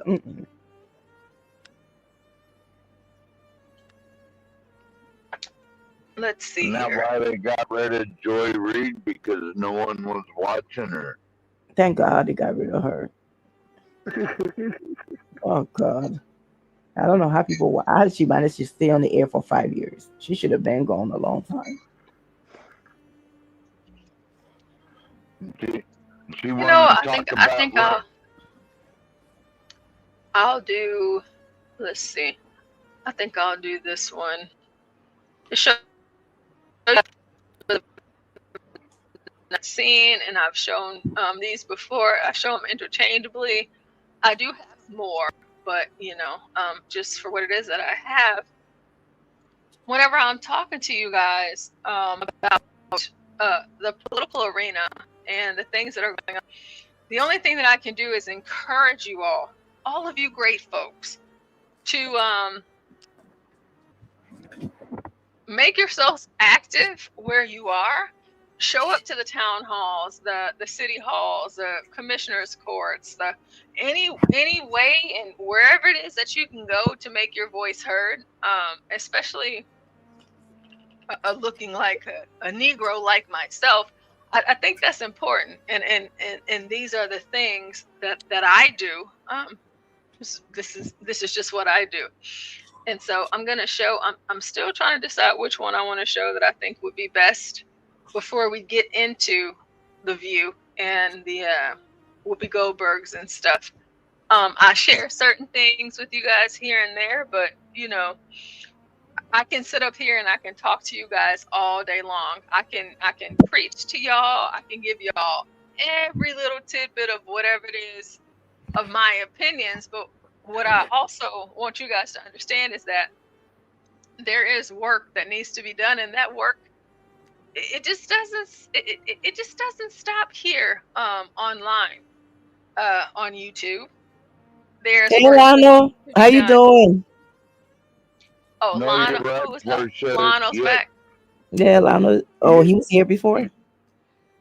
Portia, you have to show up to your Republican district meetings and endorse people or not endorse people or sanction certain people and all that shit. That's what it is to be a Republican. You have to show up and at least vote and at least be I think we can do this. I've shown this one before. Yeah, be a part of it. Be a part of it. And just sit online and talk. We gotta go to the meeting. Yeah, because you can't just. Yeah, this is correct. You are correct. You can't just. Again, that's going to be up to your discretion and how much it means to you, and what it is that you think that you might want to add. No matter what. And so I've played this one here before, so I can play it again. Sometimes you know, you gotta show up. And so, just an example, what is this, 2 minutes and 51 seconds? All you get is 3 minutes, and I took my 2:51. So, and this man right here with the mask on, this is duly federally nominated and way of the votes in the House and the Senate and even the Supreme Court. Our very black judge. Here at the time he wasn't, but he is now. So this is me at one of the hearings. Like I said, those of you that have been here at the Urban Landlord, you guys have heard this before. But that's me right there. Yeah, that so happens to be me. So whenever I show you guys these things, and whenever we're doing politicking with Portia, and it may seem like, oh my God, she's just talking all of this. No, I talk cash trash in person too. So let's take a look and see what I had to say here. Black lives matter, but only when a white person has something to do with it. And as proud as I am to be a Black woman, I don't need white folks that are cloaked in the armor of white guilt to give me and my Blackness a history lesson. 1 year ago, I stood here in these halls, and a year later, it brings sadness to my soul to see that while so many claim to be progressive, I've yet to see any progression. What on earth does police brutality and institutionalized racism have to do with 287G and the lack of advancements for colored people when I stand before two Black commissioners? Does racism prevail if I'm standing here looking into the eyes of two highly esteemed Black commissioners that were favorably elected into their seats? In full support of Sheriff Wayborn, alongside 287G, I ask that you keep this bill in place. Keep it in place, amen. Keep it in place. So what's happening here is at the commissioner's court, there's two Black commissioners singing, "Woe is me. Oh, woe is me. You know, the Negroes, they just can't do it." No, it's not going to work. I have two Negroes standing before me right now. And y'all have me in here listening to all of these illegals come in and tell me about they daddies and the deportations and this, that, and the third. I ain't got time for that. And I'm not trying to hear that because, listen, y'all don't advocate. I ain't been in not one, and I go to all of them. Like, I'm so dedicated that I take off work as a teacher. I leave my kids to go and testify at these things because to me it is important that people know. When you have your folks like Jasmine Crockett, like she'll get up here and she'll, you know, pull and do this and do that and say this, that, and the third, but it's just like, nah, you know, I'm out here, and this is the work that I'm doing. And whenever we're talking about removing ICE from our prisons and our jails, to get these folks up here, we want to get you up out. We want to get you up out of here. This is what I'm talking about here in this clip specifically. I know many of you here have already seen it, but for those of you that have not, whenever I talk to you guys about, you know, my position, I'm an election judge, I'm a precinct chair, I'm on boards for, you know, different things here in my state. The only thing I can do is encourage all of you, whatever passion it is that you have and whatever that fire is in you, don't just contain it, right? That doesn't mean that you have to go full blown all over the place, this, that, and the third, but your voice can be heard and it can make a difference. And I'm going to play the rest of this. And in my playing the rest of this, I'll go ahead and let you guys know that, and my testimony, this one right here, as the final testimony, what we were able to keep 287G in place. And we have ICE in our prisons and our jails, okay? So, you know, these are the things that you want to do, because we can sit up here on these panels and we can talk about all of this stuff. And I don't mind sitting up here and talking to you guys about all of this stuff. But I actually go out here and I actually do this in real life. It's not a joke. Go ahead, 12 Well, I minutes before we finish consider this. you a true American patriot, Portia. Oh, Yes. for sure. I consider myself that as well. I do, for sure. I do. But let's see what else I had to say here. I don't think I got too crazy in this one. And it was just probably why this is the one I saved, because in some other ones, I ain't gonna lie, I did kind of go there. Because the one of the commissioners, she always talked about her crackhead mama. And on one of them, I actually spent my full 3 minutes talking about her crackhead mama. Now, see, don't look at this like, oh, she's being this and that. No. She told us about her crackhead mama. Nobody asked, but she volunteered that information. So, hey, if this is where you want to go, mama ain't on the limit. Okay? You brought it up.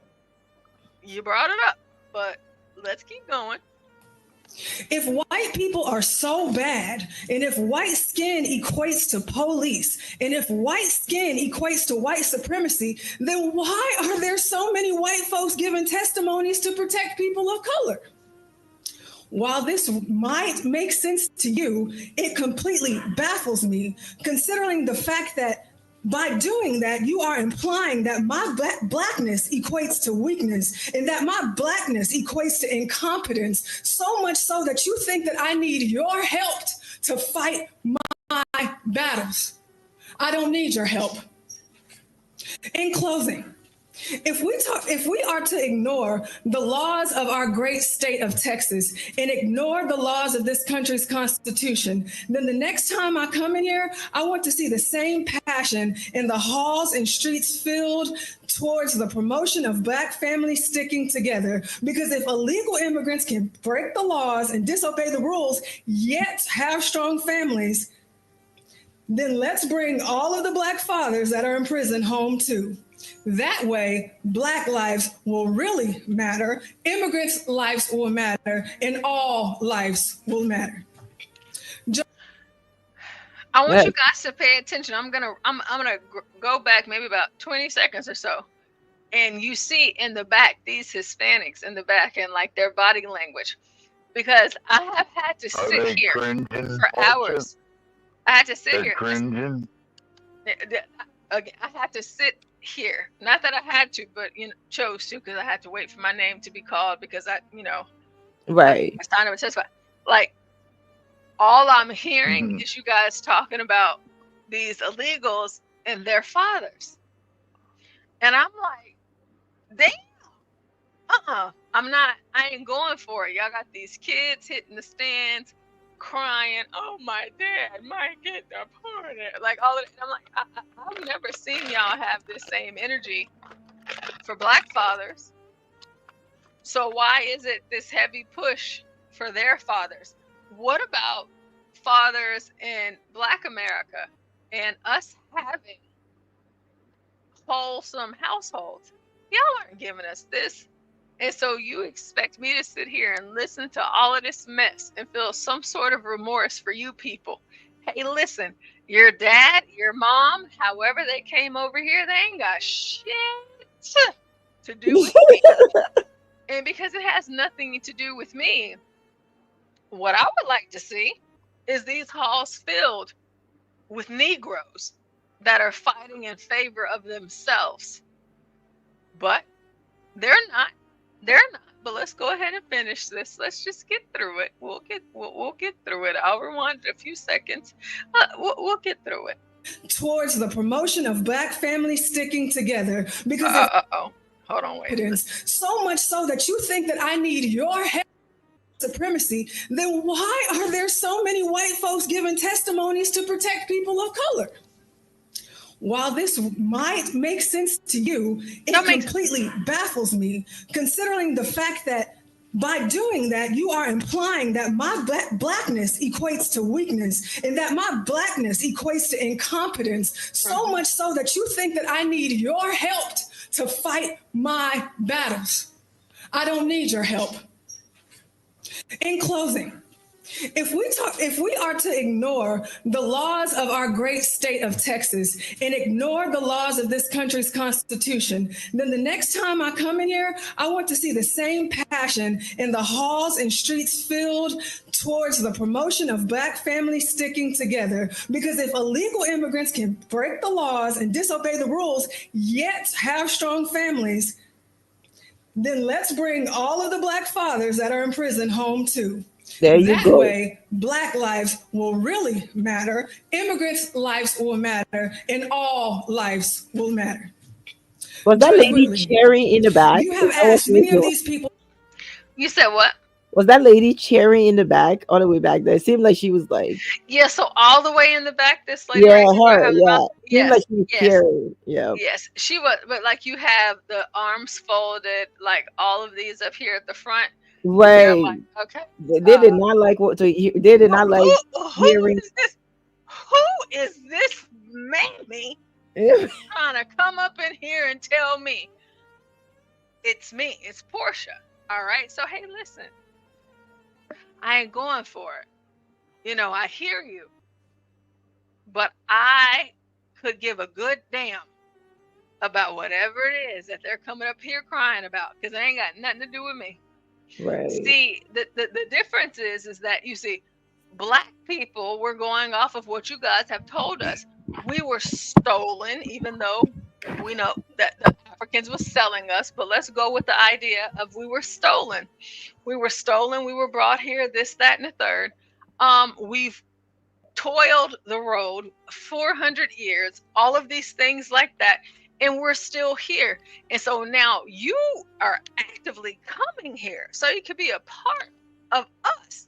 See, our argument, our fight, it's quite literally not the same. And so as I'm supposed to feel some sort of remorse for you and your family, and what they spoke about, the majority of what they spoke about was was fathers in the home and being stripped from their fathers. And I'm like, I ain't going for it. Yeah, so you guys can go ahead and get up out of here. And your father that you miss, go follow him. Right. These people broke the law. Go ahead, 12 man. When you're done with this one, can you play your RNC video, like the one where like he was pitching for Republicans? Remember, you were sitting in the chair and they did. Oh, why vote Republican? Yeah, I'll play that one next. All so right, I appreciate it. Yeah, I'll play that one next. Okay. That was you at your best, I think. Yeah, that was one of the ones. See, like, so that video, 12th man, for why I vote Republican, that was one thing, you know, and I got to say whatever it was that I said, but it's different in this setting. The setting that I'm showing you right now, like this setting. Yes, ma'am. This is what y'all are watching, right? This is real life. This is what I do. Yes, I'm a teacher full time, but come time for commissioner's court, oh yeah, at work, yeah, I'm like, hey, I won't be there at the top of the day, but I'll be there. Like I'll split my work day so I can be here, right, and then I can go back to work. And I know, folks, you got to go to work, you got to do all these things like that. And trust me, believe me, I totally understand that. I get that. But me, I'll take off work for this sort of thing because it's that important to me. And this is one of those times because we only have commissioner's courts on Tuesday with testimony. So Tuesday, weekday, work day. And I take off to be able to come and speak and quote unquote testify to these things. So we'll finish this and then I'll show you guys the video that 12th man is talking about, and then we'll hop back into Jasmine Crockett. In all lives, fathers that are in prison home too. In the halls and streets filled towards the baffles me, considering the fact that by doing that, you are implying that my blackness equates to weakness and that my blackness equates to incompetence, so much so that you think that I need your help to fight my battles. I don't need your help. In closing, if we are to ignore the laws of our great state of Texas and ignore the laws of this country's constitution, then the next time I come in here, I want to see the same passion in the halls and streets filled towards the promotion of Black families sticking together. Because if illegal immigrants can break the laws and disobey the rules, yet have strong families, then let's bring all of the Black fathers that are in prison home too. That way, Black lives will really matter, immigrants' lives will matter, and all lives will matter. Judge Whitley, you have asked many of these people to follow the rules by not screaming, shouting, yelling, and clapping. If they can't follow simple rules in a courthouse surrounded by law enforcement as well as authoritative figures with any type of respect, what on earth makes you think that they can follow rules outside of this building? Thank you. Yeah, thank you. They in here acting a fool. They acting a fool. Okay, and so we are supposed to have this said respect.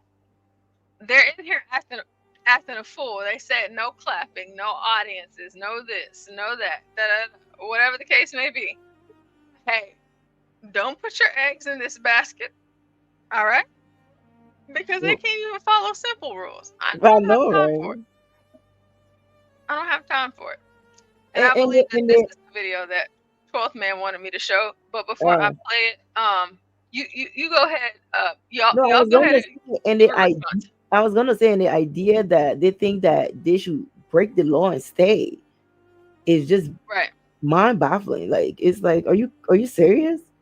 And the thing is, if you use the reversal, if you go into Mexico the first time illegally, you'll go to jail for, I think it's a year or 2 months or something like that.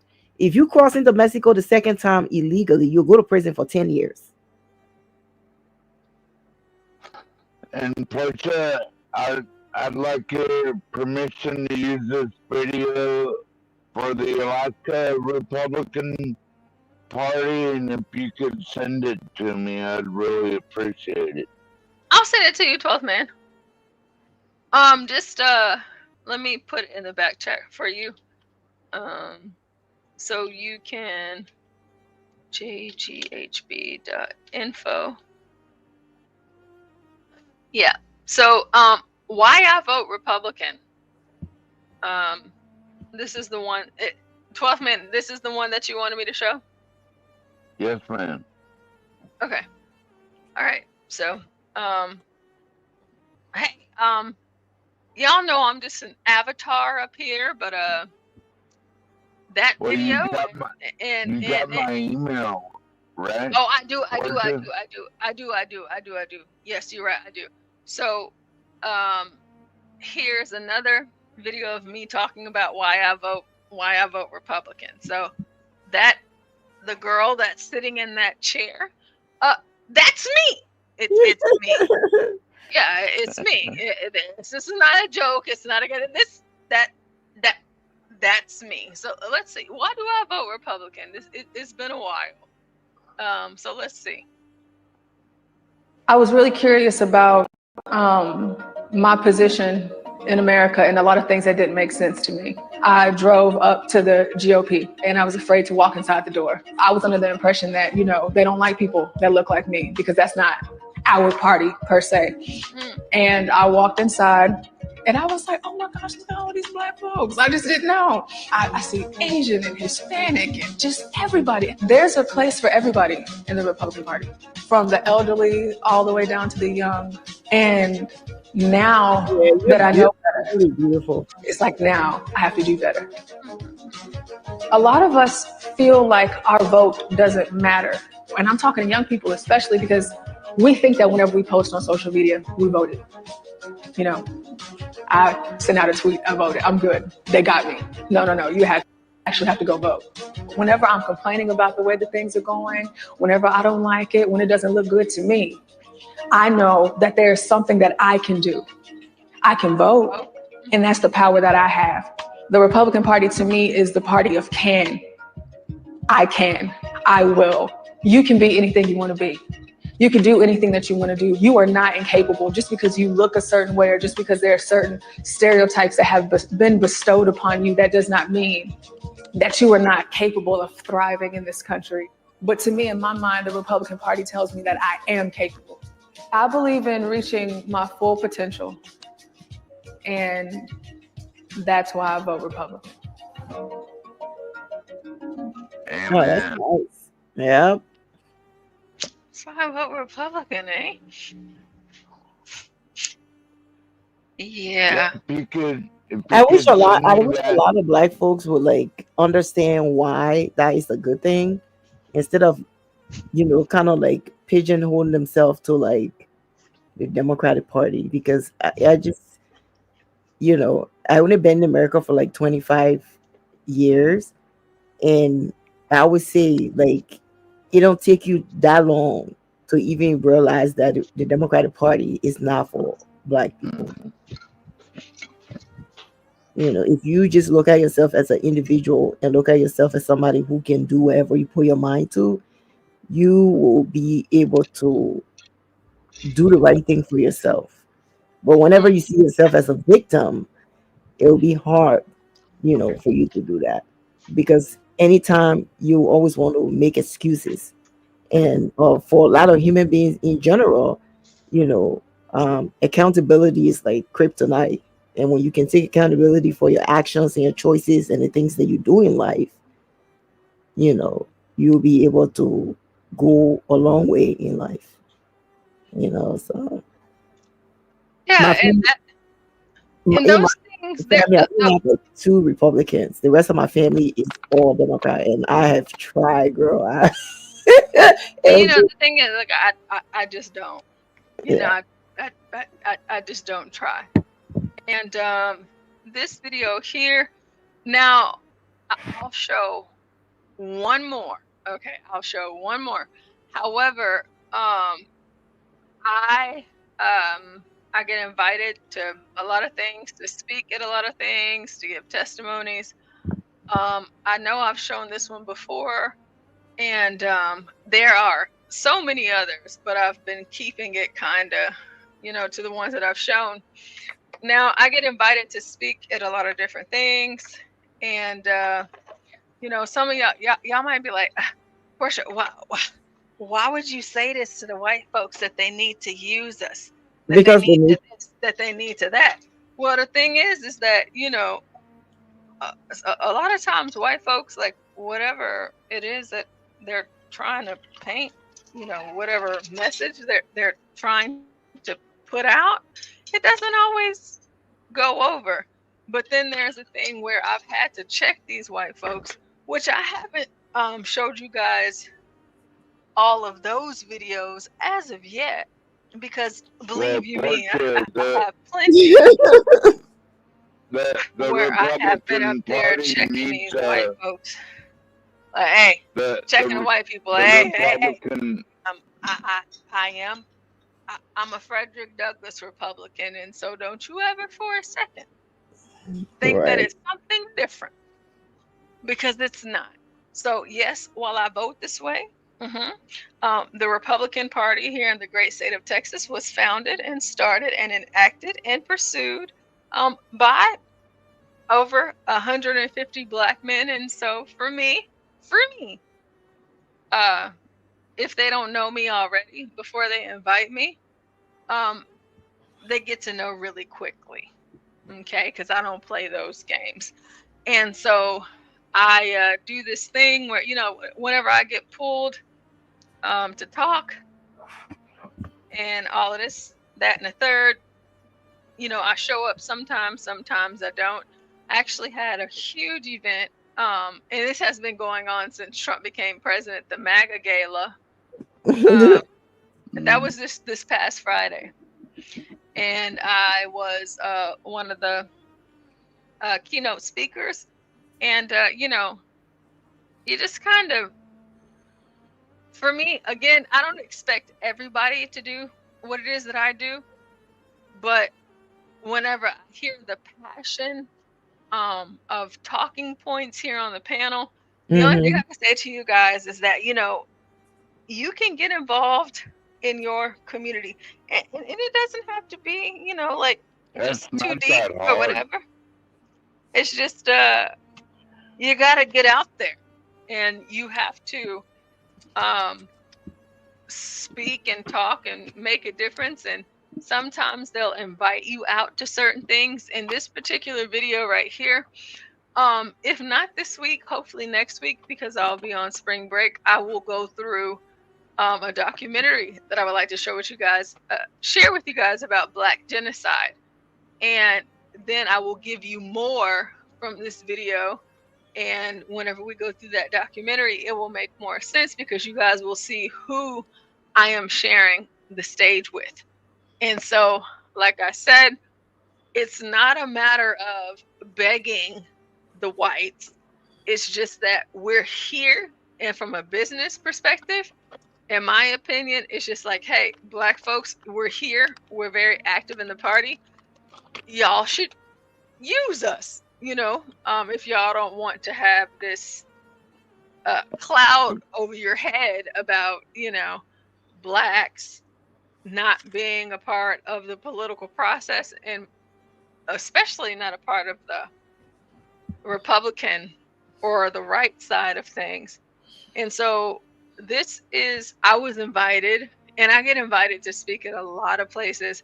Now, I don't always say yes. But the reason why I showed up here is because one of my workers, me as an election judge, this is her church and her community. And there's a particular county here in my neck of the woods where it is like so red that blue isn't even a thought. However, even being a Black Republican, and, you know, not even to make it about race, but in these instances, you have to, because that's kind of what they delude you to until you show them something different. And so this is me again. So y'all saw me in the others. Me again, and we'll go through it. Do they call you Uncle Tom, or what do they call ladies who are Republicans? Hey, Bob. No, they don't. No. These are 12th man. I'm speaking. So like at the commissioner's court, in like town halls, city halls, school board, it's, you know, it's not a political affiliation, but in this specific video, it is. You know, guys, the work is not easy. Do you ever get called names for being a Black woman Republican? Do people call you names over that? Yeah, sometimes. Yeah, they do. Some of them are very more so in the disrespectful, beginning. too. I did, but over time, you know, folks got, you know, to get to know me. Even the Negroes, you know, for them that have taken out the time to get to know me, because it's just like, y'all hear me say this, that, and a third, but at the end of the day, my goal is to further advance people that look like me. And that goal for advancement, when I say that, it's my goal that other Black Americans are further advanced to see themselves as Americans, and just not to limit themselves to their race. And so here we have me.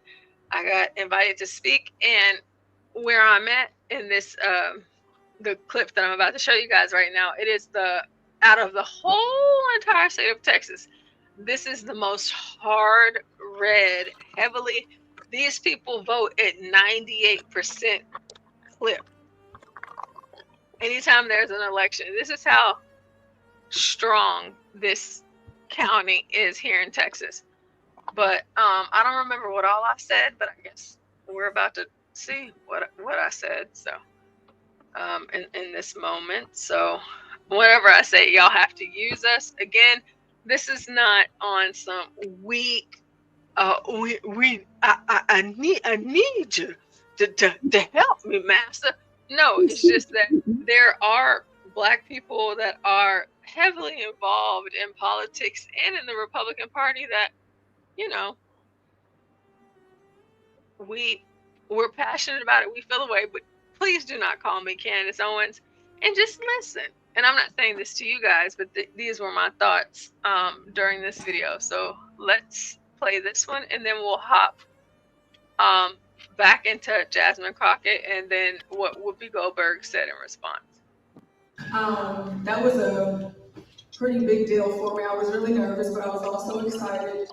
And because I only have a few minutes, I'm gonna say this, and it's probably gonna sound crazy, but I'm just gonna have to say it.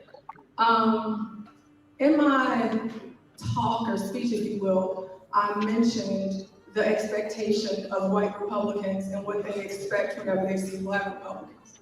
And I am always on the mindset that I'm not going to preach to white Republicans or give a good white people speech to white Republicans, and white Republicans shouldn't expect that from Black conservatives and from Black Republicans.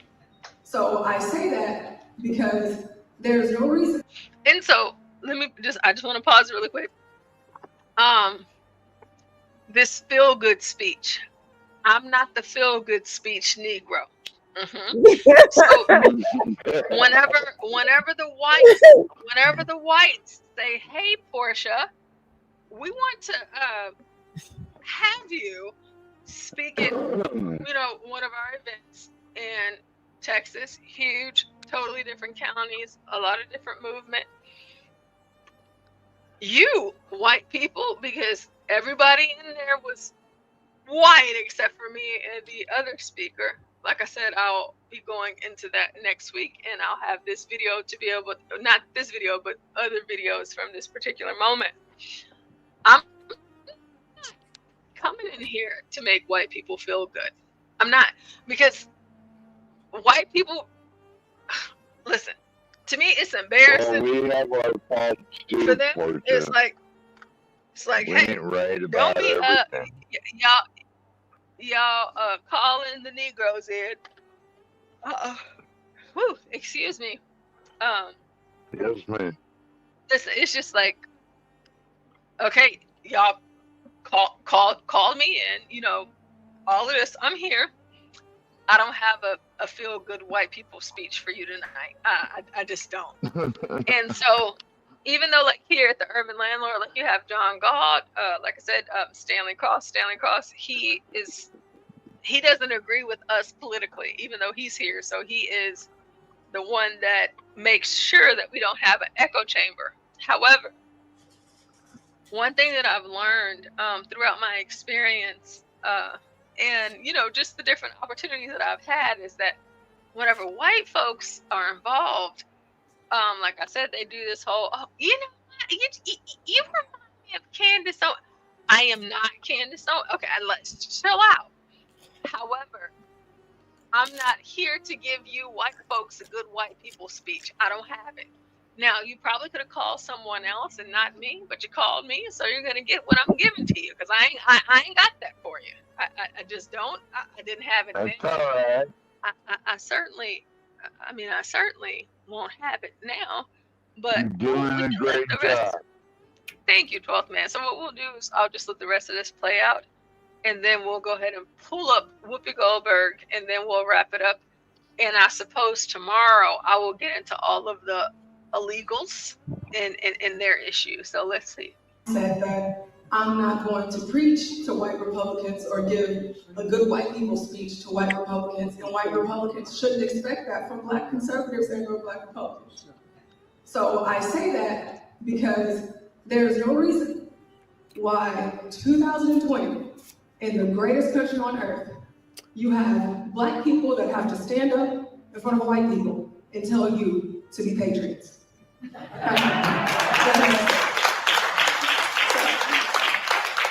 Yeah, and that's still my problem. Like right now, like even with the discussion from earlier, about President Zelensky and John. He was like, "Oh, I'm curious, and I'm curious to see about, you know, what the blacks are saying about this whole Zelensky thing." But me here in this moment, I'm like, y'all are white. Like, it doesn't make any sense. Like, you're white, so it's just like, what's the problem? It shouldn't take for a black Republican. Here I am. I'm froed out to the max. Clearly black. I don't know what it is you're thinking or expecting, but like, we should not be here doing this to help you guys get to a place to where we can take white out of it. But like, patriotism, you know what I'm saying? And it's just like, you guys have gotten super weak, and I'm with the games. I'm not with the games. White people and tell you to be patriots. See, they laugh, but it was true. That we are doing. And I believe it in my mind that because we are black, we are American, and we are conservatives, at this point, we don't have anything to lose. Okay, we've been through it all, we've seen it all, we've done it, whatever. But the only thing that I would like to say with my time is, we are here. You should use us. That would be smart. We are here because we want to be. We're not here because we're trying to impress you. We're here because we can offer something not only to this party, but to this country. It is very hard.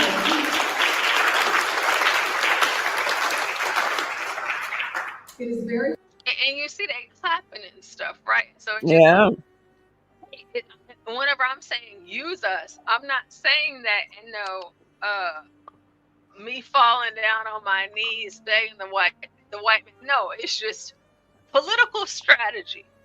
Because the left does that. And so now, while I'm not on the left, it's not just me. Hey, we're out here. And like I was saying a few days ago, a lot of white folks, their idea and definition and understanding of the Black American Negro is that they hear it, but, you know, and they see it, but all of us aren't Candace Owens, right? And especially me.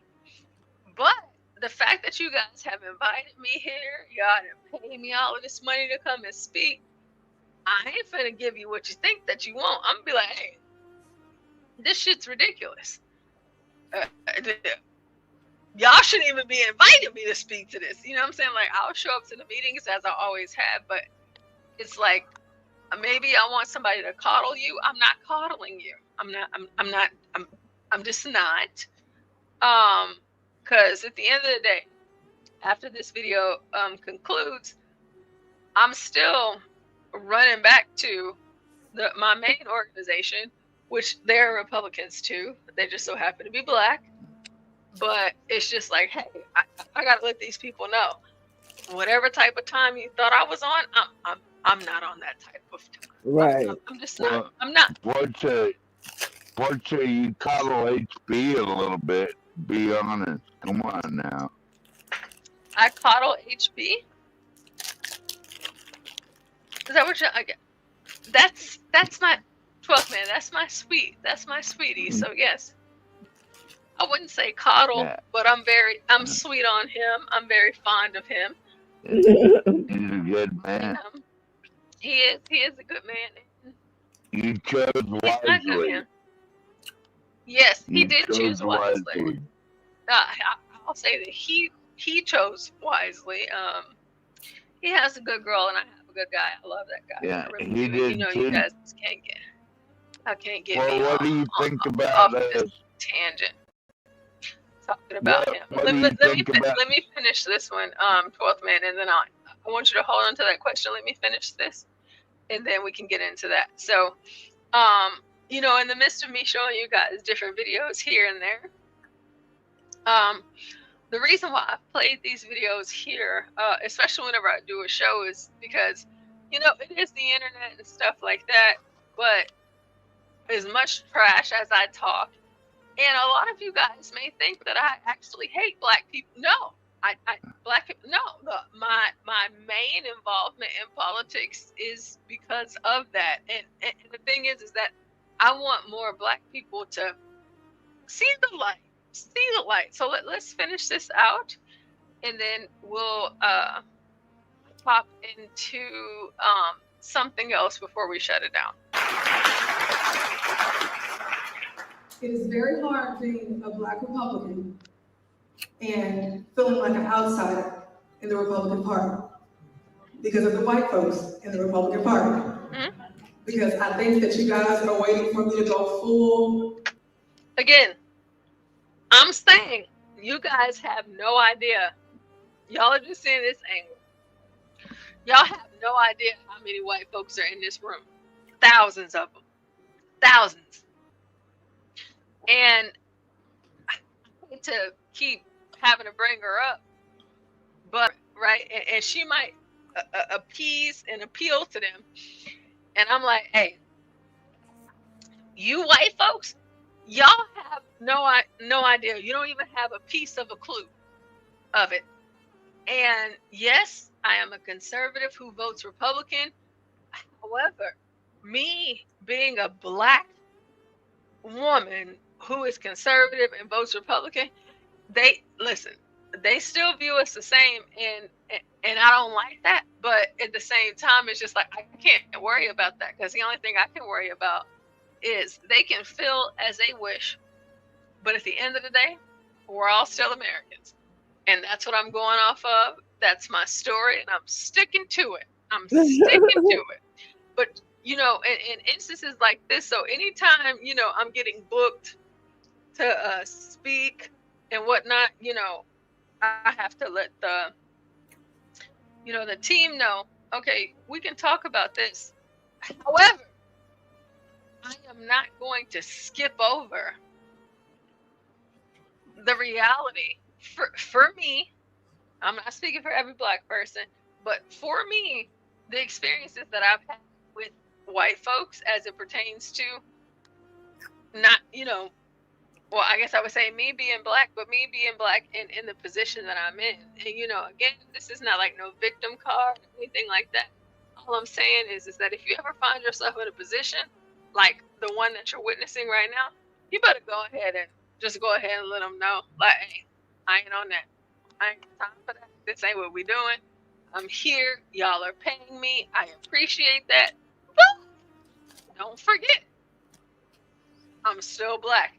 And also don't forget who you are, whose you are. Right. And don't ever let them remind you. I ain't going for all of that. And so it's just like I'm saying to these folks, as y'all are hearing, like, this is not what that is. We ain't doing that. I'm just letting you know. But we ain't doing that. I don't have time for that, right? Because of the white folks in the Republican Party. Because I think that you guys are waiting for me to go full. It is very hard being a Black Republican and feeling like an outsider in the Republican Party because of the white folks in the Republican Party. Because I think that you guys are waiting for me to go full, whatever it is, you know, whatever it is you guys expect. Whatever, I don't know what it is. But it's starting to get real tiring, and especially for a young millennial like myself, whenever I'm done, I'm just done. So I can only ask that whenever you guys have us at these events, and whenever you see us, that you respect our love for this country just as much, and to stand with us all together so that we can get this done. Thank you. Oh yeah, I gotta go to bed. I gotta get up in the morning. It was fun. Yeah, it's just like, hey, yes, good night. Please. All right. I'm about to shut it down here. Good night, 12 man. I'm about to shut it down soon. All right. And I'll get into the ice raids and all of that tomorrow. Let me check the chat. All right, I'll check back in tomorrow. Thank you, Gway. I love you. Thank you for coming. Okay, hey, Portia. Wale says I look Eritrean. Yeah, I've heard that a few times, but I typically get Dominican. Atticus, I love the energy. Oh, well, let me take that one down. Is Portia on T? Okay, let me take that down. Okay. Strength is the only way forward. Personal fortitude. Bob, we have Bob back in the building. Tom says, what county is this? Parker County. Parker County is the most hard red county in the whole entire state of Texas. Not Colin, Parker. We got Bob back saying good morning, even though he was just here. Lionel says, Portia, I don't have an afro, but I kind of look like you. Lionel, absolutely not. There's just no way that you could look like me. It's just not. It's not the same. Bob says, Portia, I so get what you were saying. Lionel says, Portia talks like she's about to start cussing. Hey, whenever I'm in these positions, Lionel, I would never. Okay, I just would never. My reputation where I'm at is it's really high. Okay, so like I don't get into all of that. So, but yeah. I'd like to show your video a while vote Republican to my local district meeting. Okay.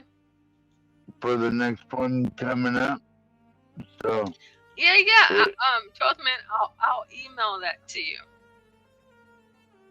Yeah. You want me to send you an email? That way. Yes, you can. Requested? Yeah. Go ahead. Please do that. Go ahead and send me that email. All right. I sure appreciate it. You know, the only way we're gonna grow this thing is by working together and shit like that. You know, and we need to let Black Americans know that the GOP is not yesterday's Democrat Party, which is the party of Jim Crow and the party of the KKK. We ain't about that. Like none of those Dixiecrats supposed to switch to being a Republican except maybe Strom Thurmond. One Dixiecrat switched to being so they've never changed. No, they never. No, they still want you to be on the plantation, basically. Mm-hmm. You know, that's what they're about. They don't want strong, wealth, and independent. They don't want you to be strong and wealthy and independent. They want you to be on the plantation. That's what they're about. Yes, that is true. And so, whenever I do politicking with Portia, it's only been the same videos that I show every time. I mean, I have others, but I haven't shown them yet. I just try to keep it, streamlined. So, we had a committee on redistricting, and I got so pissed off that I actually left, went to my car, got in it, and both of my moms, I have, my elderly, like HB says, like I have like my left parents and I have my right parents. And so I talked to both mothers, and it was always, as always, God did not put fear on you in your heart. And so this was about redistricting, and you had every single Negro, all of the Negroes that, crawled out from up under their rocks. For those of you that have seen this, sorry, playing it again. But I'm going to play this one. And again, as we go, on and on in time, I've shown you guys videos. In this one, I feel like in all of them I looked a mess except for why I vote Republican. However, hey, I'm just out here and I'm just talking. I'm talking. And unbeknownst to me, in the midst of my talks, and I guess after this one specifically, I think that's whenever I was like, oh, okay, So I can come out, I can talk, I can say this, I can say that, and it might change the decision on the way that they vote. So we'll get into this one, and then we'll go back to, let me see, where were we at? Oh, okay, so after this one, we'll get into a little bit of Whoopi Goldberg. Then we're going to go ahead and wrap it up. It is, oh my gosh, it is 1 a.m. HB will be coming back at 3 a.m. And then Stanley is going to get started here. So we'll go into this, and then we'll show some Whoopi Goldberg, and we'll go ahead and shut it down because I need to go to sleep. So here is me again. That's me. Looking a mess, my hair, whatever the case may be. It's mine. It's my hair. Okay, so let's get into it. I had no intentions on speaking, but I felt like I kind of left and I came back. But I wanted to put something on you all's mind that I have not heard yet.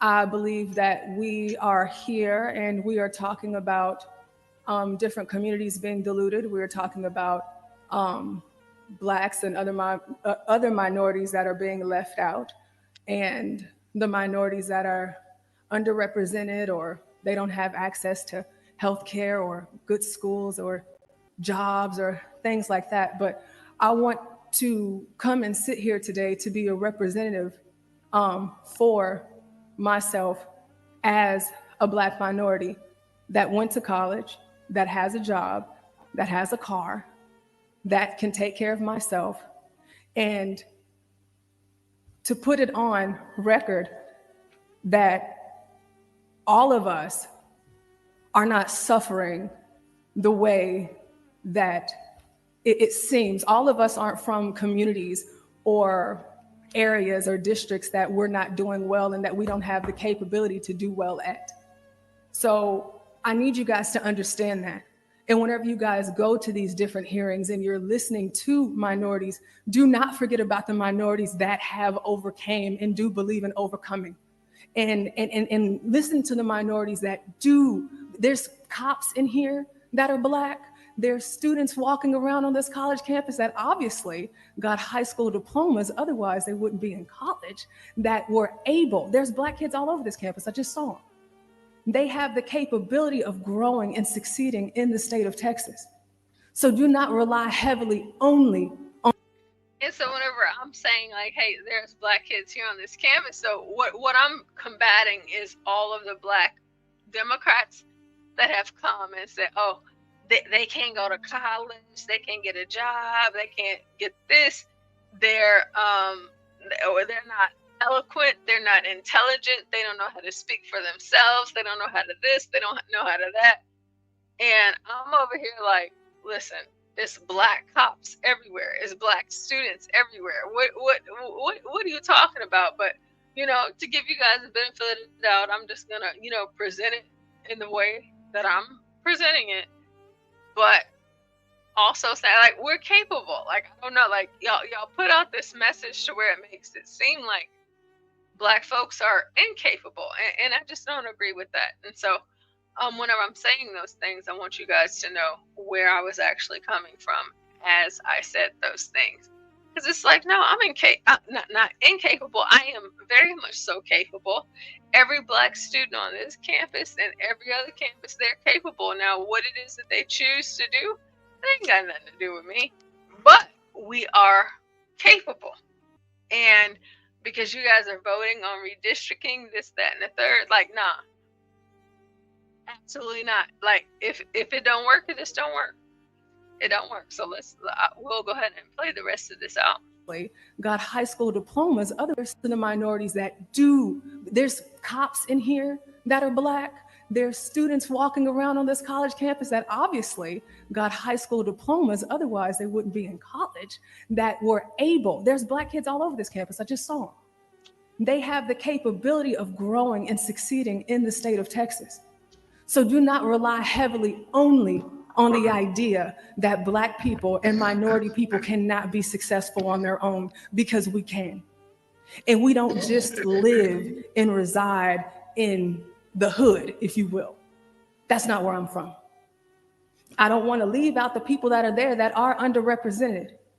But I have a strong feeling that a lot of us that are here today, either were there or we were from there, but we moved out, we got out. We have 2 Black Democratic county commissioners right now that were voted in. It's possible. It happens. We are capable. We are capable. And I just want you guys to know that whenever you guys are going to your other hearings, don't think that we can't do it, because we can. Minorities can. That's all I have to say. Thank you. Thank you. Yeah. We can't. Yeah, that's what we can do. We can do that. All right, like we can. And I've always hated that. Like it bothers me to my core. Like listening to these people say, "You can't," and it's just like, who can't? And it's almost hard to say who can't, because they're in these positions of power. And so the only thing that I can do, and what I encourage you all to do,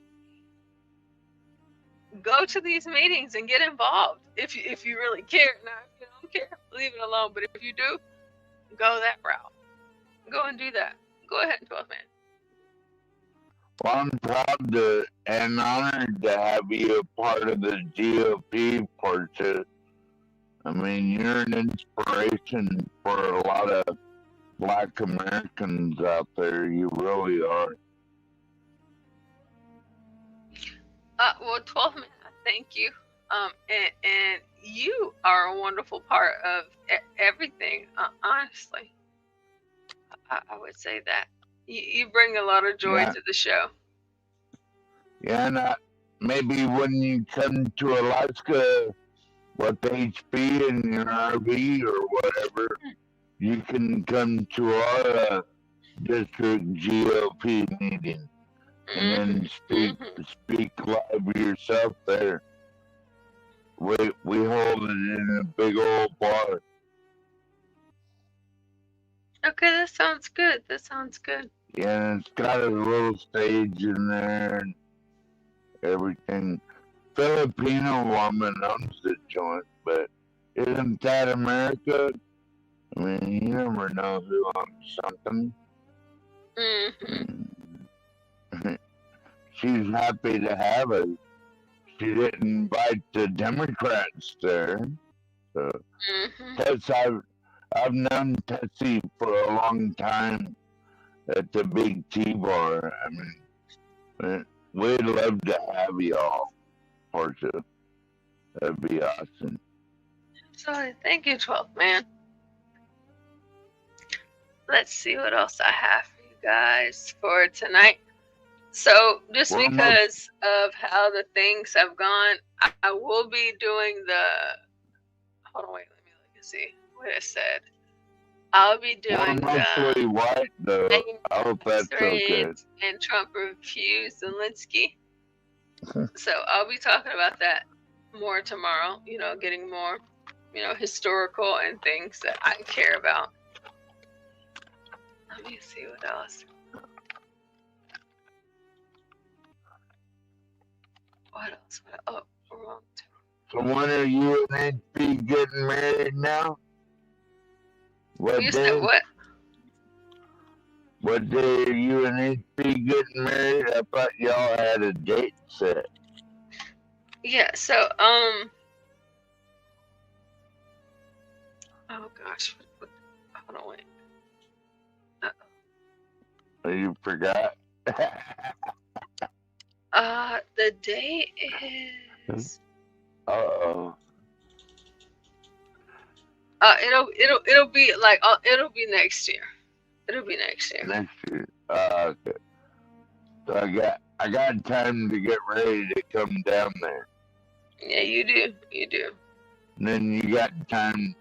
You and HB got time to come up here and see the otters and the whales and all that shit. That's the plan. Let's see here.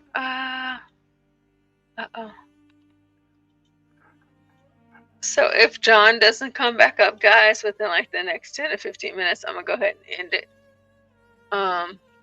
Because I'm sleepy. Tired.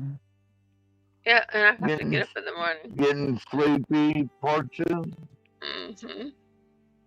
Need HP there to help you go to sleep. If he helps me go to sleep, 12th man, I'm never gonna wake up. So, but it's fine. So, you have all of these different clashes and stuff. Folks like Jasmine Crockett just talking all her trash. So, but before we get out of here, we're gonna listen to a little bit of what Whoopi Goldberg had to say. And as far as the ice raids and Tom Homan, tomorrow night, I will be taking a deep dive into that. So. Now I have to close my eyes if you're gonna show Whoopi Goldberg. I can't look at that for you. I understand. We'll just watch a few seconds and then we'll go ahead and shut the stream down up until tomorrow. So let's see what Whoopi had to say. All right.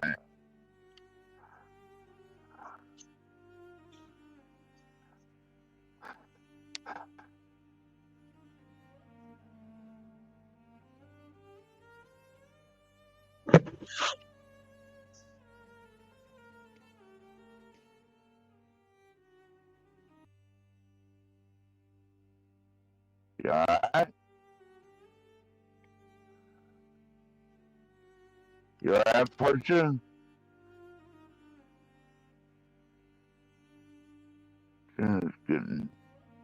She's real tired.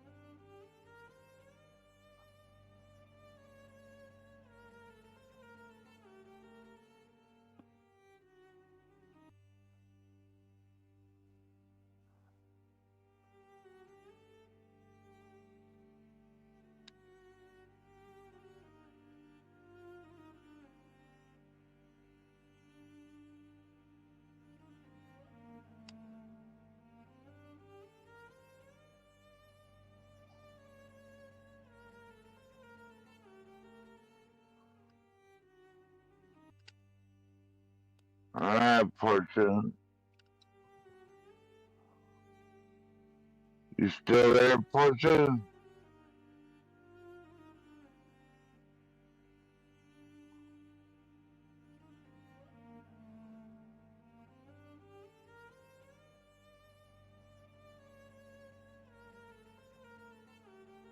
All right, well, good night, y'all. I'm gonna get off here and go study some economics or something.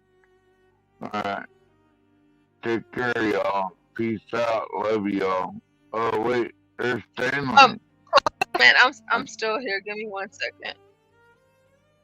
Is it this? Hey, Stanley. I'm still here. So Stanley's here now. So we will get into the ice raids and stuff like that tomorrow. I'm sleepy, so I'm about to go to sleep. So Stanley, if you go ahead and start your show, I'll end this show. And Okay. Hold on, wait, let me see if you responded to me so I can make sure that I have it right.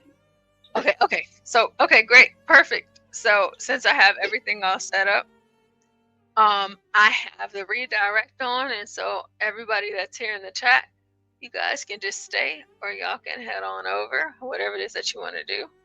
And Stanley is about to get started. And also Stanley, HB, he should be hitting the road around 3 or 4 a.m. So around 3 or 4 a.m. Eastern time, you'll see HB hitting the panel. Okay. Well, I'll be Stanley, then. how are you? Pretty good. Okay, good. We have Stanley in the building, folks. I love Stanley. We have Stanley. So Stanley, I'm gonna go ahead and literally, if you want to go ahead and start yours, I'm gonna go ahead and end this one and play the outro video to give you enough time to get started. So folks, you guys just stay tuned in. We have Stanley versus the world, Stanley Cross in the building. And the last thing you want to do is miss Stanley shows, because Stanley shows are really great. So I appreciate all of you guys. I don't know what happened to John, but something happened. Maybe he'll talk about it tomorrow, but we're going to go ahead and get up out of here. Well, I'm going to get up out of here, and Stanley is taking over. See you later. See you later, 12 man. So we're going to go ahead and in the stream, and Stanley, he'll be starting his stream. So I'll probably play a few videos while we're waiting on Stanley's show to start. Thank you all again. Yeah. Please hit the Cash App $ Portia J with the E at the end, and PayPal. If you guys look at the banner strolling across the screen, you will see. You know, I'm trying to get certain things paid for, folks, for all of the things that are in the background. So I thank all of you that have donated and all that you do. I truly appreciate you guys, and we are gonna head up out of here. Stanley, did you have anything you want to say? No, see you over there. All right, I will see you over on your show. So, you great people, good night, and we will see y'all on the next one. Oh, this is the greatest show in the history of shows. We brought that. Oh my God. Well, baby, shake it. Let's go. Let's go with that. Kamala, you're fired. Get out of here. You're fired. Biden is asleep. Kamala is at a dance party with Beyonce. Beyonce. Beyonce. Beyonce. Dance party with Beyonce. Dance party with Beyonce. Dance party with Beyonce. Dance party with Beyonce. Beyonce. Beyonce. Beyonce. Beyonce. Party with Beyonce. Beyonce. Beyonce. Beyonce. Dance party with Beyonce. Dance party with Beyonce. Dance party with Beyonce. Dance party with Beyonce. Beyonce. Beyonce. Beyonce. Beyonce. Party with Beyonce. Beyonce. Stop. Carry on. Dance party with Beyonce. Beyonce. Dance party with Beyonce. Beyonce. Dance party with Beyonce. Beyonce. Dance party with Beyonce. Beyonce. Beyonce. Hold up. Dance party with Beyonce. Dance party with Beyonce. Dance party with Beyonce. Dance party with Beyonce. Beyonce. Beyonce. Beyonce. Beyonce. Party with Beyonce. Beyonce. Beyonce. Beyonce.